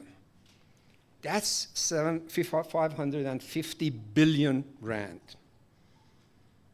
And then when we hear that with all the interventions, we have managed to recover 5.4 billion, or 16 billion, or 12 billion, I also want to cry. Why? Because we have not, in my humble view, as an economist, not as a lawyer, not like as a social campaigner, as an economist, I do not believe as a nation we have grasped the magnitude of what has hit us. And how long will it take, if we go on the current trajectory, how long will it take, if ever, to recover a fraction of what is stolen and none of the damage that was done? Remember, we have two things. We have money that was stolen and the collateral damage that was done to our constitutional democracy. And these two have different values attached to them. Let's focus on what is indisputably stolen. 500 to 600 billion rand. And let's look at the ones that we know, and Advocate Johnson mentioned, Airbnb has paid 2.5 billion. I submit that if we look at the cabinet memo that approved the total cost and budget for Kusile and Medupi, it was 89 billion approved by the National Treasury. 89 billion has been increased to 335 as of yesterday and not finished. And we don't have electricity. We have disruption to our economy. So there is, how I want to ask A&B and others, Hitachi and others, how the hell did you manage to get 89 billion to go to 330 billion? And you're prepared to pay 2.5 billion. As my daughter would say, da. I don't understand it, but that's what they say. And the majority of those who suffer from the consequences of this action, our inaction, are the dot generation. Because they are the ones who don't know what has hit them. They look at their leaders, us, our parents and grandparents, to put it in perspective. I do not believe, and I'm saying it with the greatest humility and with greatest respect to everybody here and outside, that we need to have a discourse that puts squarely the question of accountability in proportion to the magnitude of what has been stolen and in the magnitude of those who have been the culprit and the magnitude of the impact that it has now and for our future generation. If we don't, the consequences from an economic point of view, not from a legal point of view. From the economic point of view are the following. Our government, irrespective of who the party that is either in coalition or in outright majority, whether right, left, or center, the government is set to fail for the time being and for 20 years to come. Why? Because look at the debt ratio. Look at the growth. Look at the population growth and look at the broken infrastructure everywhere around you. From roads, potholes, from water availability, energy availability, rails, ports. Do I have to go on and on? So what are we having this discourse? Why is that we are not politically, socially, ethically locating the discourse properly and then finding solutions? Getting the long-term architecture of accountability law, revising, upgrading the governing legislation of NPA, absolutely necessary, without a doubt. Capacitating our institutions with the right skills for the 21st century crime, absolutely indispensable. And may I put a footnote? I used to lecture and write academic things. Put a footnote that when we talk about corruption and the state capture by its biology, by its nature, mutates. It doesn't stay the same. Our corruption over the past 10 years, thanks to all that has happened, has mutated from a crude, politically driven state capture to the varieties, think of COVID, to the varieties that you can put 4B, 4C, 4D, and other numerical variation. At the moment, the variety that is pervasive, even with all the commitments that the government has made, with all the attempts that corporates make in the corporate sector, enough has been said about the public sector. In the private corporate sector, corruption has mutated to a level of a variety that is way beyond what we're discussing so far about how to respond to it. And why is it doing that? Because the private sector corporates have learned that government's got no capacity for the foreseeable future. Marcus Huster is walking the streets. The executives of every state enterprise is glorified, politicized, racialized. We can get away with it. And if it's a question of 2 billion, 1 billion, you know what? I'll provide for it. Because the payoff is so huge. And when I get caught, I will go the legal route. Remember, the corporates like the legal route because they can deduct it from their taxes, because they can hire the best senior counsel and put our NPA and all the others under huge pressure for years to keep them busy. And media will also criticize NPA. You are ineffective, you are not putting orange, and be fighting ourselves, whereas the thieves are busy stealing our future. So that's the submission that I have. My request is let's have a serious discussion. What happened is not a normal case. We cannot deal with it in a normal way. It was extremely abnormal in the past 100 years as a student of economics, and I'm standing here to be corrected. That any country had a situation that we had, that the political leadership and the corporate leadership combined to rob the country not of money, of capacity, of legitimacy, of brand. Does that make sense? Isn't that what we are fighting amongst ourselves now? Because we are disappointed with our brand. This is not what we want to be, and they made sure that SAA and ESCOM and Transnet, etc., doesn't recover for the foreseeable future. If you want to have a Marxist perspective, we can also look at it. There was a conspiracy by the political elite and by the capitalists to make sure that the state fails so that they can do everything from delivering pension funds to student allowances, to rail, to, and you name it. You can have a Marxist perspective, but that's for the historian to explain. For you and I, the challenge is, what do we do now that we've been robbed in the daylight? And I suggest, by way of ending, 3 things that we have to do. And these things are not alternatives. They got to be done together. They are complementary measures that I believe they require a different level of commitment, different level of political morality. One is what we've been discussing about. We got to reestablish NPA and put all force, the best that we can, the best of brain that we have to make our NPA long-term as effective as it can for the cases that it is capable of delivering on. Not for the cases that it cannot. Secondly, we need to upgrade the governing legislation, bearing in mind that the corruption in the 21st century is not the corruption that we have documented. It mutates, and it mutates every day that digital economy gets deeper and deeper, and cross-border transactions become a lot easier to do. And the third, and possibly the most important from my point of view, if what I submit to you is correct, then the third complementary element is not to put NPA and these things as we are busy with it and it will take 10 years or 5 years and these things take time. Of course those things take time.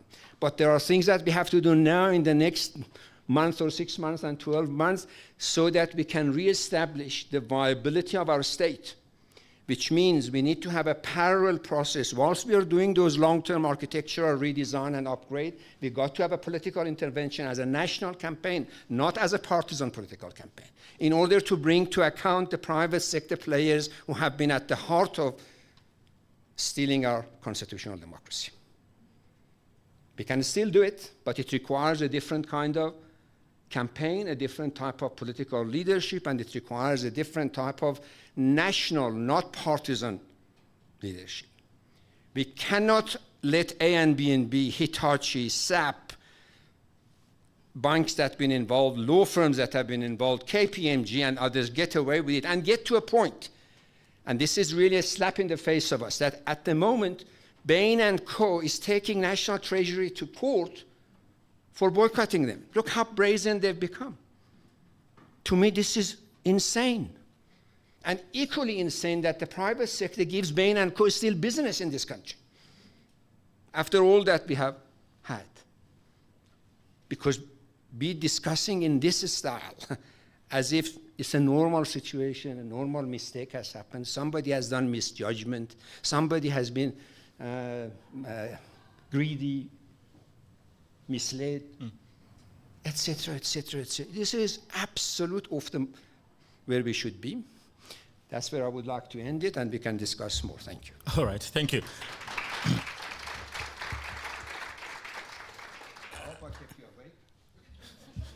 Most of them. Claire, the idea of legislative reform, it's a tricky one because I'm still not sure about whether the assertion is that the laws don't exist at all, or whether the institutions that have to administer those laws don't have the capacity. So until a few weeks ago, you and I labored falsely under the impression that if you have foreign currency, you have to declare it within a particular period until the Reserve Bank says, well, just call it imperfect and then you're fine. So the law exists. We understood that the law existed, but when it came to it having to be applied, suddenly there was an alternative interpretation of what that is. In relation to the NPA in particular, I mean, the laws are there, and yet we don't see the prosecution. Is it a question of capacity, or do we still have laws that quite simply aren't fit for purpose in relation to the type of problems that we're trying to fix? Where's the problem? That's too hard. I don't know. But I'm going to give it a shot. There are a lot of laws there that would address what Zondo recommended. The people that have been listed, PRASA, for example, there are, I think, at least 15. And again, you could track this through the past PRASA papers that were filed. There is overwhelming evidence, forensic, you name it, that exists. There is no gap in the law that would prevent you from prosecuting those offences. They common law offences, some of them are statutory, but they exist. The legislative reform that I would posit needs addressing is in relation to consultants and perhaps PR firms. Multinationals that engage in sort of large-scale engagement with the public sector. And unlike other regulatory bodies, there's no complaints mechanism. So we're in the dark as to what happens. I think that's a gap. In relation to offences that need to be prosecuted, those are well established in law. I don't think we need to create any new ones. I think any talk of that is really just a distraction from capacitating the NPA to do, admittedly, is the very difficult work of prosecuting complex, sometimes transnational economic crime. It's a complicated task. But if I can bring us back to PRASA, the forensics were all there. I don't know what the holdup is. And it is my hope that the NPA and the DPCI would bring us into their confidence and explain what the holdup is. I mean, they've explained a certain amount, and they were very clear 3 years ago that they were almost done. But 3 years ago is a long time. Yeah, I'm not a legal person, thank God. So I can tell you how confused people like me get when we hear just how complicated the machinations of the law can be, for example. So if you look at the SIU goes to Parliament and says, this was the issue, this is how we dealt with it, and these are the people that are held accountable. There's some sense of linearity between the effort they put in and the outcomes that they have. And yet it seems that they actually don't have the power to actually wake up and say, there's an issue at PRASA, let's go and tackle it. They have to rely on something called a proclamation, which seems that the discretion rests on those in power to decide that. I think that's what investigating, and I think the NPA must stick with that one. And of course, when the NPA sticks with that one, we all know what that means. I'm confused about that particular, I don't know, is it an overlap, is it a vacuum? What exactly does the legal architecture say? So in a case like PRASA, for example, if you're asked you today who has dropped the ball, if there's answers the NPA, I'm not going to be happy with that, because I should be saying, well, the SIU seems to know what to do. Why aren't they doing it? Well, the SIU, established in the Special Tribunals Act, is not capacitated or not authorized to institute criminal prosecutions. They can they institute civil proceedings for the recovery of funds stolen, and that's a very sort of basic... Only if the president says they must. Well, the president has already said they must. That's fine. When it comes to criminal prosecutions, they then can refer to be it the DPCI or the NPA. Where I do agree that there is a lot of confusion is the referral mechanisms, and this has come to light again in the NPA bill, which establishes jurisdiction over crimes which are actually not as crimes established in law. But that jurisdiction bears no referral relationship or any other relationship to the role of the DPCI, the SIU, and the SAPS. There is very, very opaque systems of referral that exist. This could be cleared up very easily in policy. It just isn't. I'm sensing there's a dual paralysis there. So there's no single institution that has all the powers. So everybody's got a limitation. And there's no single institution that has all the capacity. So holistically, it sounds like the sum of everything else is to simply say, we're actually never going to get this thing solved. One person says, my scope is limited to this. We saw that classic case in the Phala saga, where everybody says, oh, no, my responsibility is to look at 2 pages. The other 7 pages is somebody else's. So by the time everybody had said they issued a report, we actually had no idea what had happened, except for the fact that the cows or the buffalo still hadn't left. That's all I know about Phala. Kaya, the NPA always has the power to prosecute.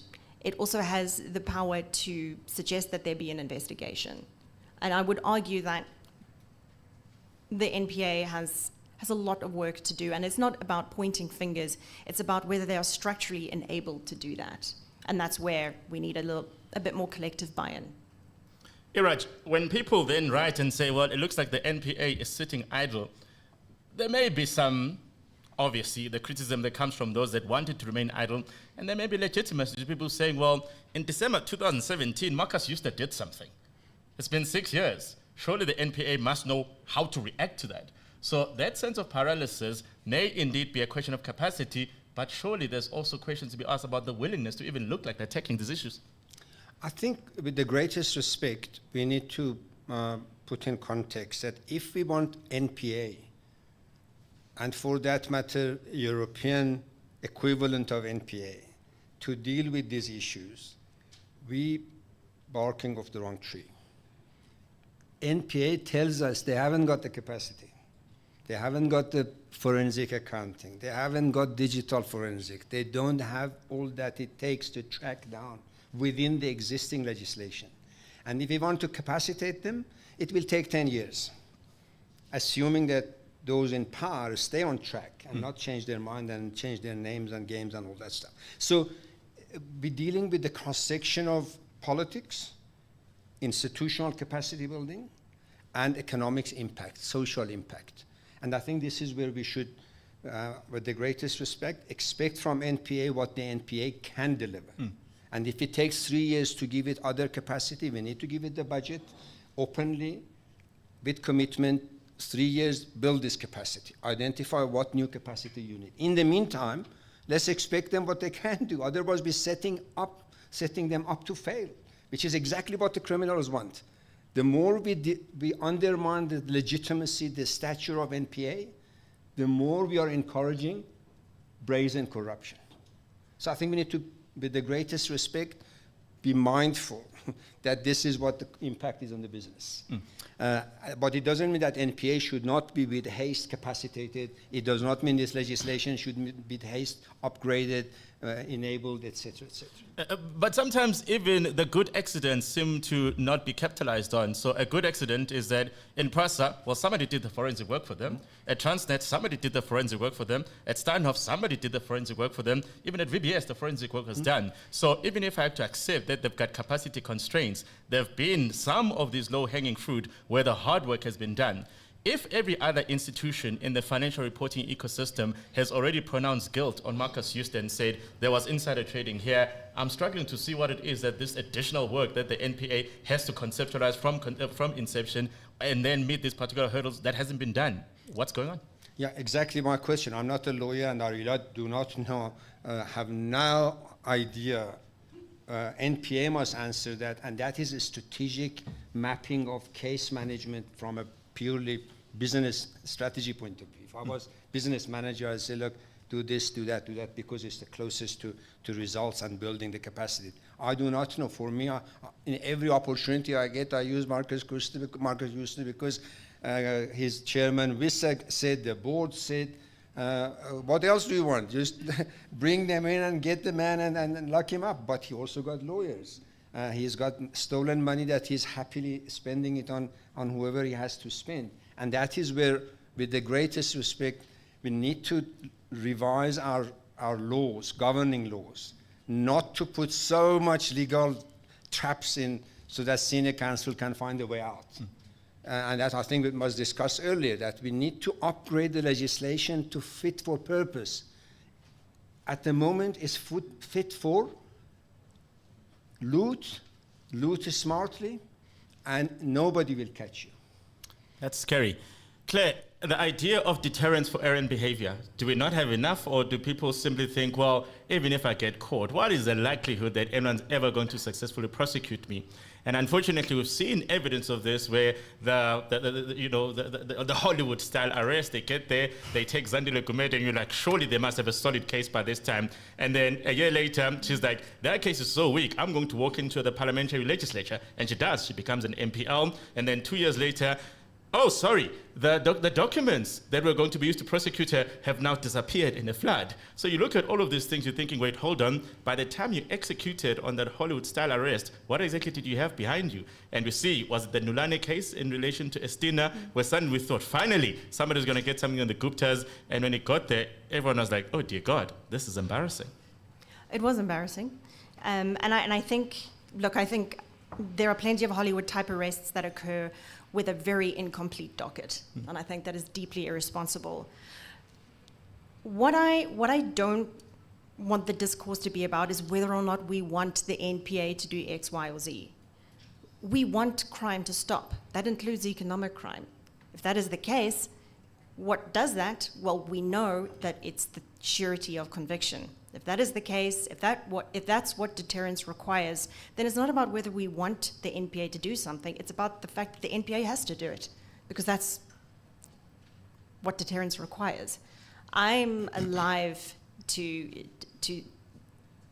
the various complexities around the capacity of the NPA, but we can't lose focus on the project of capacitating, of fixing it, of listening to the DPPs when they say they can't do X, Y, and Z. But as you say, a lot of the evidence, particularly in relation to PRASA and the forensics, was handed to them on a platter.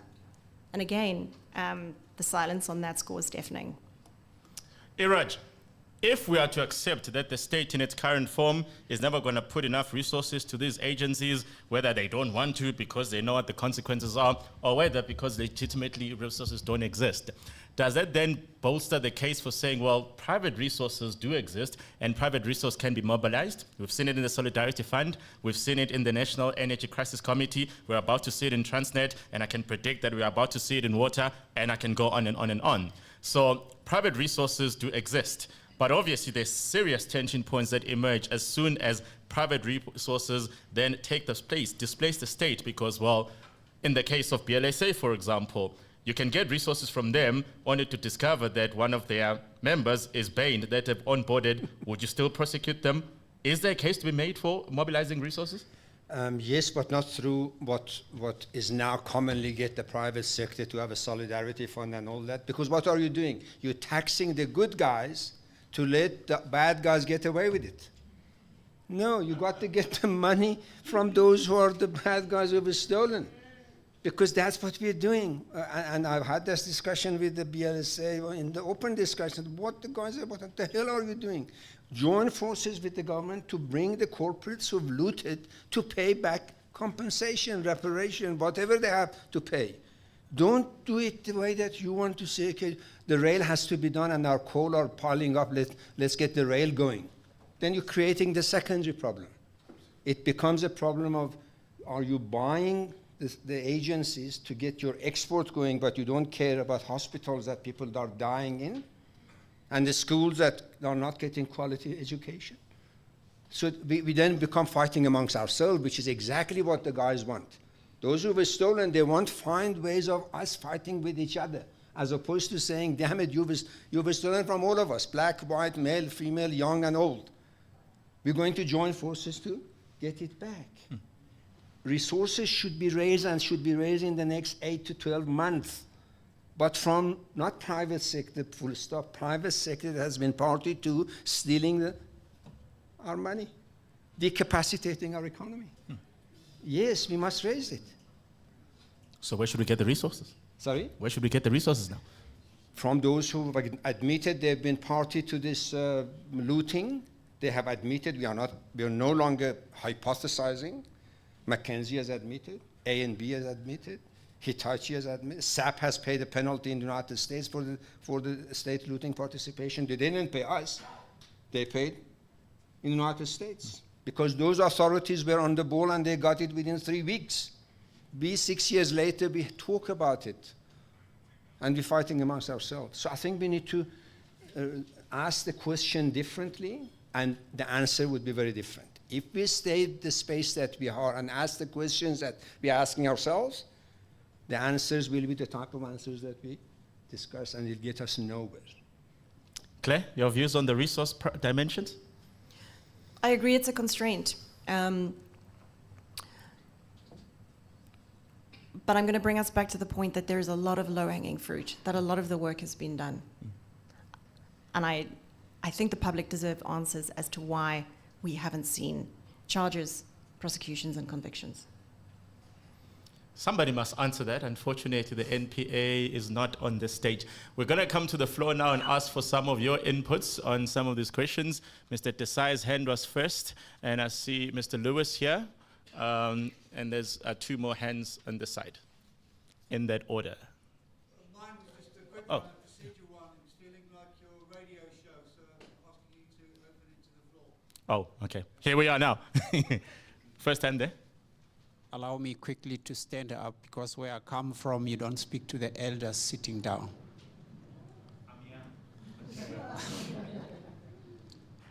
Until and or unless we have the guts and the spirit we saw when Amapokopoko smashed and grabbed the match from England, we will never beat corruption.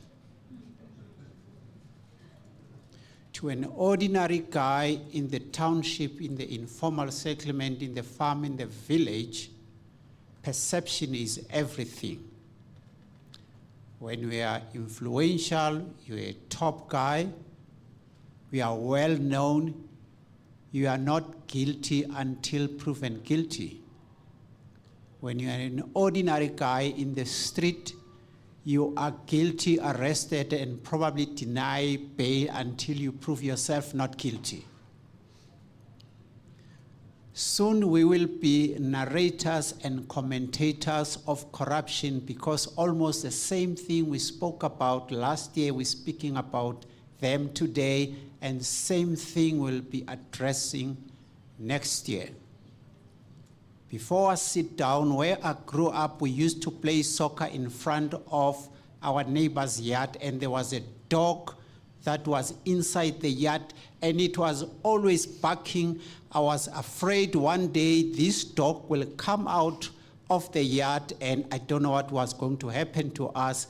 Unfortunately, someday someone left the gate open. Before we knew it, the dog was amongst us, and we only realized that all the time the dog was barking to play with us. It only wanted to have fun. It was chasing the ball. This institution, your NPA that you're mentioning, if they're not arresting anyone, they are barking because they want to be part of the fun. So give us your name just before you start. Why must we keep on using our taxpayers when they can't arrest and prosecute anyone? Okay, your name? Ali Gule from Outer, but today I came here as an independent activist. All right, thank you very much. The second hand was right in front here. I always thought the smash and grab analogy was unfortunate. I think Scrum Capture captures it better. Scrum Capture. This session has been long on rhetoric, but very short on analysis of corporate corruption, which is what I thought the session was about. And, as I say, great on NPA bashing, but not very informative on what the corporates have done under state capture. Tongart and Steinhoff, as much as I would like to see Marcus Jooste in jail as much as anybody else, but those are not state capture cases. Those are vanilla fraud, corporate fraud cases. They're not state capture cases. And when you think of the corporates that are named in the Zondo Commission, look at all of them that immediately come to mind: Bain, McKinsey, KPMG, SAP, China Rail. The South African corporate sector actually comes out quite well. I don't see any Discovery or Sasol or any of the big mining companies. The only South African homegrown companies that appear in the Zondo Commission report were those that were set up to be corrupt. There was the Guptas, Trillion, Bosasa. These were companies whose business model was corruption. And I don't think the South African corporate sector should feel tarred by the experience of those South African firms. But where is there any mention in the Zondo Commission of the South African corporate sector? Maybe they were clever enough to escape it, but they certainly escaped it very well, because they're all either international companies or companies that were set up, as I say, to be corrupt. So how does the South African corporate sector emerge out of this? So that's the one comment that I wanted to make. The question I wanted to ask is, what is the consequence of finding a juristic person guilty of a crime? I ask this question. It's not a rhetorical question. I don't know the answer to it. I mean, McKinsey go out of their way to avoid a criminal finding against itself. And although I agree with you, they got away with absolute murder here in paying back their fee, for which they were actually lauded by the Zondo Commission. I didn't realize that the Zondo Commission had found that that further investigation is needed, because in the verbal exchange between the evidence leader Zondo and the McKinsey witness, they were told that they were the exemplar of good corporate conduct. So I think it's the one blot on the Zondo Commission's the quality of the report, is that they didn't see what McKinsey had done. But there are situations, like in the United States around the Purdue Pharmaceutical case, where they go out of their way to pay what even for them are large amounts of money, $1 billion, to avoid a criminal finding. So what is it that they're trying to avoid? Is it a reputational problem? Is it a regulatory problem? Or is it that it is easier to put the executives or the corporate officers in prison because a finding of criminality has been made against the corporation. So if you can't jail the corporation, what is the impact of a finding that a juristic person who you can't put in jail is guilty of a crime? All right, thank you, David. There was another hand at the back.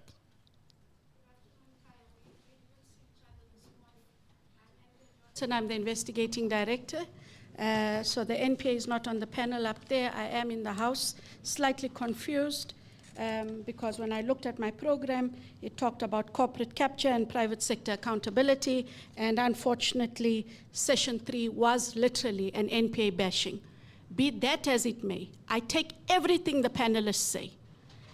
There are many of those matters where you have legitimate criticisms. I can't deal with them only because they're just not in my direct ambit of work, but like I did earlier, of course I'm going to take them back, and I'm going to give back those words both the panelists used, whether it is about Marcus Jooste, it is about Prasa, it is with McKinsey, that's in my space, and yes, we deal with that. But we will go back and look at that, and those criticisms are welcome. What is somewhat daunting and difficult is this comment, Claire. I think it is highly irresponsible, dangerous and untrue to say as follows, that the whole NPA top structure is appointed by the president, so one has to ask, aren't they then beholden to the president? That is wrong. The head of the SIU said, as he was introduced as well, he's also appointed by the president. The head of the SIU has said he sources his work from the president by way of proclamation. Does that make him beholden? No, it doesn't. Nor does it make the top structure of the NPA, because we have to do our work, and I can tell you we do our work, and if you have evidence to the contrary, please bring it to the fore, that we are beholden to the president, because we cannot be. And what I want to say is, in terms of the work that I've had to do as the investigating director, I've not received any directives, either from the president or the Minister of Justice. So in terms of our operational independence, we have been allowed operational independence. I just wanted that clarity. But also to say, and I was being cheeky with Kavisha sitting next to me, we also have NACAC. Who appointed you? The president? But I know for a fact they're going to execute their mandate independently, fairly, properly, through all the right processes. And all I'm saying is, every criticism that was given, I take it to heart and we will deal with it. I just worry sometimes if there's a specific narrative and we don't deal with that narrative, then that's the narrative that stands. Thank you, Andrea. We had another hand here. The last one. Thanks. I'm Wendy Orr from the Anti-Corruption Coalition, and I'm also going to bring it squarely back into the corporate sector because I worked for a very large corporate from 2011 to 2022. And we procured services from a large number of the organizations most prominently implicated in state capture. Bain, SAP, EOH, McKinsey, KPMG, I mean, could go on and on. And in response, we applied what I thought was a rather arbitrary set of criteria to decide whether we should, fire the organization that was providing us with services or keep them on. And at the end of the day, we only decided that we would fire Bain. I mean, KPMG were our auditors and we kept them on. So I suppose my question is, what is the role of corporates within the corporate sector in punishing, holding to account those organizations that were implicated in state capture? Is there a role? And if so, what is it? Okay, that's cool. We'll take another round, but we'll address these ones first. So I think perhaps, David, my view on why it seemed that it was the international firms that are far more prominent in the conversation is that a lot of the people that went shopping for partners, for private sector partners to engage with them in these nefarious activities, understood very well the value of these blue chip labels. So if you had said that it was Kaya Auditors Incorporated versus saying that it was Deloitte Incorporated that you were bringing together as a partner, you're likely to be seen to be more legitimate. You have those international partners. So of course, what also became quite clear is that these international partners wanted to score state contracts. And if they then started believing that the rules were that you have to partner with these particular entities, otherwise you don't stand a chance, they did it. We saw from McKinsey's contract with Trillion is that they accepted that. They said that this is the way business is done in Africa, for example. So that meant that local firms were actually displaced in the conversation. They were not able to access contracts. And this created and extended the veneer of legitimacy because it was the blue chip firms that were participating in this. So a lot of people, anecdotally, 10 or 15 years ago, if you say that, oh, we as a state have partnered with Deloitte or KPMG, they would have said, oh, you've partnered with a very strong partner, people who know what they're doing. So you don't immediately think, who the hell are they? So it's easy to interrogate me. It's easy to assume that I don't have capacity, but you don't make the same assumptions about a Deloitte or a KPMG. So that actually buys them a lot of leeway to get embedded into this particular state contract. So that's one element of it. I think there's also a very clear problem that exists in that until state capacity exists, these entanglements between private sector players and the state are going to be there. And what I mentioned earlier on is that unfortunately it does create an opening for those that want to then onboard on the basis of this contract to then engage in nefarious activities to see that as an entry point. And once they've seen that as an entry point, then it's actually, it's manna from heaven for them. So I do think that that's probably one of the things that influenced why it was really those big international firms that seem to have been leading the race towards that.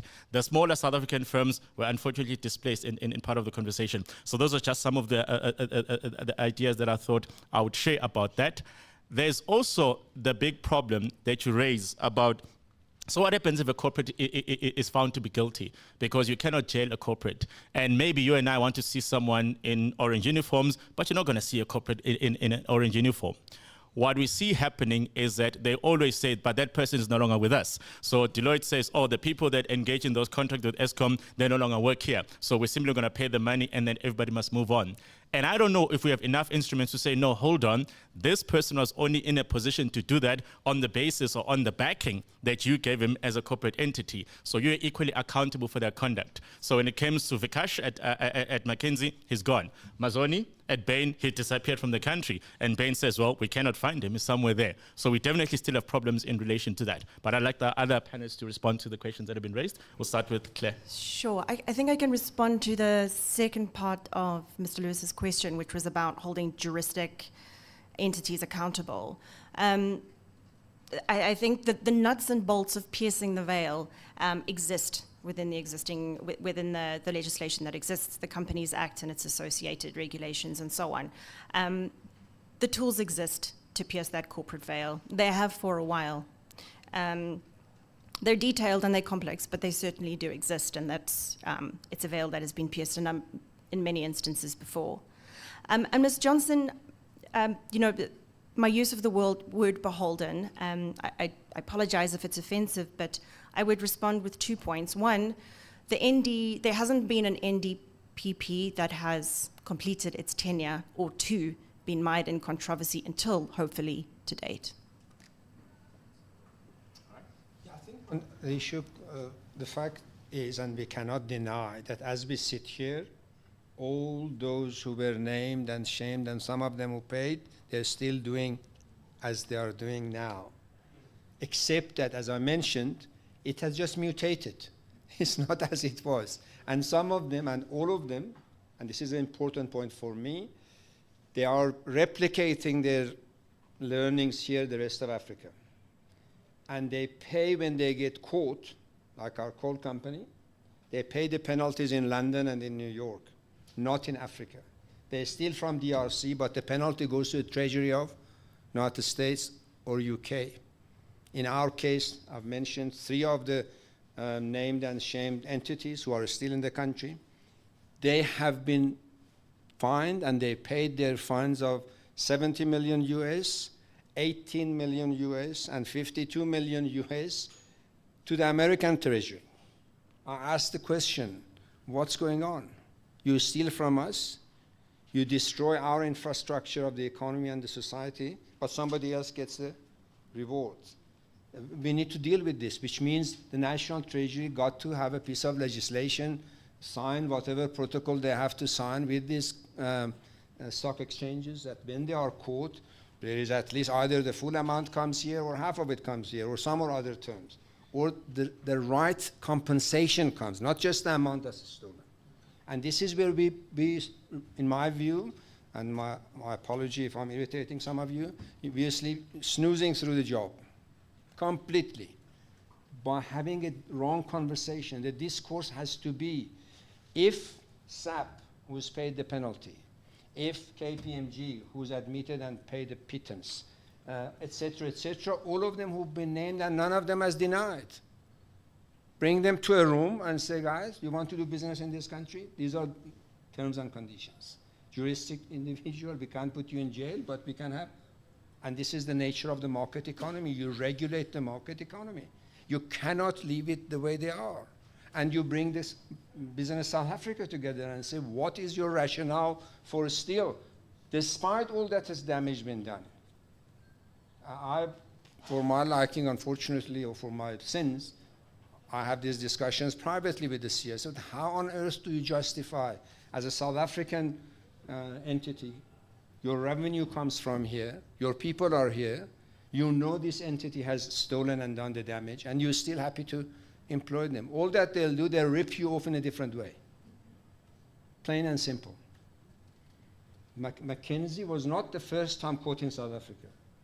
Mackenzie got 18 different cases from the United States to every jurisdiction that they've done. It's systemic to their nature. Who are we fooling? We like, we definitely like foreign capital. We want foreign businesses to help us grow and to grow us, but we don't want the wrong type. They are not here to do what they say they do. The only thing that they do now at the moment, they force our good businesses, good corporates, to pay extra taxes in the form of special arrangements. And then you and I come and say, but this is a wrong way to break our society apart. We are right because they want us to have a fight amongst ourselves. So I think we need to elevate the debate, in my view. It doesn't mean that NPA shouldn't improve. It should. It shouldn't mean that we mustn't upgrade, but we mustn't sit and allow those who have caused the damage to get away with it in the name of we want foreign capital, we are short of capital. And believe me, when you get rid of the rotten capital, the real good capital will come. Because we are not short of opportunities. We mustn't feel sorry for ourselves. We have opportunities, we have projects, but we need to set the right legislation to attract the right type of foreign schemes and foreign capacity. At the moment, to the best of my judgment, the focus of our discussion is a bit warped.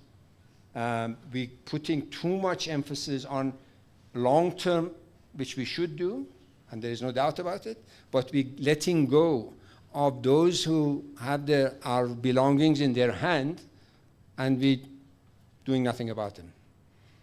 We need to do something. That is where the short-term money should come. That's where the short-term resources should be raised. And unless we raise the sufficient resources in the current fiscal conditions that we have, we will not have sufficient long-term money to commit to rebuild NPA, to rebuild SARS, to rebuild Eskom, Transnet, ports, you name it.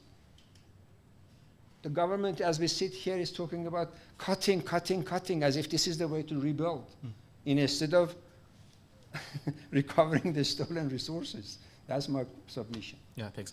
I think the big concern for me is whether we've got enough accountability mechanisms for the private sector. So you mentioned the management consulting firms, for example, and the PR firms, in that when it comes to state actor players, we sort of know what the legislation that underpins the work that they should be doing is. So therefore, when somebody does something wrong, you can either cite the PFMA or any other act. So there seems to be some element of accountability mechanisms there. How well we execute on them is a secondary matter. But when it comes to the private sector players that are instrumental in helping the state execute on some of its contracts, I'm worried that the accountability mechanisms quite simply are not there. What should we be putting together? I mean, it's a complex question to answer. But I think we can look to other jurisdictions that do have regulatory components that exist, and some of them exist very effectively. And I think we can look to them. And I mean, I don't want to go into we don't have time to go into detail about what that kind of legislation will look like, but it exists. And to the extent that we don't have it, I don't think it's controversial to insist that it must be established. I mean, we can, there are failings within the, obvious failings within URBA, within the operations of the LPC, but that shouldn't detract us from the project of establishing accountability mechanisms for large-scale multinational corporation consultancies that simply, glide through the corporate and public space without there being any form of method of being able to address complaints. Does that result in us giving us institutions like the NPA more instruments to actually do these things? Absolutely, and also it should give us the appropriate legislation if it means the type of measures like a special courts, a special speedy type of treatment of or management of these cases. And I also want to use this opportunity. It's not unique to hear that corporates have committed corruption. A few years back Siemens, the major German company, got involved in a massive corruption case, right? How did the German government deal with it? Within weeks. They brought them around the table, and I was at that time involved in a different way. We had interest in that, and I was on a board of Munich Re, that some of you might know, as a reinsurer. It wasn't a question of years and months, a question of weeks. You close it down or tell us how you're going to do it. The question that must take you to the court and the judge must, no. You're causing damage to the economy, to the country. There are different ways of dealing with it. So I think that's what I meant by saying we're treating an unusual situation in a usual way. We want to socialize everybody, normalize it. We really haven't been hit by a normal corruption. And let's not treat it normal. Let's say, okay, what is the abnormality that we were hit with? What are our options? And that's the German government, the German authorities, within 3 weeks sorted out the fiasco that Siemens had, because of its consequences for the German economy, for the brand. We learn from that. Those people are still alive. Bring them around the table, whether it's through government, whether it's through National Treasury or NPA, and sit them in a room. I tell you, they'll give you the options. And unless we do that, we're going to, at the moment, when I walk in the business circles and corporate sectors, all of them are convinced that no matter what they do, nothing will happen. Why? Because, and distinguished judges are sitting here, you cannot have a partisan justice system. You cannot have a guilty politician walking the streets and then go after a guilty CEO. You cannot have a high-level crook who everybody knows getting away with it, and then you go after that. You're segmenting this justice system. So we need to think through that and rebuild our infrastructure all over again. But the right question should be asked, because each one of them requires a different type of measures. Rebuilding NPA, getting the long-term fit-for-purpose legislation, these things will take 3 to 5 to 7 years. In the meantime, how are we going to run the show? How are we going to keep the society together? How are we going to pay for schools and hospitals and macroeconomic stability? Yeah. That's my issue. All right. We'll take one last round of questions from the floor and also questions from the online platform if they are ready. We're going to start from this side and then move in that direction. Oh, and then end up there. Oh, the mic is already there. How? Okay. Okay. Yeah, thanks. Mr. Desai. Thanks, Kaya. Don't we have a problem with our financial architecture? I know it's increasingly internationalized and there's an international dimension to it, but you know, a heist of this scale could have never happened, surely, if we had a financial regulation in place and we didn't have all these jurisdictions where you are so cloudy and so on, Dubai and the shelf companies, HSBC and so on and so forth. So I know and I think an additional problem is the blurring of the private and the public sphere. So we have these regulation agencies left, right and center, but they're increasingly staffed by people from inside those industries. As maybe another point I'd like to get your comments on. Thanks. All right, thank you. Thanks, Kaya. So my Your name, please. Please introduce yourself. Sorry, I'm Kavisha Pillay. I'm at Corruption Watch and the NACAC. My comment or question relates to the way in which we're financing politics at the moment, which to my mind will always enable capture, be it regulatory in policy or where there's a sort of quid pro quo arrangement where tenders are provided to those who are funding political parties. And this is not a unique problem to South Africa. I think, all over the world, the way corporates are funding politics, and democracy is an expensive exercise, so it does need money. But that influence of money in our politics does enable capture at all levels. And Dr. Iraj, you were talking about the short-term solution. So we do have legislation that regulates political party funding, but there's constant comments and threats to weaken this legislation and weaken the transparency mechanisms there. And what that means is that even though we'll have the best NPA and we'll have really good criminal justice agencies and we'd fix all of this stuff from a reactive perspective, but the way in which money is influencing decisions and the way in which that interaction between the quid pro quo relationships, we're actually not going to deal with the systemic levels of corruption. So just some of your thoughts on how we start to confront these issues. All right, thank you. There were a couple of hands here. Judge, okay.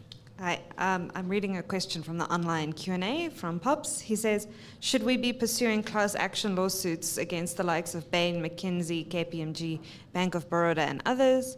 I have no doubt this will send a clear signal to corporate executives who may want to engage in such activities in the future.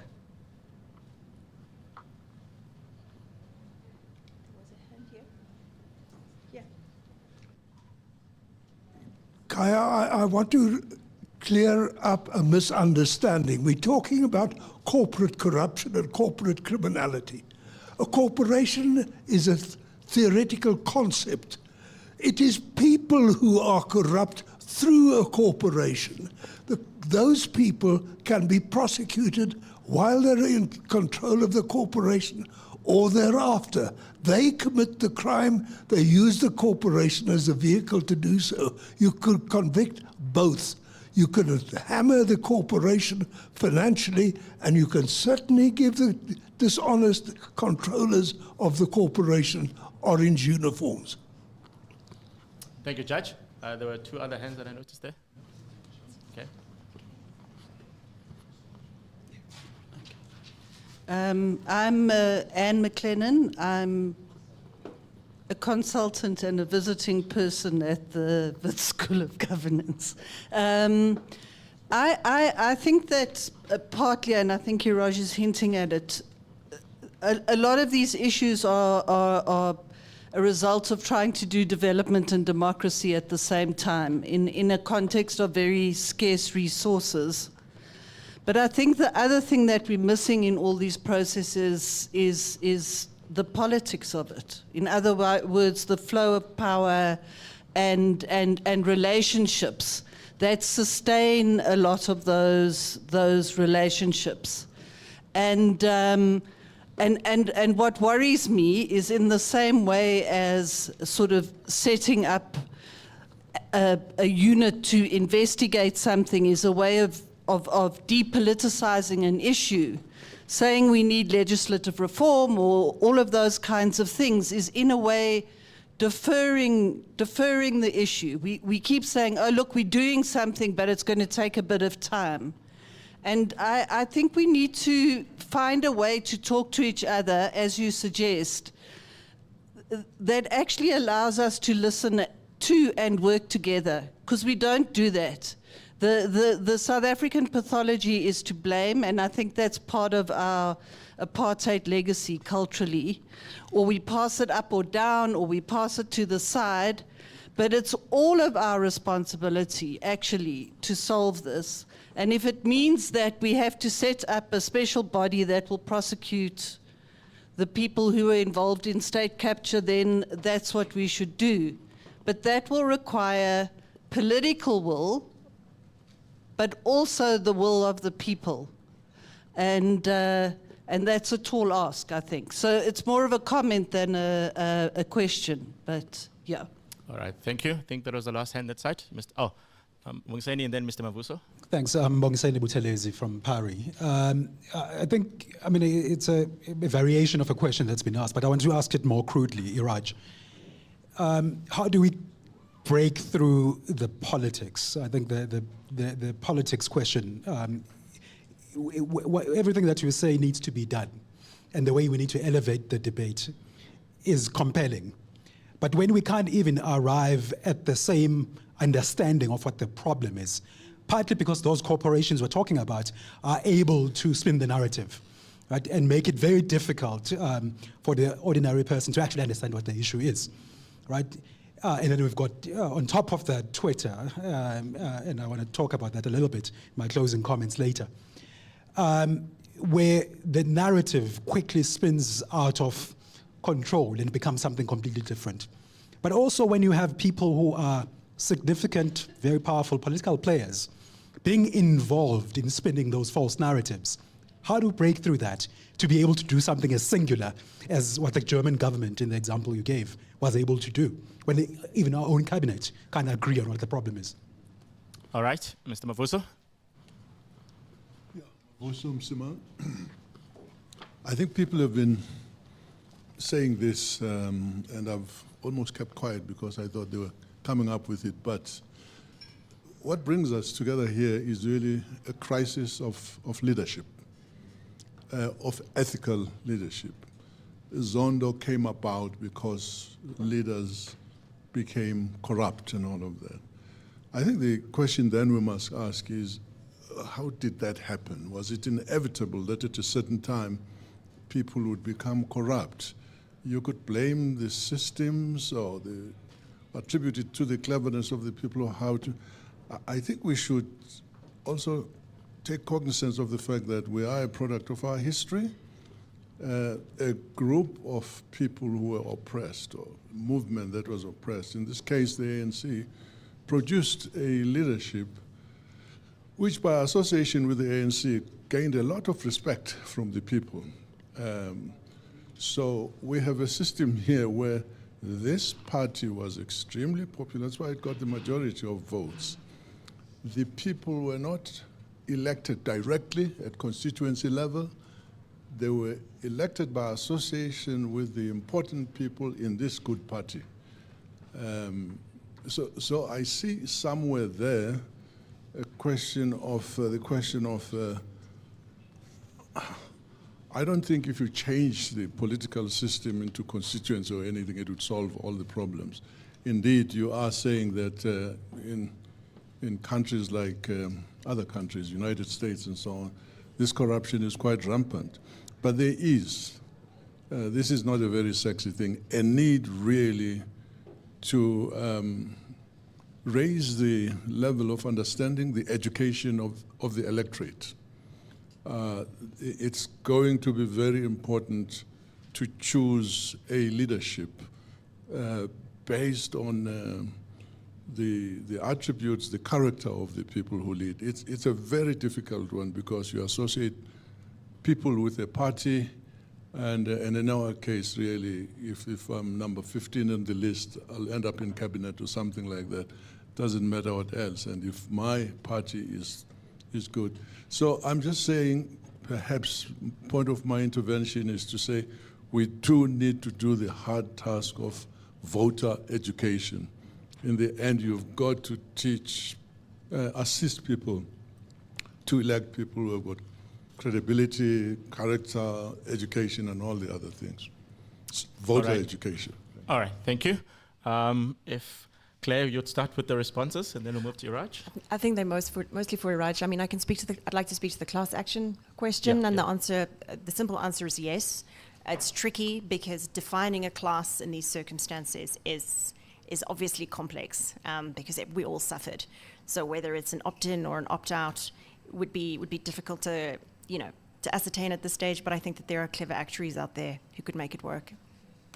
Legal actuaries. Okay, thank you. Yeah, I think comments, I'm not going to comment on comments, just very quickly, global financial systems, we have, in my view, we have a lot more to lose if we get out of it. That's an integrated global financial system. More and more, literally daily, new instruments come in that if our legislation doesn't keep up with it, leakage will happen. Illicit financial flows are major issues at the moment. Quite frankly, as an economist, with eye on a national macro picture, I'm now a lot more worried about the illicit financial flows because we haven't got the right legislation, the right system, and I'm split. But Zondo Commission also, people have stolen our money. Where do I spend my energy? It's a big issue and requires a different, really, discussion. It's a huge issue, but there's nothing we can do at the moment. Funding of political parties is important, but it's something that as architecture must be right. Political parties, I have no problem who wants, with whatever intention, to support them, as long as the procurement policy is also equally transparent so that we can see who gets what and why. The two sort of counterbalance each other. What we can't have is to have one of them but not the other one. And therefore, democracy is complex. Keeping democracy upgraded as we evolve is a big job, is a big task. And that's one of the elements of it is, these are the evolving, growing complexities of democratic order, and we need to be alert to, if you change one thing, you need to also make sure that the other pieces will hang together. In terms of action lawsuit or group lawsuit, I'm personally not in favor of it, but we mustn't rule it out. In some cases, it does deliver, depending on the issue. If the issue becomes legalistic, we're going to lose. By lose, I mean if something that comes in 10 years' time, like the asbestos, then a generation of our youth are going to be without what they need to have to grow, or our economy and so on. So we need to have a coordinated approach, which should be done by NPA, which should be done by a lawsuit, and what should be done through a political campaign, the way the Germans deal with the Siemens case. And there is no single template that will fit all the cases. Very quickly, and the last one, in terms of how do we break through the politics. I think Jonathan mentioned you get the government that you deserve, and we've come at a point in our history, the evolution of, and I'm not trying to be philosophical, very practical, and the wisdom of history also comes upon us that we have to do education that will take time. But we have come to a moment in our evolution of our democratic order, for the first time I would submit, that we need to operate within the complexity of Twitter and X and all of that and social media, and those who want to set the agenda for us. But then we need to have a team, like this team, and political leaders who are not here, to have a genuine discussion, to say this is the fork in the road. If you want to go the route that way, then don't complain that you will only go one way. Don't blame the colonialists, don't blame history, don't blame bad luck, don't blame race and gender and everything else. It is your selection. Or let's do the hard work, which will require voter education, which require compensation from the guilty corporates, which will require upgrading the infrastructure for the long term, and keep an eye on the revision of the fit-for-purpose legislation that we need given in the 21st century. It's a tough job, yes. But if you think this is tough and expensive, behold the alternative. Yeah. No, thank you very much. I think our reality is that we quite simply don't have enough accountability mechanisms to hold the private sector accountable.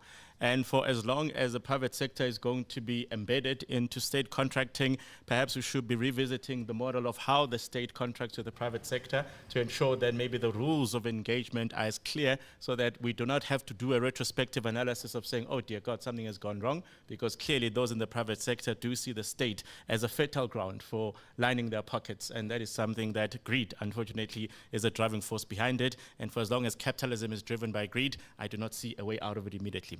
But thank you very much to my panelists. It's a difficult conversation, as one would expect. But yeah, thank you, and we'll step off the stage now.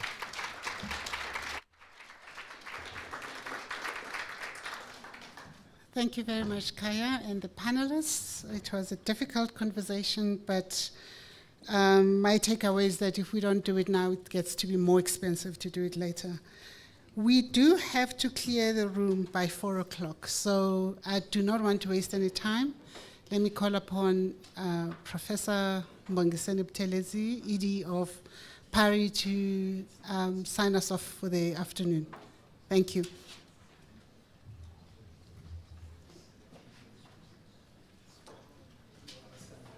Yeah, I mean, as you're coming up, let me just say that tomorrow we do start at 9 o'clock as well, and I did promise that we start with the Zondo address at 9 o'clock. That's what I was saying.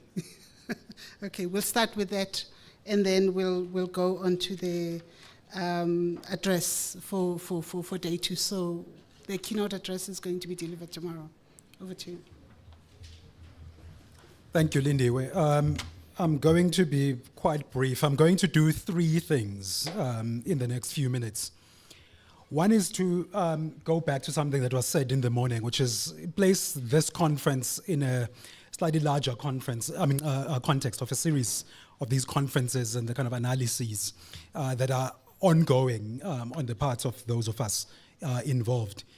The second thing is I want to just address some questions that have been raised online in the lead up to this conference, but also in some of the comments that have come in today, again, about the legitimacy of this gathering itself. And then the last thing I want to do, just very briefly, just anticipate this evening and tomorrow as well. So in placing this conference in the broader context, what I want to say is I think I get a sense from today's discussion that things are motoring on. We held a similar conference in September last year, as mentioned earlier this morning. And at that point, we were really looking at the findings of the commission, critiquing them, and thinking about what needs to be done. At that point, I think different parts of the state were still in their shells. And today's conversation has been very encouraging, starting with Jonathan Tim's talk this morning, Advocate Mutibi, Advocate Johnson, etc. We are in a place where I think the conversation is beginning to flow, and where state institutions are prepared to be in these rooms and to be talking to us. As was mentioned earlier, this is predominantly a civil society-driven initiative. And I'm very pleased to say, my sense at least from today, is that we're at a point where we're talking to one another. The question asked by Advocate Johnson is, how do we continue to hold one another accountable? And I think that's one of the questions that we're going to need to keep revisiting as we go along. We are, of course, hoping that these conferences will continue into into the future, because the work, as we've heard from today, and particularly this last panel, which was sobering but also energizing in many ways, has told us that there's a long road that we still need to travel. We need to elevate the discussion, as Iraj has been saying, and in doing that work, we need to continue to hold one another accountable. So this conversation, we hope, is going to continue, is going to grow, and is going to gain new dimensions to it. One of the questions asked at lunch, for example, is the question of the capture of the media. Is one that we're not discussing. Of course, there are lots of elements that we could discuss, but of course, we also want to have a conference where we don't have parallel sessions and we're not dispersed. And so there are other elements that need to come into the discussion as we go ahead.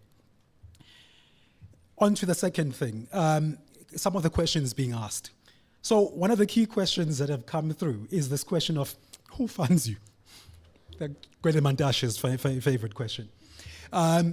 This is coming through from people who have been posting comments in the discussion. It's a question that attempts in part to delegitimize some of the conversation we're having, who's in the room and why we're here, by virtue of what positions we hold, we're here. That conversation, though, has a serious dimension to it. And I was alerted, in fact, to that dimension by Martha Ngoye's comment earlier. There's the question of, Martha put the question as, why is the PRASA matters not receiving the kind of priority attention that other matters are receiving? Is that because PRASA affects people who are less privileged, people who are on the margins, people who don't have a voice, as Martha put it? And that's a serious question, because these conversations are happening in conference rooms at the University of Johannesburg, in urban centers. And I think Ali made the point also earlier, that there are places where these conversations could resonate better, that we also need to be conscious of. The attempt to delegitimize this discourse is precisely, I think, Iraj, what I was talking about when I was asking this question of the politics and the ways in which we can't even arrive at an analysis that then galvanizes collective action in some instances, because we're constantly being asked to account for ourselves. We're constantly being asked, who's funding you to hold these conversations? Are you captured? As the question was asked of the NPA, for example. That question also gets asked of us. And I think I'm not going to try and answer it, because there are multiple answers that have come from organizations in the room, from Corruption Watch, from Media Monitoring in Africa. We answer this question collectively, constantly. And if you just go and have a look at the websites, at the annual reports of the organizations that are organizing this conference, it's all there to see who is funding us to do the work that we do. It also comes with, I think there's a minor point I also want to make, which is that there's a difficulty in that we struggle to raise money from local South African corporates to fund the kind of work that we do. And that's why we're taking foreign money. That's why this conference is funded by the Open Society Foundation. It's American money. So that's another question that we need to have, and have more forcefully, about how does a middle-income country, as a lot of donors who left South Africa in the early 2000s said, a middle-income country can afford to fund its own civil society. How is it being funded? So that we don't have to keep facing these questions that attempt to delegitimize what we're trying to do, the important conversations that we're trying to drive. And then lastly, just to anticipate this evening, so from 4:30, the reason we need to clear the room quickly is that there's going to be an event this evening hosted by the European Union, which is going to be a launch of their new funding program into civil society, a new program called Enhancing Accountability. That is going to be from 4:30 to 6:30. I'm not sure whether those of us who are in the conference are actually invited, because there's a whole other invitee list of 80 people that have RSVP'd to be at that event. So we might just be crowding the space. But anyway, we might just invite ourselves, Janine, Josette. So, and then anticipating tomorrow. I think one of the things we've been, one of the conversations we've been having in these conferences, and this was mentioned this morning, that this is the fourth in a series we've held since 2018, when things were still particularly hot, is this question of thinking about the conversation we're having with the NPA, we're having with the presidency, with the ID, etc. We've also, as civil society, been asking this question of how do we partner with institutions of the state more effectively without being captured, of course, and how do we continue this holding one another accountable? And that's what I want us to start really paying attention to as we get into the discussion that we're going to have tomorrow, so that by the final session tomorrow, we're really thinking about, okay, so how do we go forward from here? Having had these discussions, having had last year's conference, having had today and tomorrow's discussion, what are the next steps? How do we continue to work together in a way that we are holding one another accountable, in a way that we're not being captured? So that's my anticipation of tomorrow, and we'll pick these threads up in the opening tomorrow morning. Thank you very much for staying with us through the end of the day. Thank you to the 200-odd people online, and we shall see you tomorrow morning at 9 o'clock. Thank you, everybody.